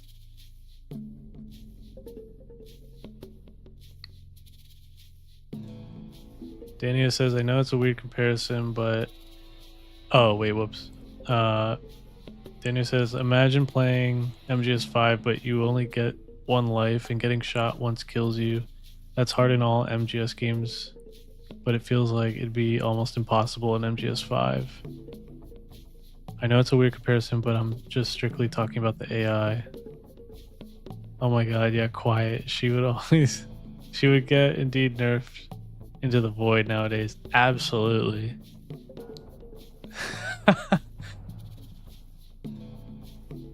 Bro.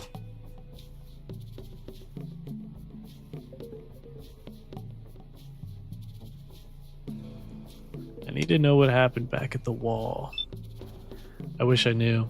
Someone was shouting about some commotion at the gates. The next thing you know, there's a ton of gunfire coming from the south gatehouse. Big explosion, smoke and flames everywhere. I didn't stop to watch. I grabbed a couple of boxes and stuff. Hopped in my truck and hit the road.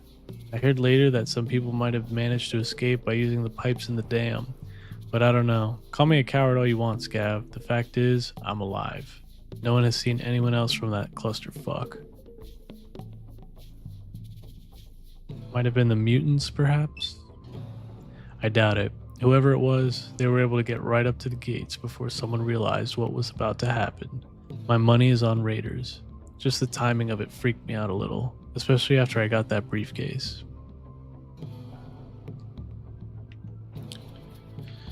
I see. Hope you're not lying, Smiley. I'll be here for a little while they get my truck refueled anyway. If you don't like what I've said, come back and we'll talk about it. When have I ever lied to you, Scav? Sheesh. I hate how he acts like he's my best friend.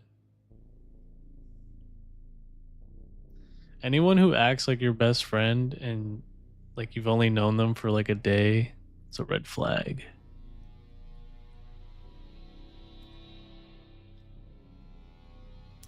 Daniel says, is there any other game with an AI as interesting as MGS5's AI? I haven't really been keeping up with new games for a long while. Yeah, me neither. I'm trying to think.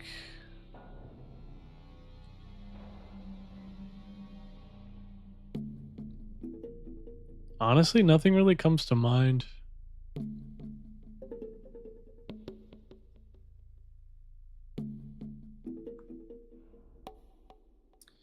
I'm not the one sitting in a jail cell, Smiley. I'll be back. Dania says, I'm not even saying MGS5 has a phenomenal AI or anything, or just if there's on that's so clearly better. Yeah, honestly, I can't think of any. AI is sometimes like traditional AI, I mean, in games. It's often like overlooked, I think. Or like forgotten about, you know? I remember when I was a kid playing Halo, I remember being blown away by the AI in Halo. There was just nothing like it at the time. Like the way they would dodge, like the enemies would dodge grenades, and like how different enemies would behave differently. Or like when you would kill one enemy, like the commanding enemy, and all the others, like the grunts would freak out when you would kill them. Like, I don't know, it was just so cool and like it was very immersive.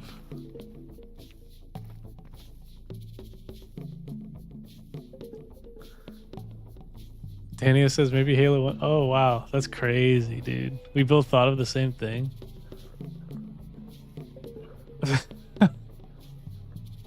Maybe Halo 1, as weird as it sounds. I played it a while back and was amazed that enemies actually use tactics. Yeah. That's the only other thing I can think of is like Halo had some really good AI. especially for the time. Like it was super ahead of its time.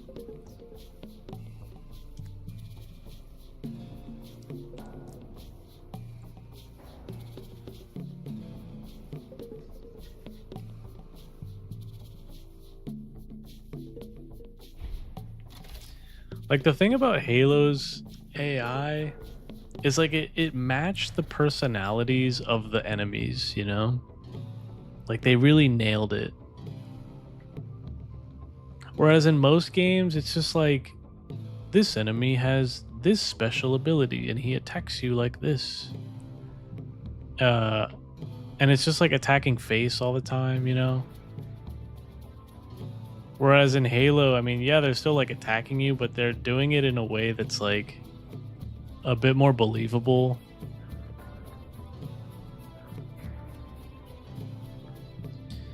Daniel says before MGS5, I would have said Halo had the best or most interesting AI. Now I think it might be tied, probably. Yeah, both are pretty good. I mean, both are great games.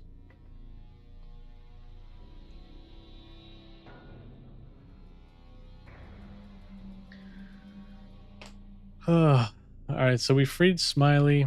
We have the hazmat suit. I think the only thing now...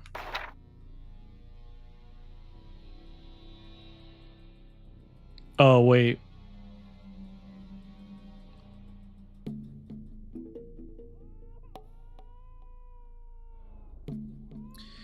We still have to go to the junkyard too. Shoot, there's a lot to do.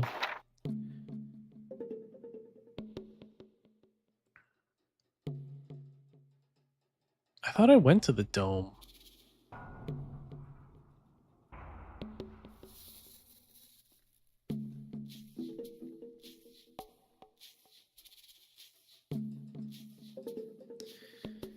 Yeah. I'll have to deal with the people in the scrapyard. We gotta find Smiley's stash. We still got a lot to do. This game is kind of long.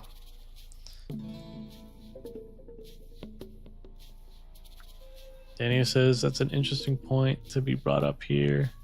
That not enough games have AI that use tactics or act somewhat realistically. As you said, AI for most games is basically, so I just started going aggro. Yeah. It's just like, and here's where they mess up. It's like, in most games, the enemies just attack you, right? And the only thing differentiating the enemies from each other is like the way they attack you. You know, it's like one might have like this kind of weapon, or this one might have a different kind of weapon. You know, it's not like their behavior actually changes.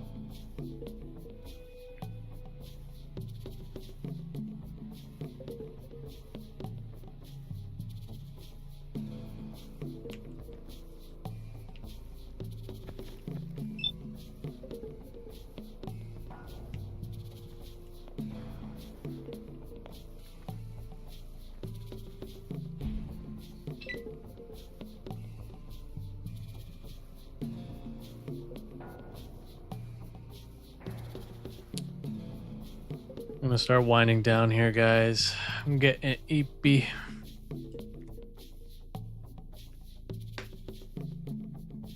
But I'm down to talk for like a few more minutes if you want.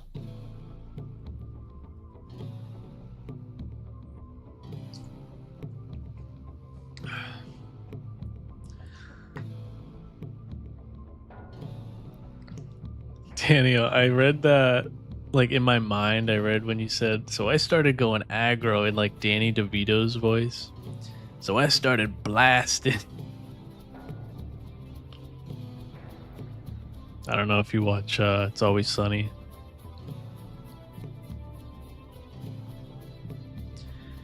Daniel says, maybe this is just a difficult problem to solve.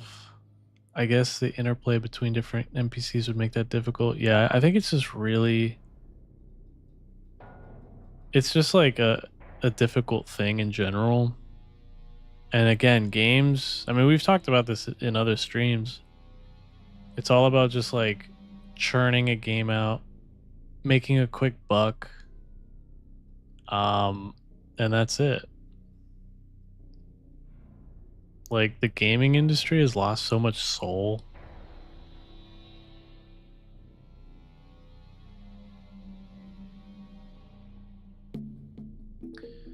Daniel says, or maybe that a lot of devs haven't thought about it that much.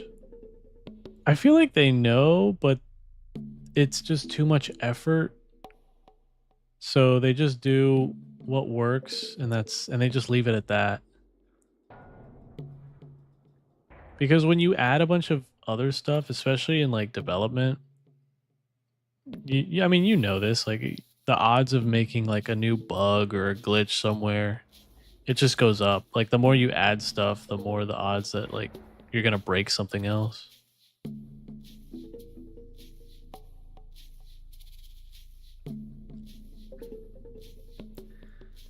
Danny says I don't watch it unfortunately, but the meme was intended. It's a good meme. Danny DeVito's so memeable.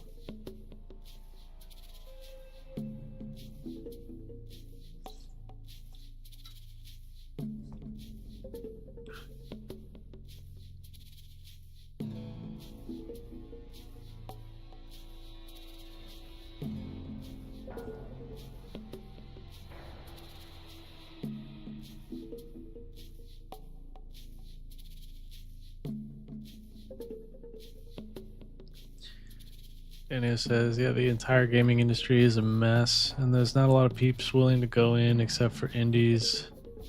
Like innovate, yeah.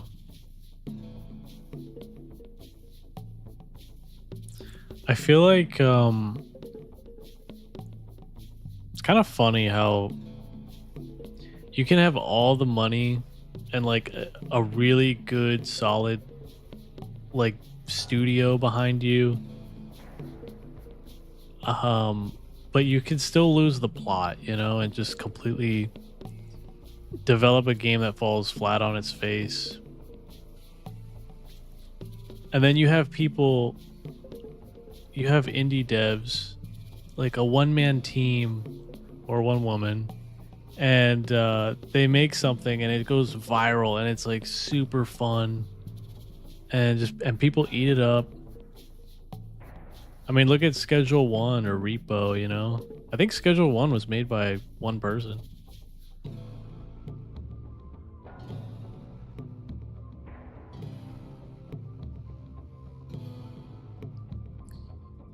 Daniel says, reminds me of the one game, Bomb Rush Cyberpunk. That's like a music or rhythm game, right? Or like one where you're like grinding on stuff and you're like a skater.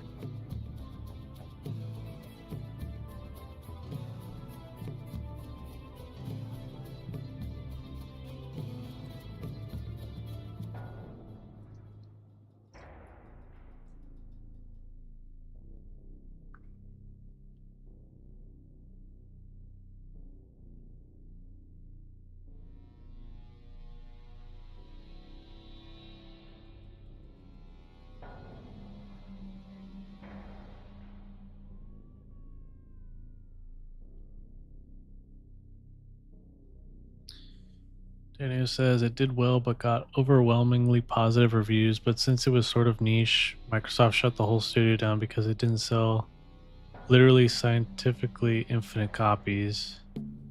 Wait, this is the original, right? Like the one that came out on Xbox? And yep, it's like a spiritual successor to... Oh, no, Jet Set Radio is the original. Yeah. God. That game was like... It was so 2000s, you know? Like Y2K aesthetic.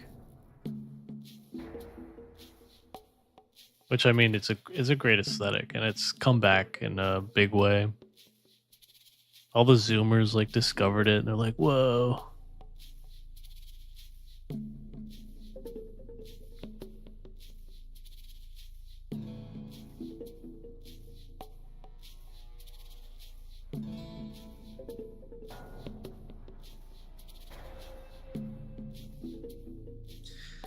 I'm not gonna lie, I'm so glad I grew up when the internet was still kind of like new. It was such a like special and unique time for it.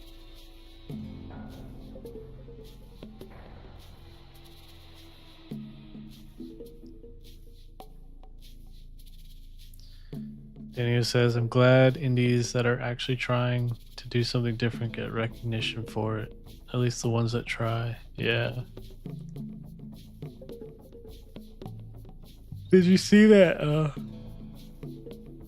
They tried to cancel Schedule 1 over like some stupid like achievement that you get in the game. It was so dumb.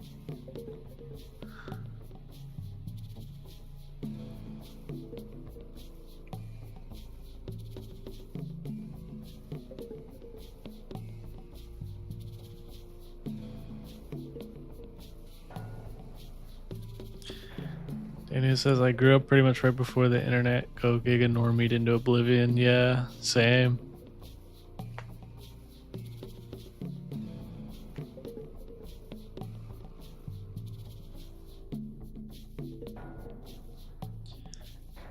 Daniel says, I haven't actually heard of Schedule 1. Oh, really? Wow.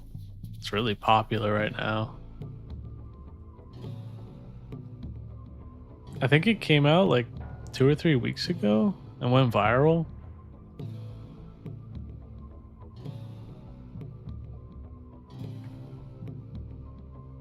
I haven't played it myself, but a lot of people like are obsessed with it.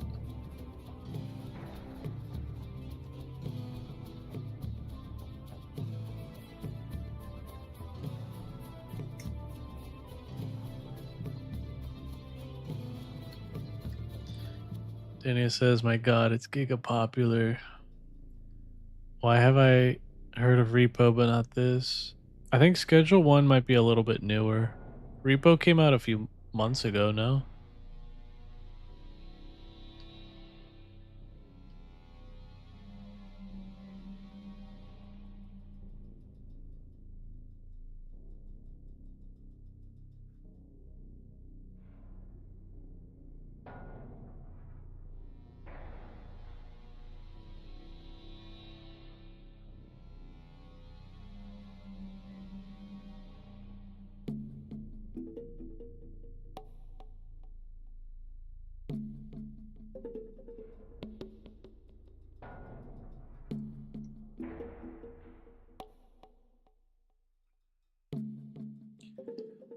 Daniel says Repo came out February 26th. Schedule 1 came out March 24th. Oh, wow. That was way off.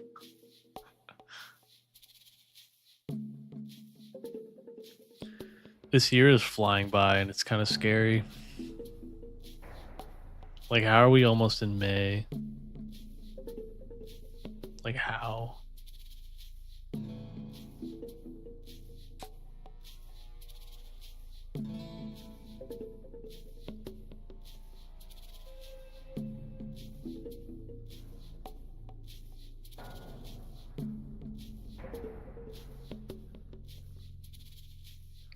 Daniel says, now I'm still hoping for an eventual use for RTX in terms of puzzles and not just pretty graphics. Yeah, I mean, I could see it happening.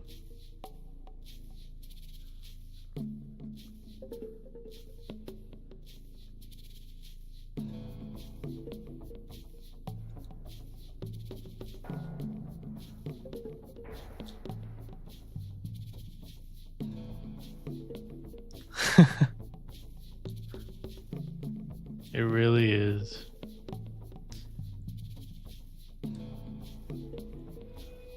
That's another thing is like I get older, time just like it goes by so much faster, you know? It's pretty trippy.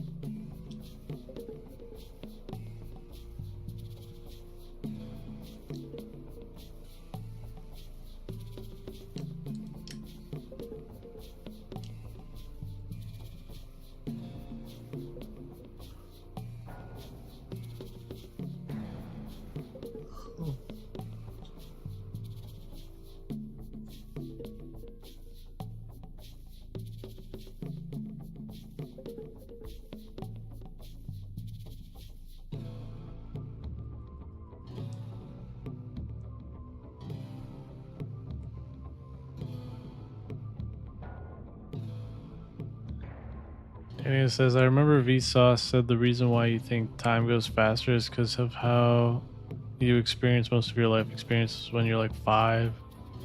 I thought the logic was BS, but maybe it's true. Yeah, I heard that too. I used to love Vsauce. I would like binge that so much. That was some really good content for the time. But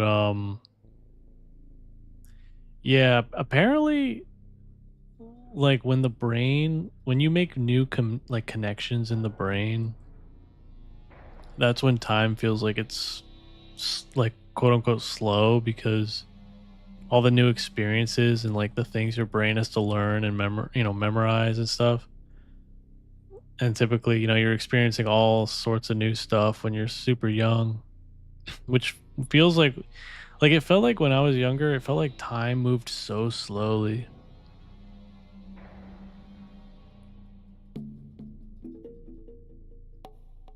Daniel says, if you see everything there is to see, then perhaps it's true.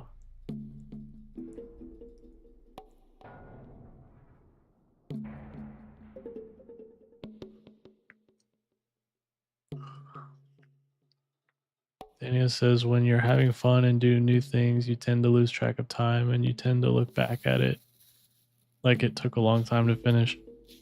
That's also true.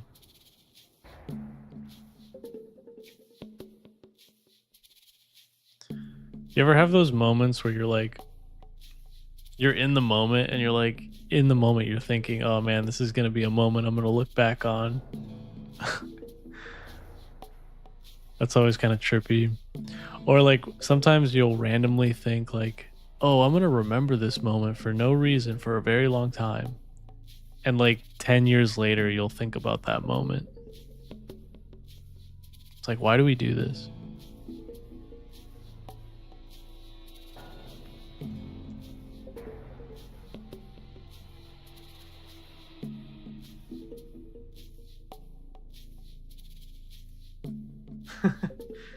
Yeah, you saw that?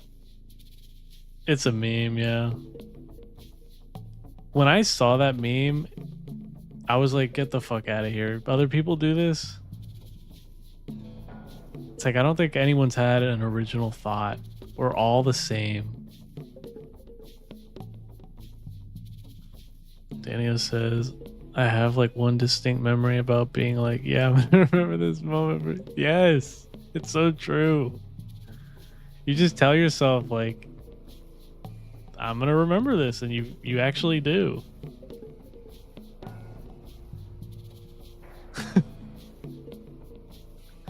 And the fucked up thing about it is like I have several instances of when I did that and I remember all of them.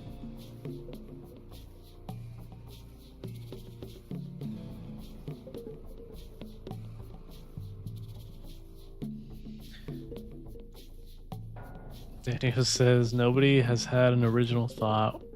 We're all just atoms, so you might as well just let me go, officer. Yeah. It's like that meme where it's like, is it really that serious? And it like zooms out and you see like the Earth and the planets and like the galaxy.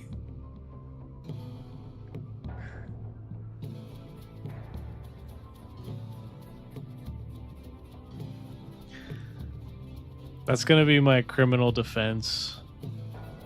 It's gonna be like, is it really all that serious, Your Honor? Zoom out.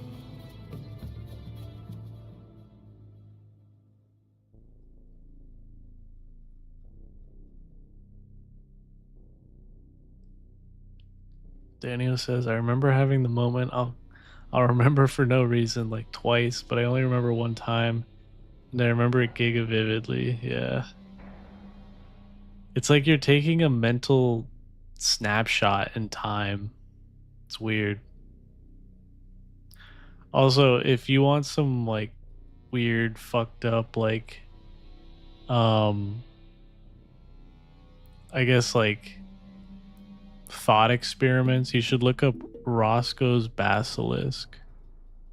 But be warned, once you know what it is, you can't unknow what it is.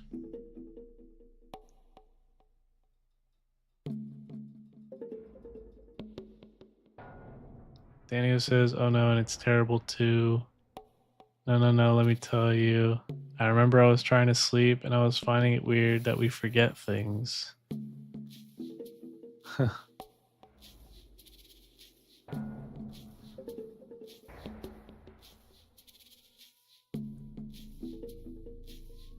That's so true. It's like when you want to fall asleep but you can't sleep, it's like you have to do the opposite. You have to not want to fall asleep, and then you'll fall asleep. That's basically what you did to yourself, but with memory. Daniel says, so I was like, in this moment, I'm thinking of the game Banjo-Tooie, and I'm gonna forget about this as an experiment to show I'll forget it. Dog, I never forgot it. Banjo-Tooie, that's a good game. I don't know why, but Rare games, like the games developed by Rare Studios, just make me like feel a type of way, like super nostalgic.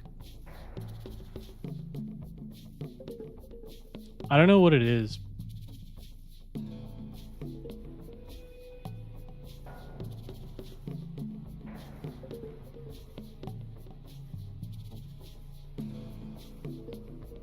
Like you've got like Conker's Bad Fur Day, Perfect Dark Zero, Banjo-Tooie, Banjo-Kazooie. Like they made so many good games.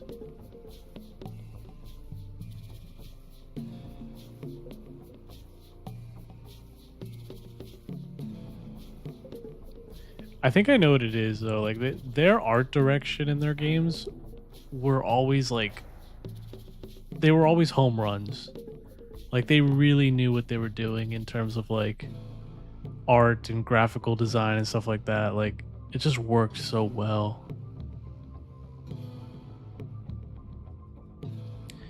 Dennis says, I haven't played all Rare games, but all of them are goated. Yeah, they're all so good.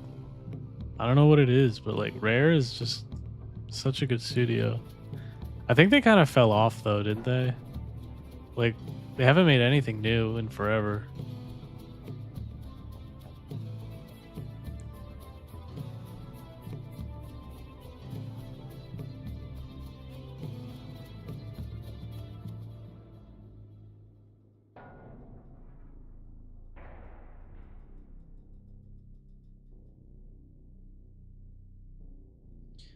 I'm looking up Rare's latest game.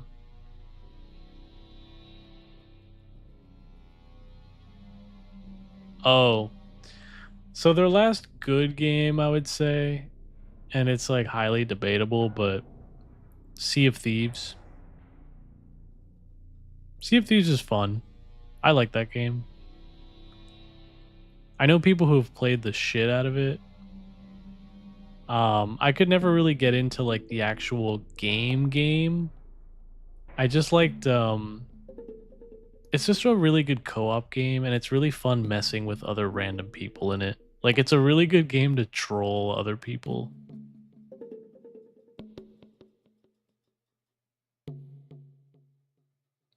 Daniel says, also the music, bro, Rare could not stop hiring like literally the greatest composers available on the planet. Oh yeah, their music was really good.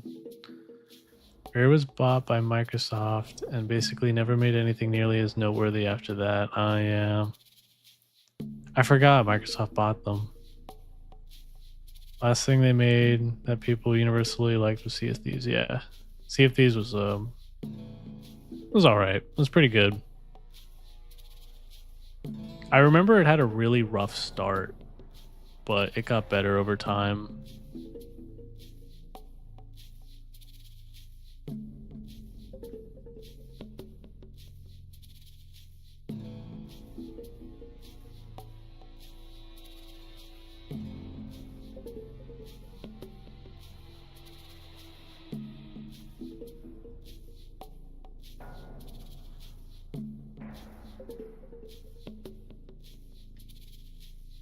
Daniel says, I think David Wise, composer of DKC.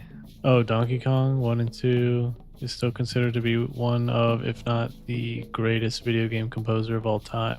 Oh, wow.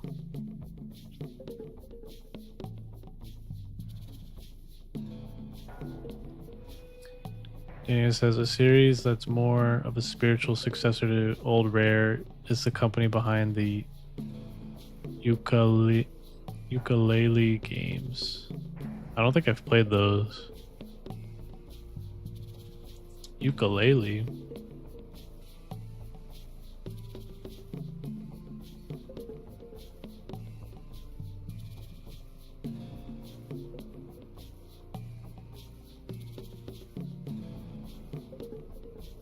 Oh, I just looked them up. Yeah, I remember hearing about this.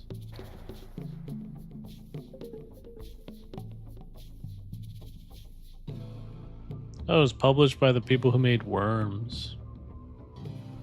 Team 17.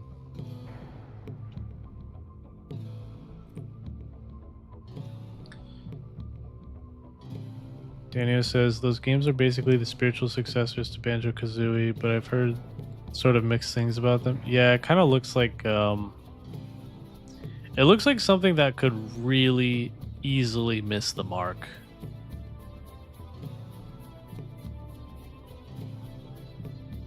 Cuz it almost, like, I'm looking at the cover and it just looks like a reskin. It's like, what are you doing here that's like not like, why would I play this when I could just play Banjo-Kazooie or Banjo-Tooie? You know? Better graphics? Is that all you have to offer?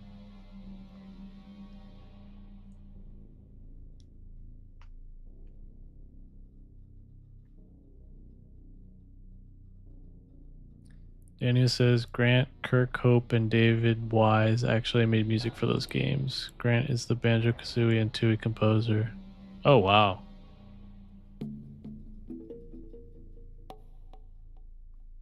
So they made a pretty strong attempt to, like, bring the soul of those old games into this new one. Dude, if your game has good music carries, like, a lot. I think more than people give it credit.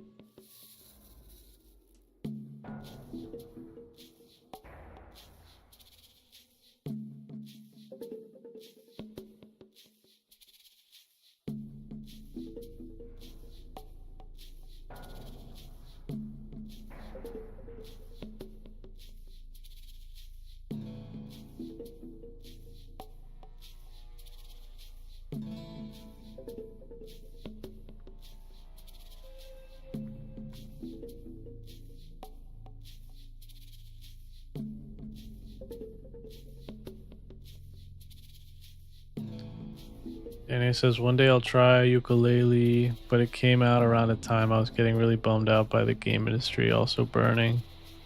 Oftentimes when I play new games and someone is watching me, I'll always try and comment on the sound design and music. Those often get overlooked and it's a shame to me. Yeah. It's true.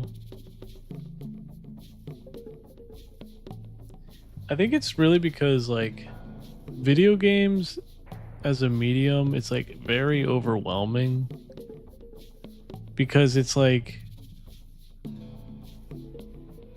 it's basically the pinnacle of entertainment. Because unlike movies, you know, that you're just watching, you're actually like playing it, you're like interacting with it. And I think that throws a lot of people off. Or it like makes it harder to actually like appreciate other things like the music. Like everyone just notices the graphics right off the bat. You know, we're very visual creatures. Especially men, because like men make up most of the, like, you know, gamers, so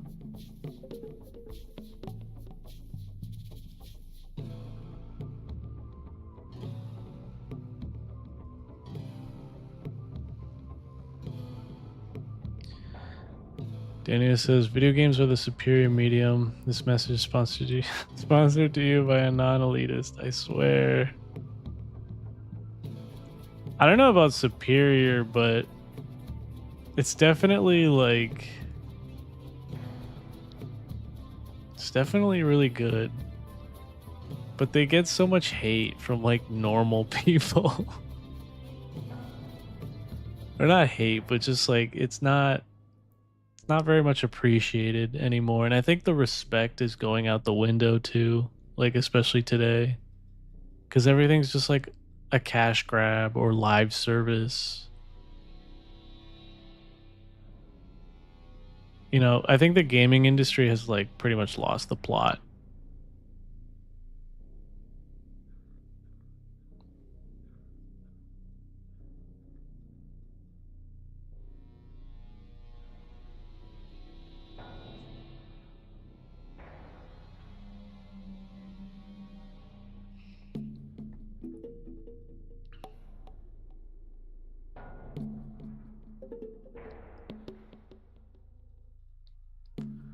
Danny says normal people do not understand art even if it slapped them in the face.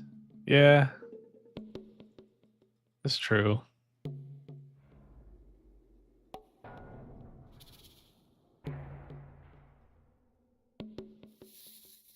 I think video games turn off a lot of people because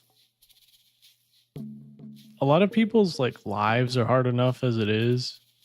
So when they want to relax, they just want to do nothing. They just want to relax. And gaming's not always relaxing. You know, you have to like put effort into it a little bit.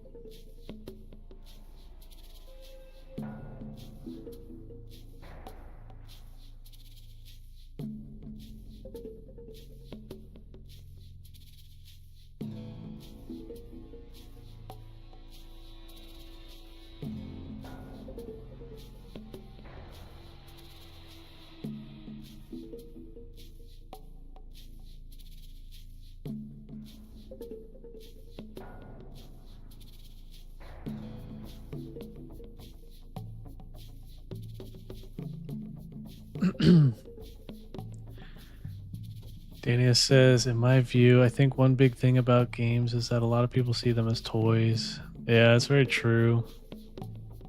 And a lot of people, especially very shallow people, don't understand that this toy isn't a Barbie doll. Yeah, I mean, it's...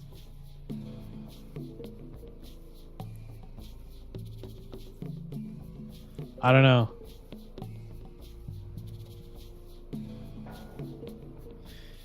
I think we've touched on this previously in other live streams, but I mean, yeah, you look at like Fortnite, one of the most successful games, you know, in modern times, and it literally looks like action figures, you know, fighting each other.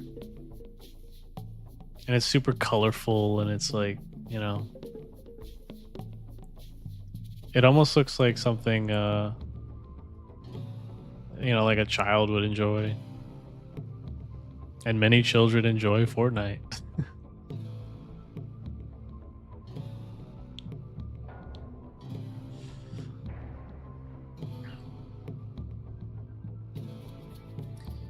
Daniel says, I mean, it could be a Barbie doll like Gotcha, but it could be something considerably more impactful, like Signalis. Yeah, it's hard to like pin it on one thing because games can be so many different things. Like any medium, you know? But I think the core point of art is to like elicit an emotional response out of you. And gaming definitely does that for me.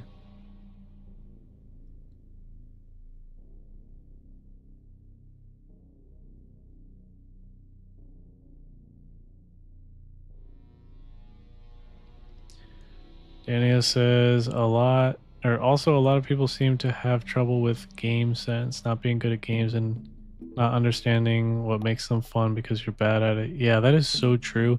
And that's the biggest, I think, like mental barrier or like hurdle that so many people have. And it's unfortunate because they might really enjoy that game, but the fact that they can't play it completely ruins it. So like, what do you do? I guess you could like watch a let's play or someone else play it, but that kind of ruins half of it, you know, half the fun.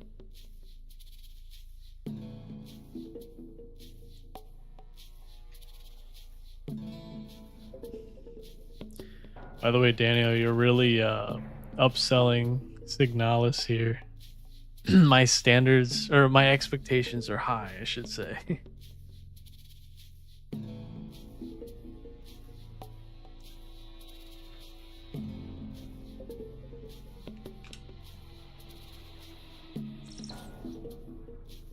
Daniel says, if you've ever played a rally sim, you might be able to relate since they look easy, but they're not.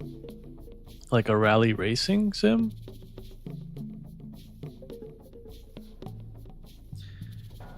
Yeah, I'm trying not to gas up Signalis, but I'm failing miserably. I mean, I was already like, I have high expectations for it, but now you're like making me think even more. But I know it's gonna be good. Rally racing sim, yeah. I'm so bad at racing games, like you have no idea. Which is weird because I feel like I'm a really good driver in real life.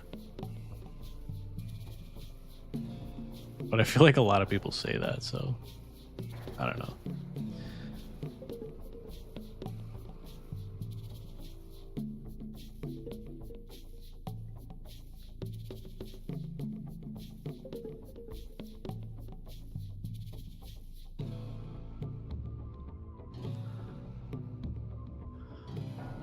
I'm getting eepy, guys.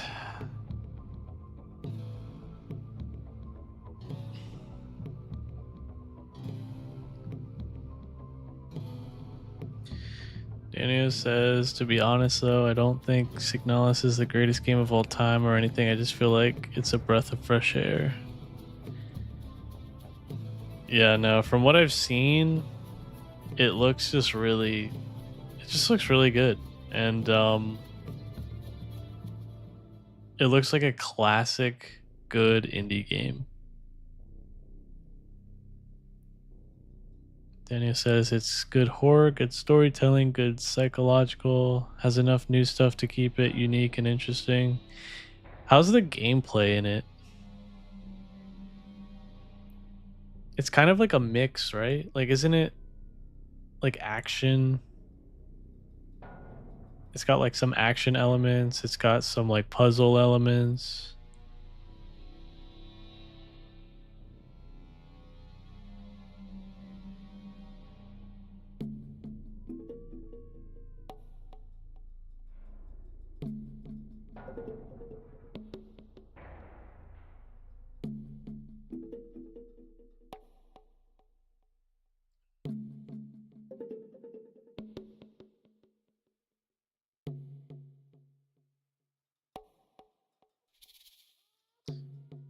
Daniel says the gameplay is old school Resident Evil 1, 3 gameplay, but modern and sci-fi. Oh, so like you can't move while you're shooting? Is that what you mean?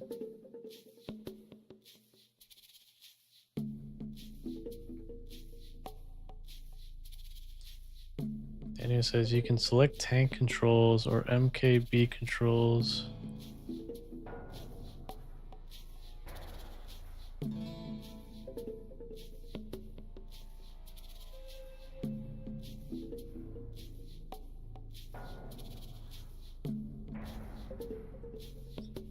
That sometimes adds like a sense of like panic. I think that's why Resident Evil made that like creative decision to make the controls like that. Like you can't move while you aim.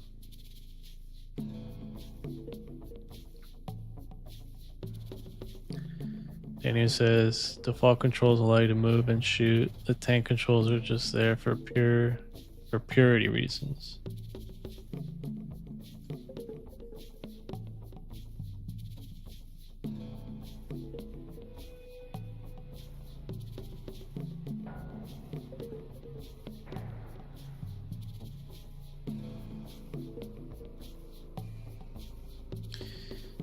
Yeah, I'll just have to try it. Oh, Danio, should we finish Ashes 2063? Or do you think it'll be better if we kind of go back and forth between games?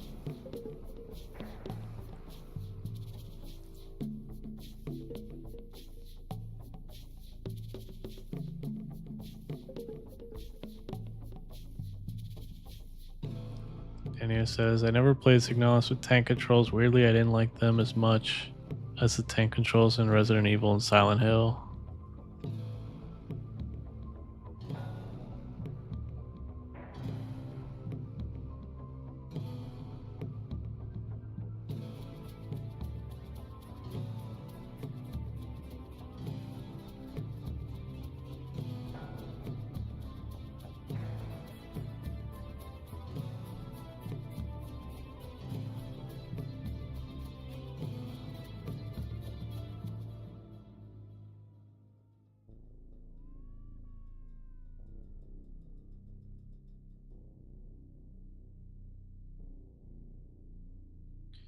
Danio says, in my opinion, it's better to go back and forth between games. I like that idea you had. All right. I guess I'll mix it up for my next stream. I'll double check if I have Signalis, and if I have it, you want me to play it next time?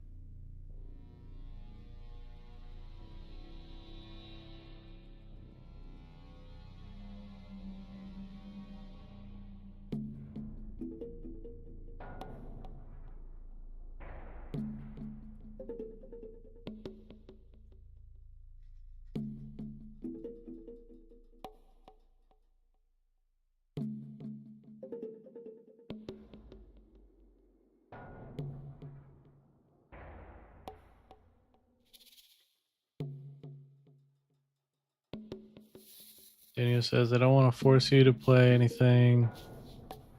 Just play anything you want. All right. But yes, please play Signalis. I'm desperate. No, I'm not. I promise. No, now I'm excited to play it.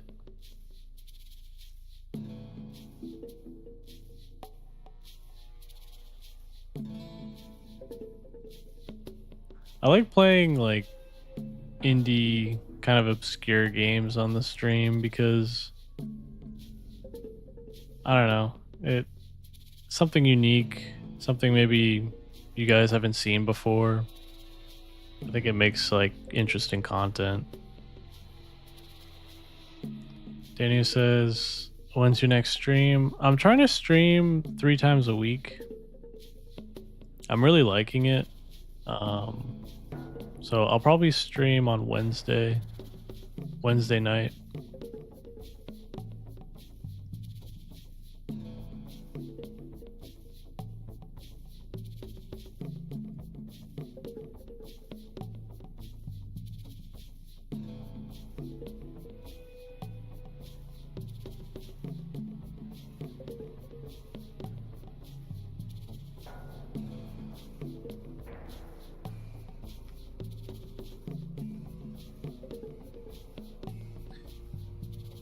But anyway, guys, getting really tired.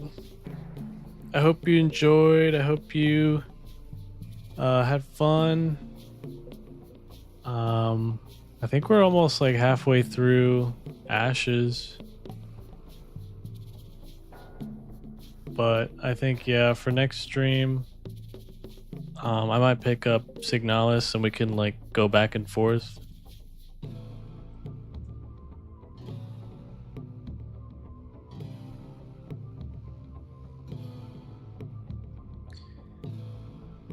Daniel says, yeah, thanks for the stream, man.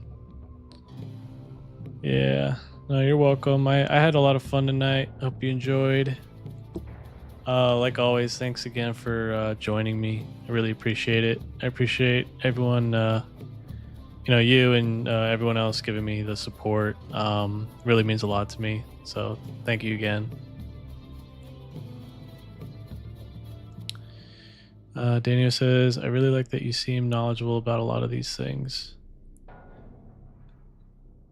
Yeah, I don't know. I just, again, like I really appreciate, or like I'm really fond of like the gaming industry. So I put a lot of thought into this stuff. I feel like just over like the decades that I've been a part of it. Um, but yeah, I enjoy our conversations about these things. It's fun.